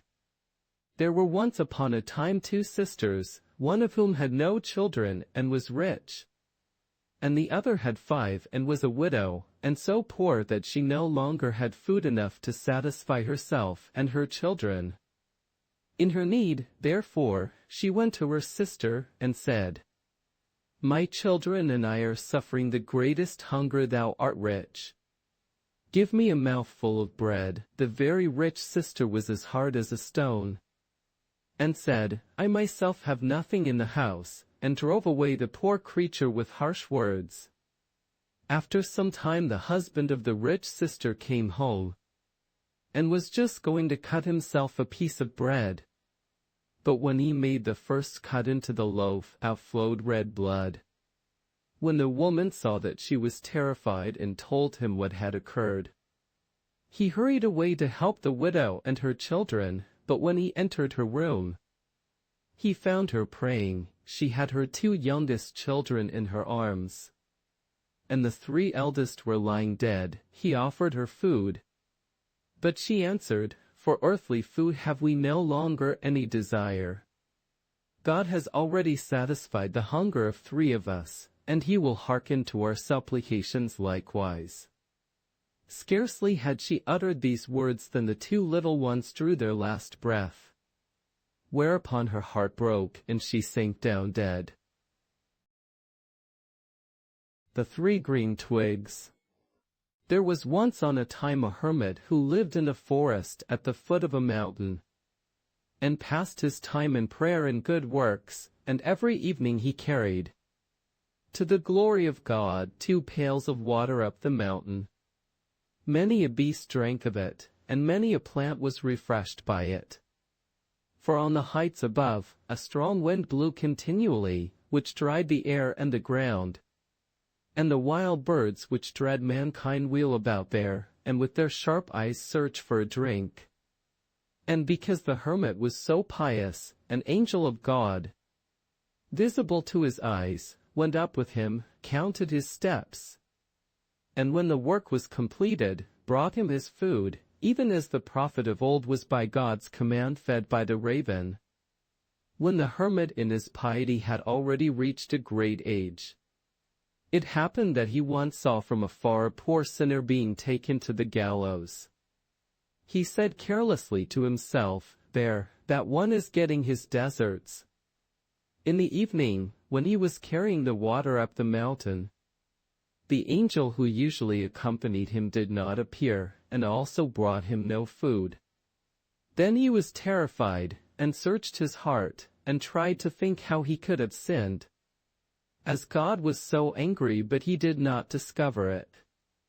Then he neither ate nor drank, threw himself down on the ground, and prayed day and night. And as he was one day thus bitterly weeping in the forest, he heard a little bird singing beautifully and delightfully, and then he was still more troubled and said, "How joyously thou singest, the Lord is not angry with thee. Ah, if thou couldst but tell me how I can have offended him, that I might do penance, and then my heart also would be glad again." Then the bird began to speak and said, "Thou hast done injustice, in that thou hast condemned a poor sinner who is being led to the gallows. And for that the Lord is angry with thee, he alone sits in judgment. However, if thou wilt do penance and repent thy sins, he will forgive thee." Then the angel stood beside him with a dry branch in his hand and said, "Thou shalt carry this dry branch until 3 green twigs sprout out of it. But at night when thou wilt sleep, thou shalt lay it under thy head. Thou shalt bake thy bread from door to door, and not tarry more than 1 night in the same house. That is the penance which the Lord lays on thee." Then the hermit took the piece of wood, and went back into the world, which he had not seen for so long. He ate and drank nothing but what was given him at the doors.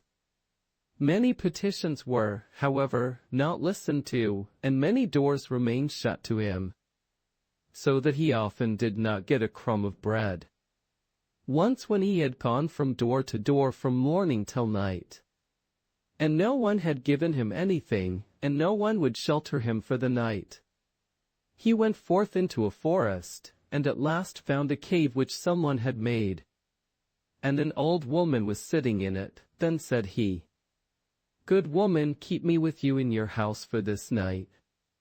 But she said, "No, I dare not, even if I wished. I have 3 sons who are wicked and wild. If they come home from their robbing expedition and find you, they would kill us both." The hermit said, "Let me stay, they will do no injury either to you or to me."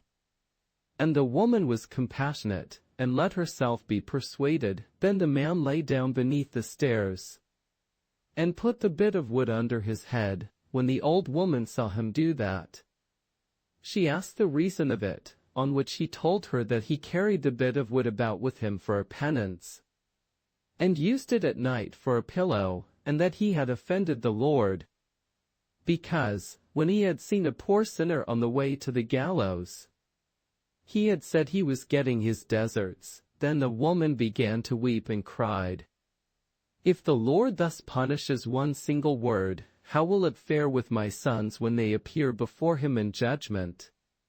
At midnight the robbers came home and blustered and stormed. They made a fire. And when it had lighted up the cave and they saw a man lying under the stairs, they fell in a rage and cried to their mother, "Who is the man?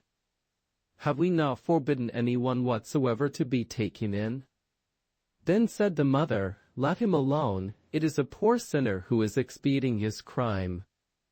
The robbers asked, "What has he done, old man?" cried they.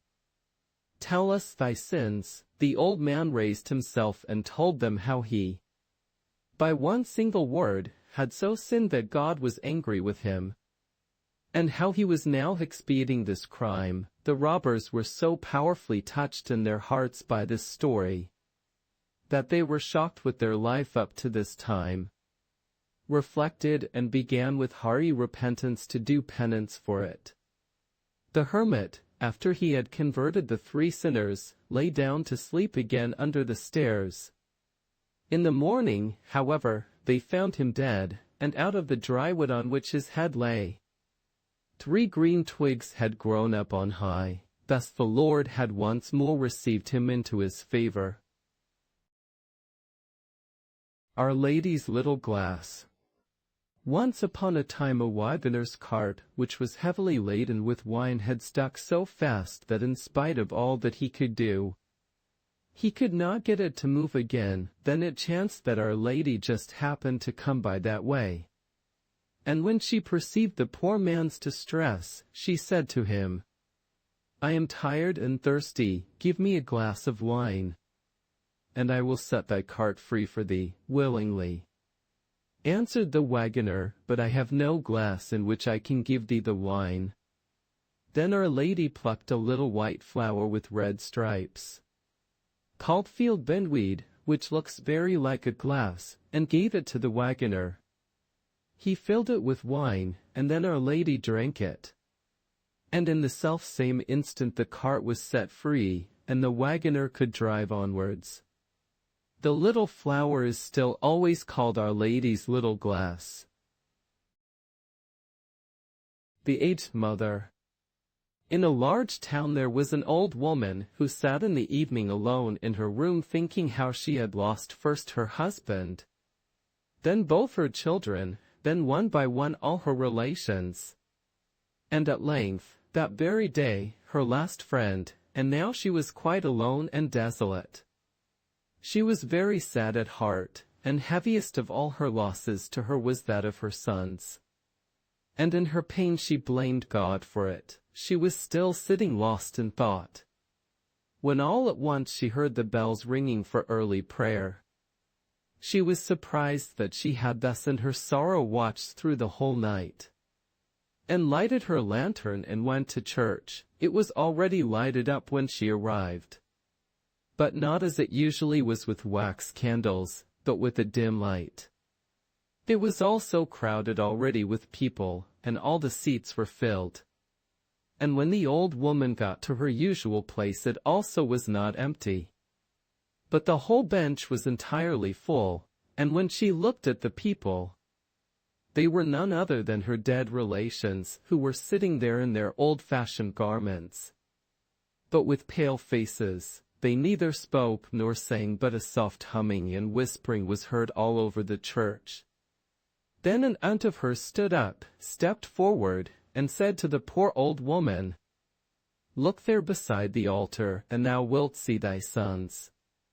The old woman looked there, and saw her 2 children, one hanging on the gallows, the other bound to the wheel. Then said the aunt, "Behold, so would it have been with them if they had lived, and if the good God had not taken them to himself when they were innocent children." The old woman went trembling home, and on her knees thanked God for having dealt with her more kindly than she had been able to understand. And on the 3rd day she lay down and died. The Heavenly Wedding. A poor peasant boy one day heard the priest say in church that whosoever desired to enter into the kingdom of heaven must always go straight onward.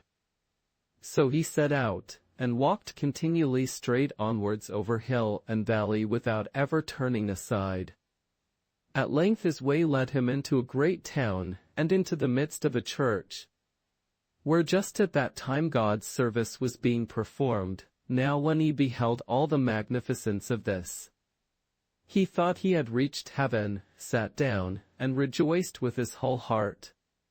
When the service was over, and the clerk bade him go out, he replied, "No, I will not go out again, I am glad to be in heaven at last." So the clerk went to the priest, and told him that there was a child in the church who would not go out again, because he believed he was in heaven. The priest said, "If he believes that, we will leave him inside." So he went to him, and asked if he had any inclination to work. "Yes," the little fellow replied, "I am accustomed to work, but I will not go out of heaven again." So he stayed in the church, and when he saw how the people came and knelt and prayed to Our Lady with the blessed child Jesus, which was carved in wood, he thought that is the good God, and said, "Dear God, how thin you are, the people must certainly let you starve. But every day I will give you half my dinner, from this time forth." He every day took half his dinner to the image, and the image began to enjoy the food. When a few weeks had gone by, people remarked that the image was growing larger and stout and strong, and wondered much. The priest also could not understand it, but stayed in the church, and followed the little boy about, and then he saw how he shared his food with the Virgin Mary, and how she accepted it. After some time the boy became ill, and for 8 days could not leave his bed, but as soon as he could get up again, the first thing he did was to take his food to Our Lady. The priest followed him, and heard him say, "Dear God, do not take it amiss that I have not brought you anything for such a long time, for I have been ill and could not get up." Then the image answered him and said, "I have seen thy good while, and that is enough for me. Next Sunday thou shalt go with me to the wedding." The boy rejoiced at this, and repeated it to the priest, who begged him to go, and asked the image if he, too, might be permitted to go. "No," answered the image, "thou alone." The priest wished to prepare him first, and give him the Holy Communion, and the child was willing. And next Sunday, when the host came to him, he fell down and died, and was at the eternal wedding. The Käselbrat. One afternoon the Christ child had laid himself in his cradle bed, and had fallen asleep. Then his mother came to him, looked at him full of gladness, and said, "Hast thou laid thyself down to sleep, my child? Sleep sweetly, and in the meantime I will go into the wood, and fetch thee a handful of strawberries, for I know that thou wilt be pleased with them when thou awakest." In the wood outside, she found a spot with the most beautiful strawberries. But as she was stooping down to gather one, an adder sprang up out of the grass. She was alarmed, left the strawberries where they were, and hastened away. The adder darted after her, but Our Lady, as you can readily understand, knew what it was best to do. She hid herself behind a hazel bush, and stood there until the adder had crept away again. Then she gathered the strawberries, and as she set out on her way home she said, "As the hazel bush has been my protection this time, it shall in future protect others also. Therefore, from the most remote times, a green hazel branch has been the safest protection against adders, snakes, and everything else which creeps on the earth." Puss in Boots. A miller had 3 sons, his mill, a donkey and a tomcat. The sons had to grind, the donkey had to get grain and carry flour away, and the cat had to catch the mice away. When the miller died, the three brothers divided their inheritance. The oldest received the mill, the second the donkey, and the third the tomcat, for there was nothing left for him. Thereon he was sick, hence spoke to himself, "But I have gotten all the worst. My oldest brother can mill, my second can ride on his donkey. What can I start with the tomcat? Let me make a pair of fur gloves out of his pelt." "So it's over, listen," said the tomcat, who had understood everything. What he said, "You do not need to kill me, to get a pair of bad gloves for my pelt. Let only a pair of boots be made for me, that I can go out and be seen among the people, then you will soon be helped." The miller's son was in wonderment, that the tomcat so spoke. But because the shoemaker just walked by, he called him in, and let a pair of boots be measured for him. When they were ready, the tomcat put them on, took a sack, made the bottom of the same full of corn, but on the top a string, with which one could pull it closed. Then he threw it over his back and went on two legs, like a human, out the door. In those days reigned a king in the land. He liked to eat partridges so much there was a need that none were to be gotten. The whole forest was full, but they were so shy that no hunter could reach them. The tomcat knew that and considered to do his matter better. When he came into the forest, he made the sack open, spread the corn apart, but the cord he laid into the grass and led it behind a hedge. There he hid himself, snuck around and lurked. The partridges soon came running, and one after the other hopped into the sack, when a good quantity was in it. The tomcat pulled the cord closed, ran to and twisted their heads around. Then he threw the sack over his shoulder and went straight away to the king's palace. The watch cried, "Halt, Wordo!" To the king answered the tomcat quickly. "Or you crazed, a tomcat to the king? Just let him go." Said another, "The king has often boredom, maybe the tomcat makes him amused with his humming and spinning." When the tomcat came in front of the king, he made a reverence and said, "My hair." The Graf, with that he named his long and distinguished name, lets himself be recommended to the Hare King and sends him these partridges that he just caught in slings. The king, astonished over the beautiful fat partridges, knew not out of pleasure how to contain himself, and commanded that the tomcat be given as much gold out of the treasure chamber into his sack as he could carry. That bring to your heron, and thank him again many times for his gift. But the poor miller's son sat at home at the window, supported his head in his hand, and thought that he had spent his last for the tomcat's boots. And what large things will he be able to bring back?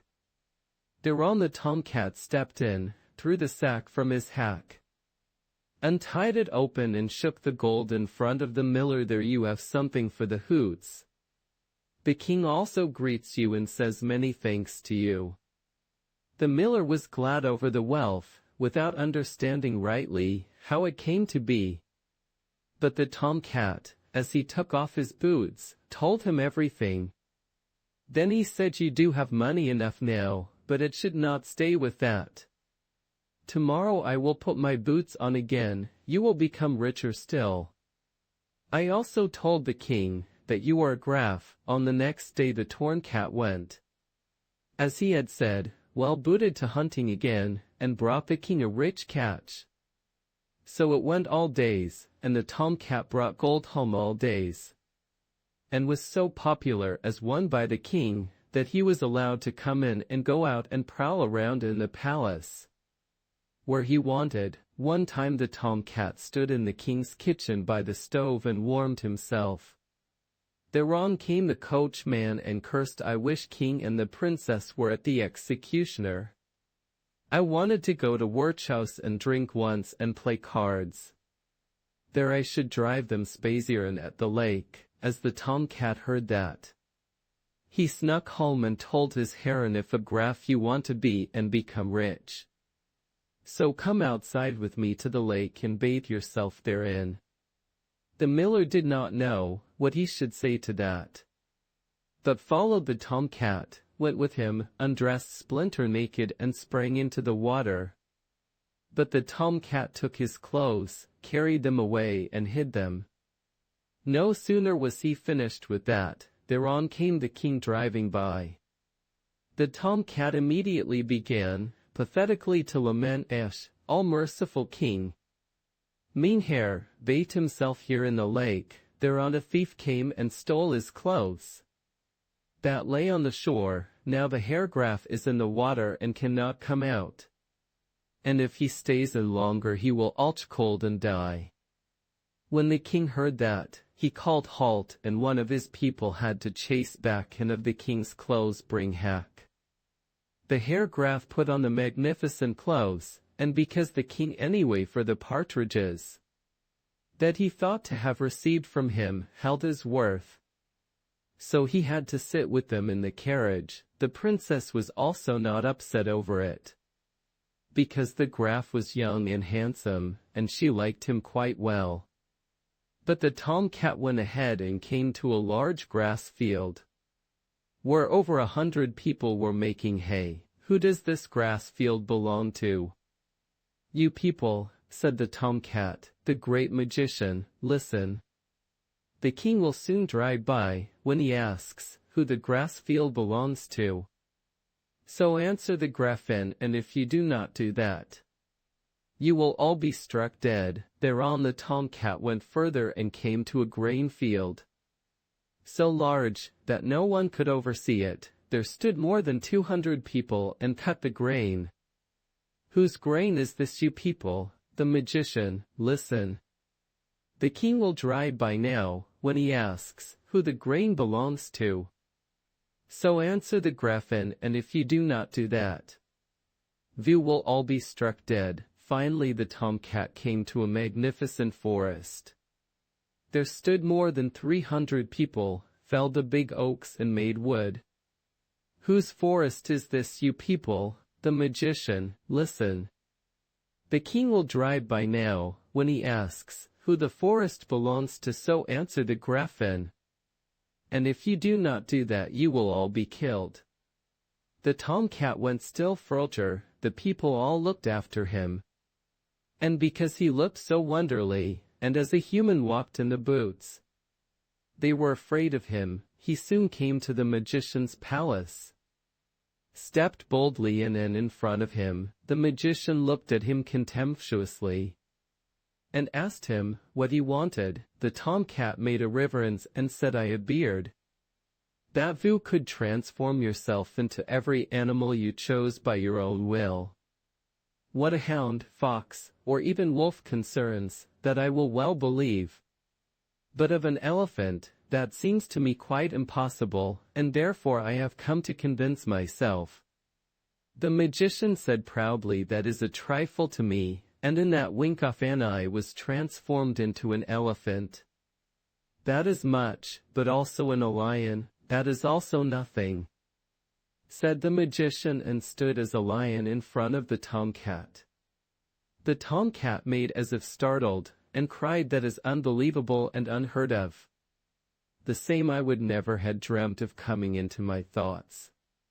But more still, all else, it would be, if you could transform yourself into such a small animal as a mouse is. You can certainly do more than any other magician in the world. But that will be certainly too high for you. The magician was very friendly from the sweet words, and said, Oja, dear catlet, that I can also, and sprang as a mouse around the room. The tomcat was after him, caught the mouse with one jump and ate him up. But the king was still driving spazieren with the Gräfin and the princess, and came to the large field. Who does the hay belong to? Asked the king. The Herr Gräfin cried all, as the tomcat had commanded them. Thou have a pretty piece of land, Herr Graf, said he. Thereafter they came to the large grain field. Who does the grain belong to? You people, the Herrengrafen, Herr Graf, large, big estates, they're on to the forest. Who does the wood belong to? You people, the Herrengrafen. The king was astonished even more and said, Thou must be a rich man. Herr Graf, I do not believe that I have such a magnificent forest. Finally they came to the palace. The tomcat stood on top of the stairs, and as the wagon stopped below, he sprang down, opened the door and said, Herr King, thou comest to the palace of my Herr, the Graf, that this honors him and makes him have his life day long. The king stepped out and marveled at the magnificent building, that was almost larger and more beautiful than his own palace, but the Graf led the princess up the stairs into the hall that was shimmering with gold and precious stones. Thereon the princess was promised to the Graf. And when the king died, he was king, but the booted tomcat became first minister. The hand with the knife. There once lived a girl who had 3 brothers. The boys meant everything to their mother, and the girl was always put at a disadvantage and treated badly. Every day she had to go out to a barren heath to dig peat, which was used for cooking and heating. A dull old tool was all she had for that nasty work.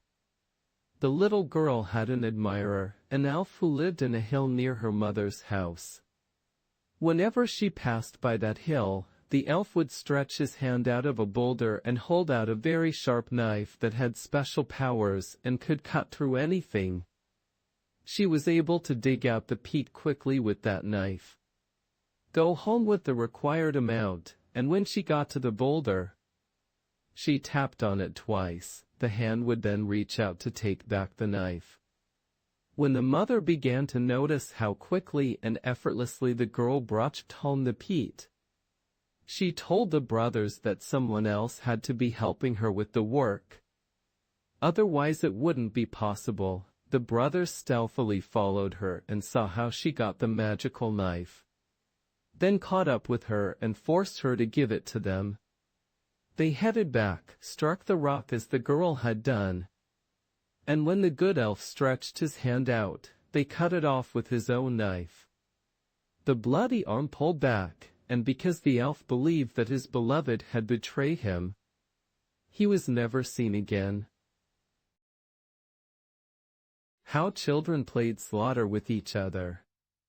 In a city named Franeker, located in West Friesland, some young boys and girls between the ages of 5 and 6 happened to be playing with one another. They chose one boy to play a butcher, another boy to play was to be a cook, and a third boy was to be a pig. Then they chose one girl to be a cook and another girl her assistant.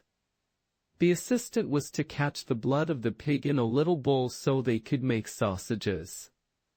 As agreed, the butcher now fell upon the little boy playing the pig, threw him to the ground, and slit his throat open with a knife, while the assistant cook caught the blood in her little bowl. A councilman was walking nearby and saw this wretched act. He immediately took the butcher with him and led him into the house of the mayor, who instantly summoned the entire council. They deliberated about this incident and did not know what they should do to the boy, for they realized it had all been part of a children's game. One of the councilmen, an old wise man, advised the chief judge to take a beautiful red apple in one hand and a Rhenish golden in the other. Then he was to call the boy and stretch out his hands to him. If the boy took the apple, he was to be set free. If he took the golden, he was to be killed. The judge took the wise man's advice, and the boy grabbed the apple with a laugh. Thus he was set free without any punishment.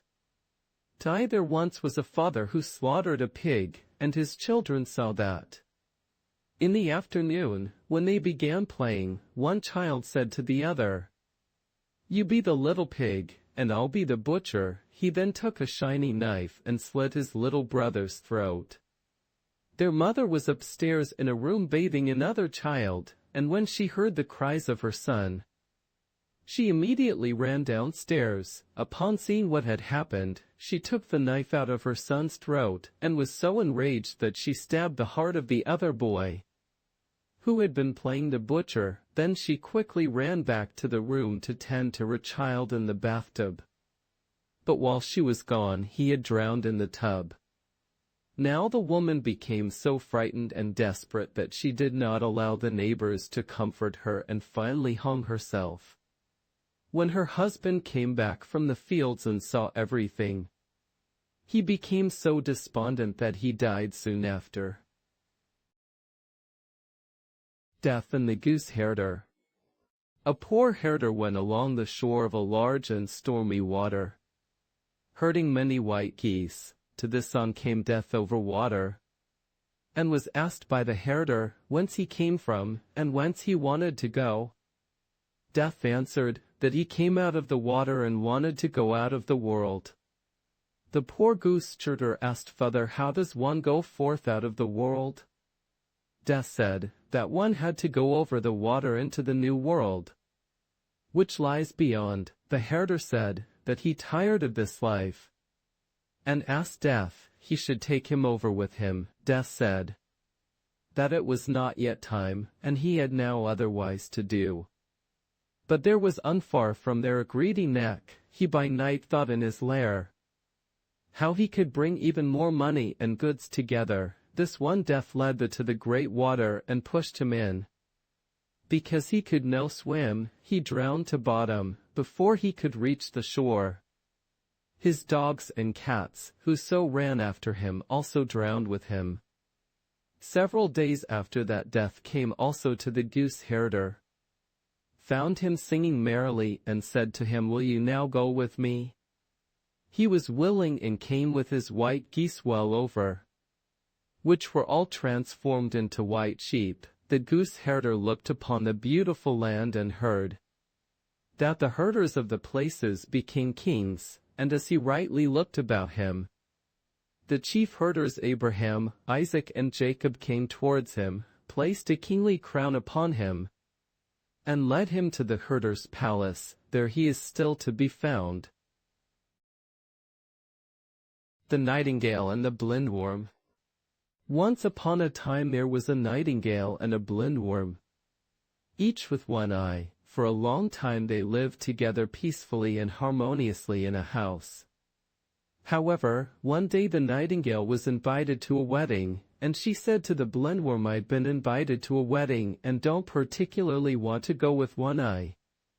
Would you be so kind as to lend me yours? I'll bring it back to you tomorrow. The blindworm gave her the eye out of the kindness of her heart. But when the nightingale came home the following day, she liked having two eyes in her head and being able to see on both sides. So she refused to return the borrowed eye to the blindworm. Then the blindworm swore that she would revenge herself on the nightingale's children and the children of her children.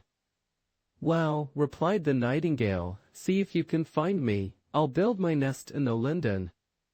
So high, so high, so high, you'll never be able to find it, no matter how hard you try. Since that time all nightingales have had two eyes, and all the blindworms, none. But wherever the nightingale builds her nest, a blindworm lives beneath it in the bushes and constantly endeavors to crawl up the tree, pierce the eggs of her enemy and drink them up.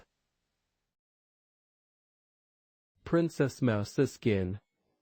Once upon a time, there was a king who had 3 daughters. He desired to find out which of the 3 loved him the most. So he called them forth, and posed the question to each, how much do you love me? The first said that she loved him more than the whole kingdom.